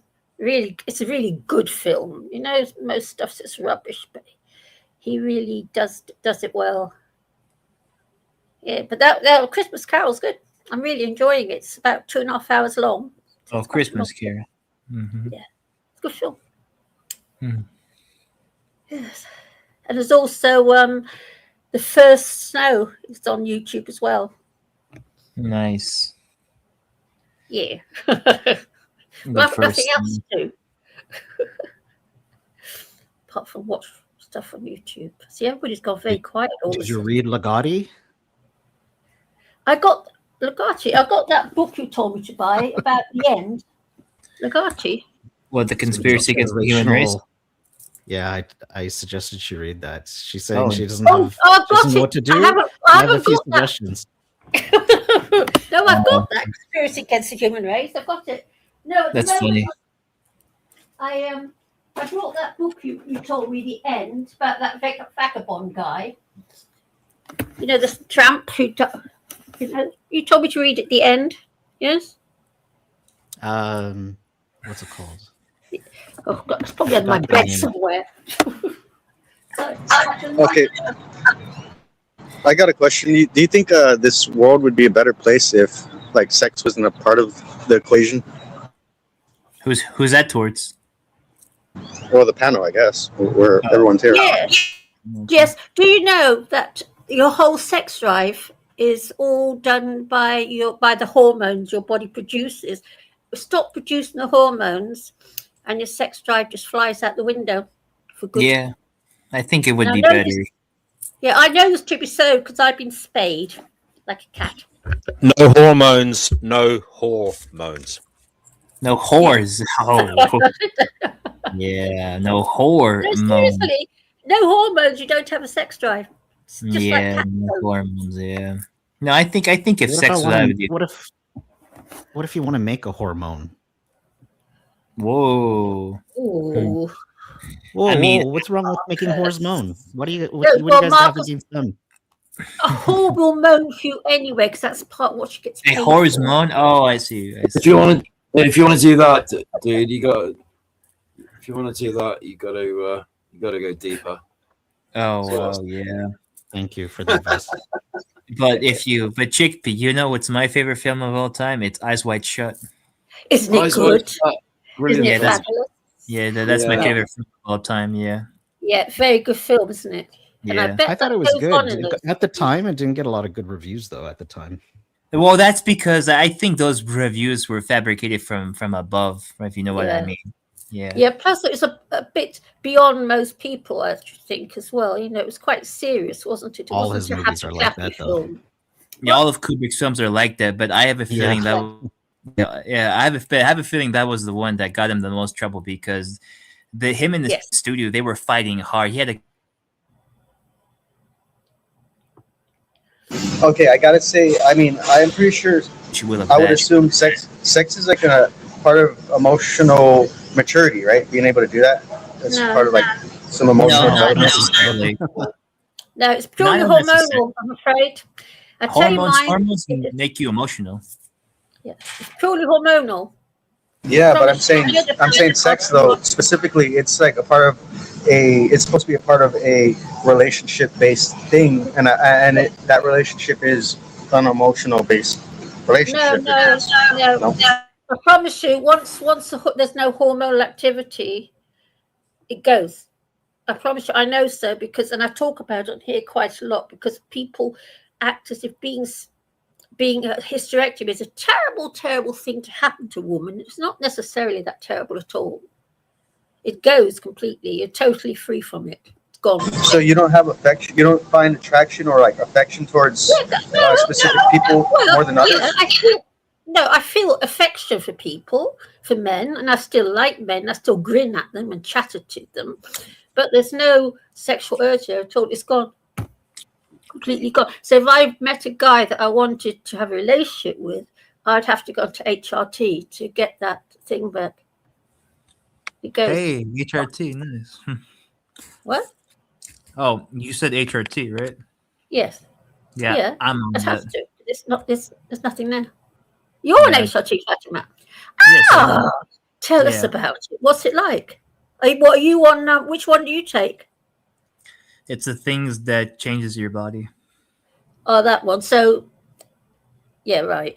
Sorry, Yeah. I don't know much about you, Fatima. So I'm not sure what it is you're changing exactly because I've never discussed it with anyone. I've never heard you talk about it. I just know that you're doing something. So you're taking female or Yeah. male? Female hormones. Yeah, I Or am male? taking female hormones. Yeah, and pills. Yes. Yeah. Because they work, don't they? Get Don't they affect your brain? Mm, Yeah. no, but like I do have like some like chest pain. Yeah. All No, right. yeah, chest pain because it's growing. Yeah. Yeah. Yeah, some chest pain and like I guess it's kind of like I guess it's making me like have some mood swings here and there, but like I've always been a pretty emotional person even before I've been taking these, so it's not a big thing. I'm pretty like I'm not a very stoic individual is what I'm trying to say, you know. Like I'm very very sensitive. Yeah. Do you believe in like multiple genders, or wait, no? Do you believe there's more than one gender, or you think you just want to be the opposite, so you're just transitioning? I just want to be the opposite, but like I don't mind if people want to believe in that because as I said, I don't care what other people do and believe in. Like I'm really let be a person. Yeah, I just want to change. Yeah, that's all. Oh, that's all right. Do you mind if I ask how old you are? I'm 25. Okay. How long? Okay. One last question. That's probably I want to get to probing here. How long have you been making this decision? I wonder. For like a year and a half. Yeah.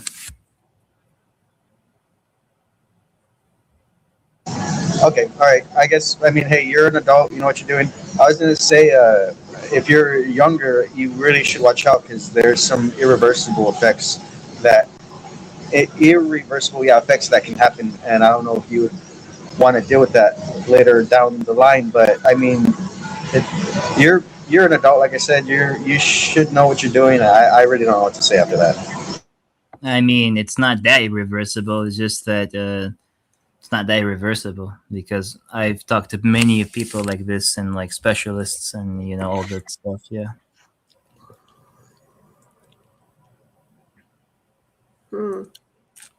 Okay, well, last thing I'll probably say is, that old saying, the grass might look greener on the other side, but you never know until you get there.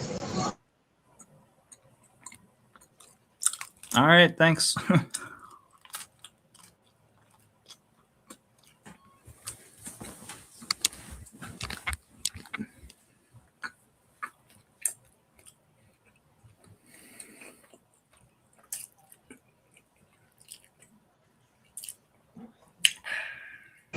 Do you think you might have been maybe? What made you want to do that? Because I always say there's people who get like uh, brainwashed, right, into doing things that they normally wouldn't, and I think there has been a lot of like stuff on social media pushing towards certain things like that, right? You talking to me? You were glitching out. Yeah, yeah. Do you like Disney? Is that's my question? Did you watch a lot of Disney growing up? Bro. No, I didn't. No, not at all. And even if I did, there's no like correlation between those things, like zero. No, there's literally none. I've talked to like other people from other countries like this, and no, they didn't grow up watching that stuff. And their stories are very, very complicated and idiosyncratic, and it's very, very, very hard to just pin down individual stories. You know. Well, one thing I've noticed from most of the stories, trauma and childhood difficulties seems to be a big part of it that brings it on a lot of times, I think. Yeah, of course, but nobody's lives is inherently easy. Like I know people who had worse trauma than me and they turn out just fine, you know.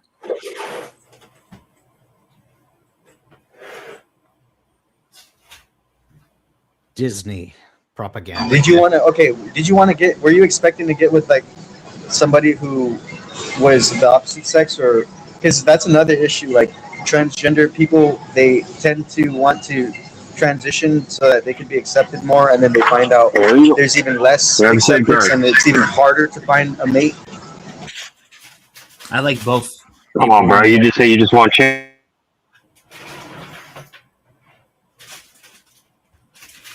Can you repeat that? I don't know what you said. Oh, I'm saying that I like both, but like I'm already attracted to people who are like me anyway, so it's not a big deal.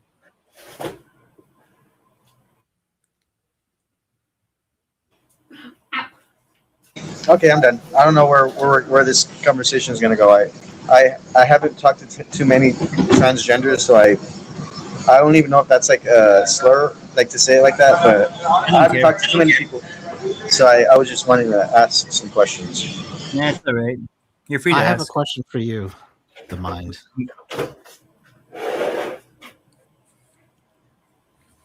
I want to know about why the minds found a correlation between Disney and transgender. It's like some typical talking point. Yeah, that's very lazy and like just like overused. No doubt. But what is the reasoning, even if the reasoning is bad?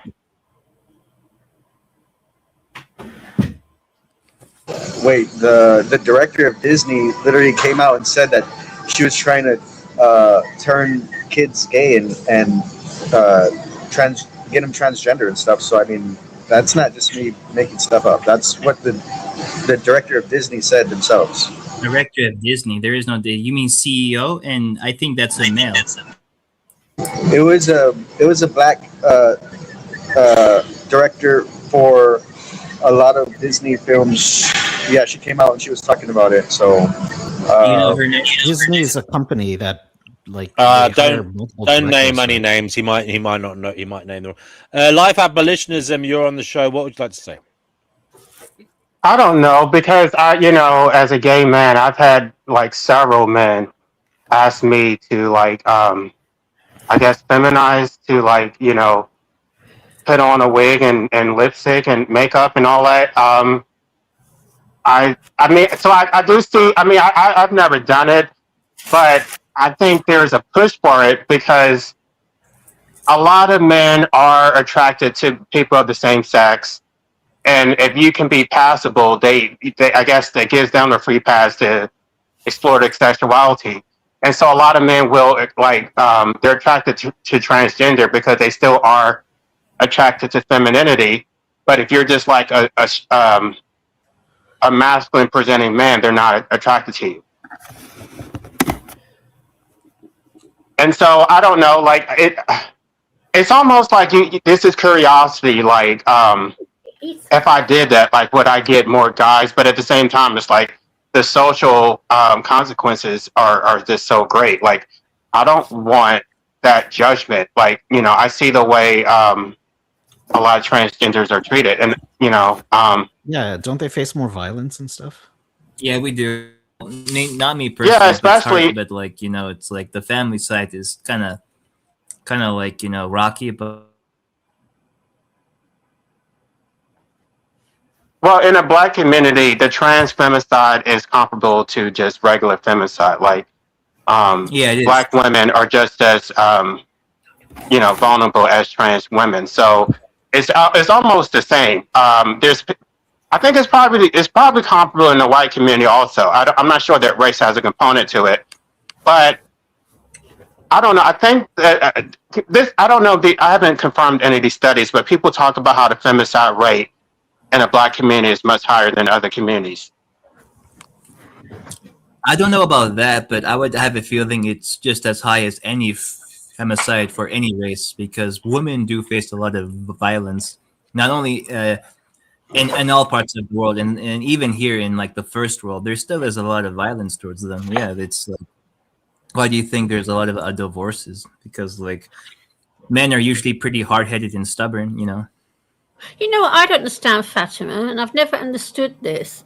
Why these women stay with them? That's something I don't just can't understand. I don't Because I've know. known women stay. I think the reason why is because I have family that were in very abusive relationships, and they eventually got out. But they said it's because like they had all of like the money and stability, and like they literally didn't know anyone else because they just felt safe with them at the same. It's like Stockholm syndrome. Like you fall in love with like your abuser, like your kidnapper, and also because they pretty much moved in with their abuser, right? And like where are they gonna go if they break up with them? They're gonna either get kicked out of the house or worse, killed, right? So it's kind of a very tricky situation to like leave.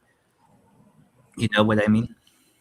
Yes, but I don't. Yeah, it's something because I've come across it a lot. There's a lot of it about. Because I must admit, if a guy hit me, he don't have to hit me once, and I'd be out the door. But then, Yeah, But but hold on, if you were hit with the door and you had nowhere to go, then what? exactly. Oh, I've been in that situation, Marcus. I have actually spent 2 nights in a shop doorway in London many years when I first came here. I was living in a flat. I was sharing a flat with a married couple. And she went away on business, and he came on to me. Oh, really? I just packed my bags and I left. And I had nowhere to go. It was middle of sort of 3 o'clock in the morning when it all happened. So I took my case and everything down to Shepherd's. I can't remember. I was living in God, I can't remember the name of the place. It was central London, and I just sort of spent the night in the shop doorway. And yeah, the next night in the shop doorway, and then the social worker found me, and he put me back on my feet again. But yeah, I walked out. But I just want to get back to the whole transgender thing because transgender women are not necessarily pulling like gay men. They're pulling straight men. Like They are pulling straight men are attracted to transgender women. Yeah, like a joke. That's It's a the meme. secret, right? Yeah. That nobody wants to talk about. Straight men attract to transgender women. Yes, All right. they are. It's They are. Like really Anecdotally, I've seen that. Weird, isn't it? no. It's I know why because it's just like it's a fetish. It is it's I a suppose to get better sex, I should imagine, because of course, yes, I can see why. But you know what I don't understand is also that trans men who dress as women still try and pull a female. I don't understand that one.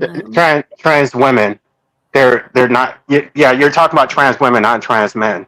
Yeah. I'm talking about men who are dressed as women. Yeah. Right. Those are trans women, not trans men. Yeah. So why do these trans women go after? I've had one come on to me once. Because sexual identity is not the same as your sexuality. Like they identify as women, but they still Your are sexual attracted to women. is the same as how you identify. What you like. Sounds like exploitation to that system. What? Weird. What did you say? Well, it's just like it's the same thing like a lesbian. It's like they consider themselves women, but they're still attracted to women. Yeah, Yeah, but I'm talking about these men dressed as women and then come up because I've had a run-in with a bloke dressed as a woman. I went back to his house with him, which I would never do if I just met a guy, to help him be more feminine. I thought, said, come help out with the wardrobe and stuff. And then he decided he wanted to have sex with me. I wouldn't have gone back to, because I just assumed because he was dressed as a woman that he was obviously attracted to men. Yeah, I didn't think he'd be attracted to women. That assumption. I mean, there's obviously going to be women that are attracted to women, right? Yeah, but I was still quite young. Yeah, this was quite a few years ago. I just assumed. Okay. I just assumed that he would be interested in men because he was pretending to be a woman. Yeah. That was probably either a drag queen or because like, did you know that if he was medically transitioning or no? Well, I didn't ask him. I just assumed that because many years ago I got a man fired from his job because he was trans, and so I've had this little guilt trip going. And then this particular night went this club, blah blah. So I thought I will try and redeem what I did and help this man out. And it backfired on me just a little bit. Yeah.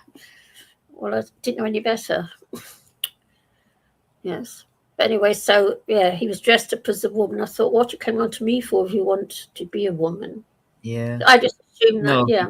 Because like sexual, what you like is not the same as what you identify as, and then that's a fact.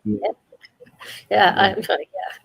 Yeah, what you want to be isn't the same as what you want to get with in bed. Yeah. Oh, I see. Oh, I got you. I didn't know. How short was your hair at the time, and were you wearing shoulder pads? Yeah, exactly. If you don't mind, no D&W. My hair. I was wearing the shoulder pads. They were popular. Pippi, have you ever had like biological females like come on to you like? Oh yes. Many years ago. There you go. I've had that one. I've had that one. I was working a gay bar. Earl's Court, and I had, and they got quite nasty when I made it quite clear to them that I was straight. Quite nasty. They got. Oh yeah, no, like yeah, it does happen a lot. Yeah, they assume stuff. Yeah. Yeah, they just think they assume because I was working in a gay's bar that I was gay, but I wasn't. I didn't know. Oh yeah, of course, yeah. Yeah, Well, yeah. like I think in that situation. Wait, why were you at a gay bar? I didn't know it was gay. What happened was I saw this ad, so I answered the ad, and I got the job almost instantly. Of course. And I'd only been there. I'd been working for a couple of hours, and I thought, I wonder why no one's taken any interest in me, because they weren't. And I said to the barman, "What's wrong with the men in this bar?" Blah blah blah. And he said, "This is a gay's bar." And then I knew I was actually working in a gay's bar. I didn't even realise. Have you D&W? It's what again? D&W probably. So I guess the assless chaps were not a giveaway. Have you ever heard of the coal hern in Earl's Court? You ever been there? No, I haven't. No, it's a gay's The bar. Coal Hern? No, I haven't. There were no drag queens there, Chicky. There were no drag queens or like men in assless chaps. No, yeah. Well, there were some pretty. Well, looking back, things in me, I tend to be very open in what I see around me. Yeah. If there are a couple of men doing weird things, you get weird men doing things in normal. I'm a very open-minded. I worked in a very strange place in Berlin for a couple of years, and I think it's sort of acclimatized me to all sorts of weird things. But I just didn't realize it was an actual gay's bar. I didn't. It wasn't until I was told that I was actually working in a gay's bar that dawned on me. I didn't think such things even existed, to be honest. I just thought everybody went to the same bars. That's everyone's thoughts, like inherently, until they find out. Oh, there is one. I already knew they existed for a long time. Yeah. Yeah. Yeah. Strange. Yeah. Okay, so I got a question. Sex you consider to be like an irrational hormonal reaction to biology, right? Are you talking to me? Yeah. Yeah. Well, It's everyone. hormonal. I promise you, it's hormonal. Oh, what does that mean again? What? The sex. How many people agree with that? I can promise you, it is when right. Okay, the mic. What do you think? That's the gong to say you've gone on too long. So it's time to wrap up. All right. Wrap all up. right. We'll stop talking about that. We can give our closing remarks if you want. Ricardo, would you like to give your closing remarks for the show tonight? You can stay backstage if you want to have a chat. Ricardo isn't there. I'm here. Oh, he is. Go ahead, Ricardo. I'll just say good night and God bless. Sleep well. Okay. Fatima, do you want to say something in closing? Thank you, Ricardo. It's a bit sleepy.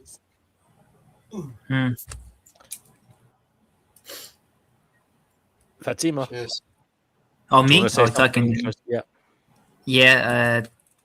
Good talking to all of you, and assalamu alaikum.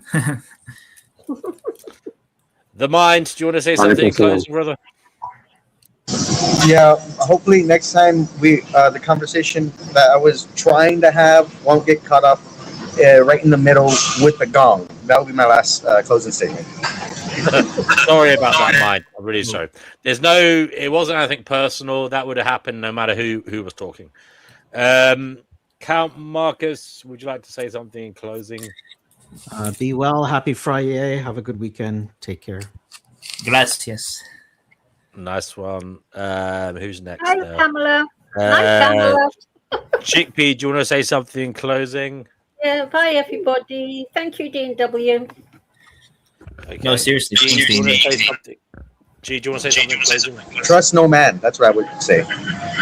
So love will be the next debate for everyone to have a joy in their thinking than the Can you say that again, philosophical thinking.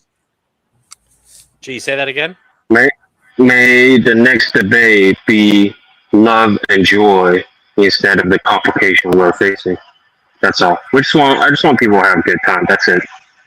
And you guys too. Have a good time. Thank you, G. Life abolitionism. The last words of the show for you tonight. I just wanted to thank Fatima for sharing her story about transitioning and wish her best wishes. Thank you. Of course, I don't try to make it like a spotlight, but if it's brought up, I have no problem talking about it. But thank you so much, LA. Thank you. Thank you. Okay. Goodbye, everybody. We'll be back again soon. Do take care of yourself. Later. Later, DNW. Yeah, thank you. Okay, this show is officially over. Take care, everyone. You too, dog.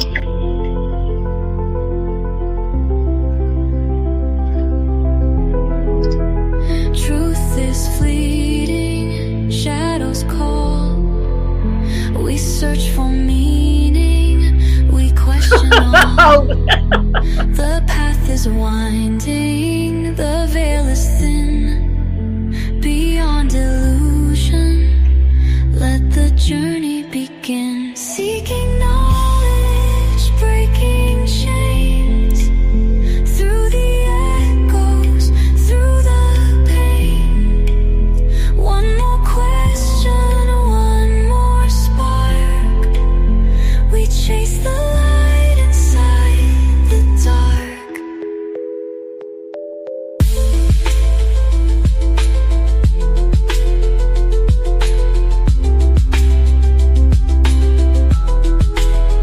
Voices whisper, thoughts collide.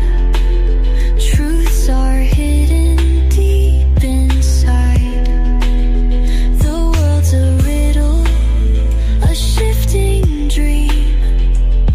Reality isn't what it seems. Seeking knowledge, breaking chains. Through the echoes, through the pain. One more question, one more spark. We chase the light inside the dark. Until next time, keep your mind wide. Stay curious and let wisdom guide you. Let us hope we each seek what we're meant to find. Make Gnosis bring you peace of mind.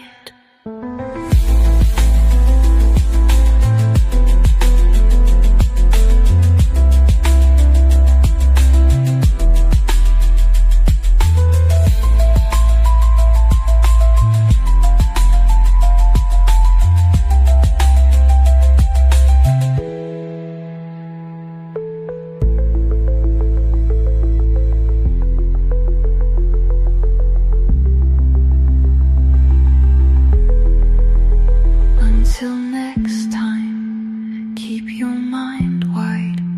Stay curious and let wisdom guide you. Let us hope we each seek what we're meant to find. Make Gnosis bring you peace of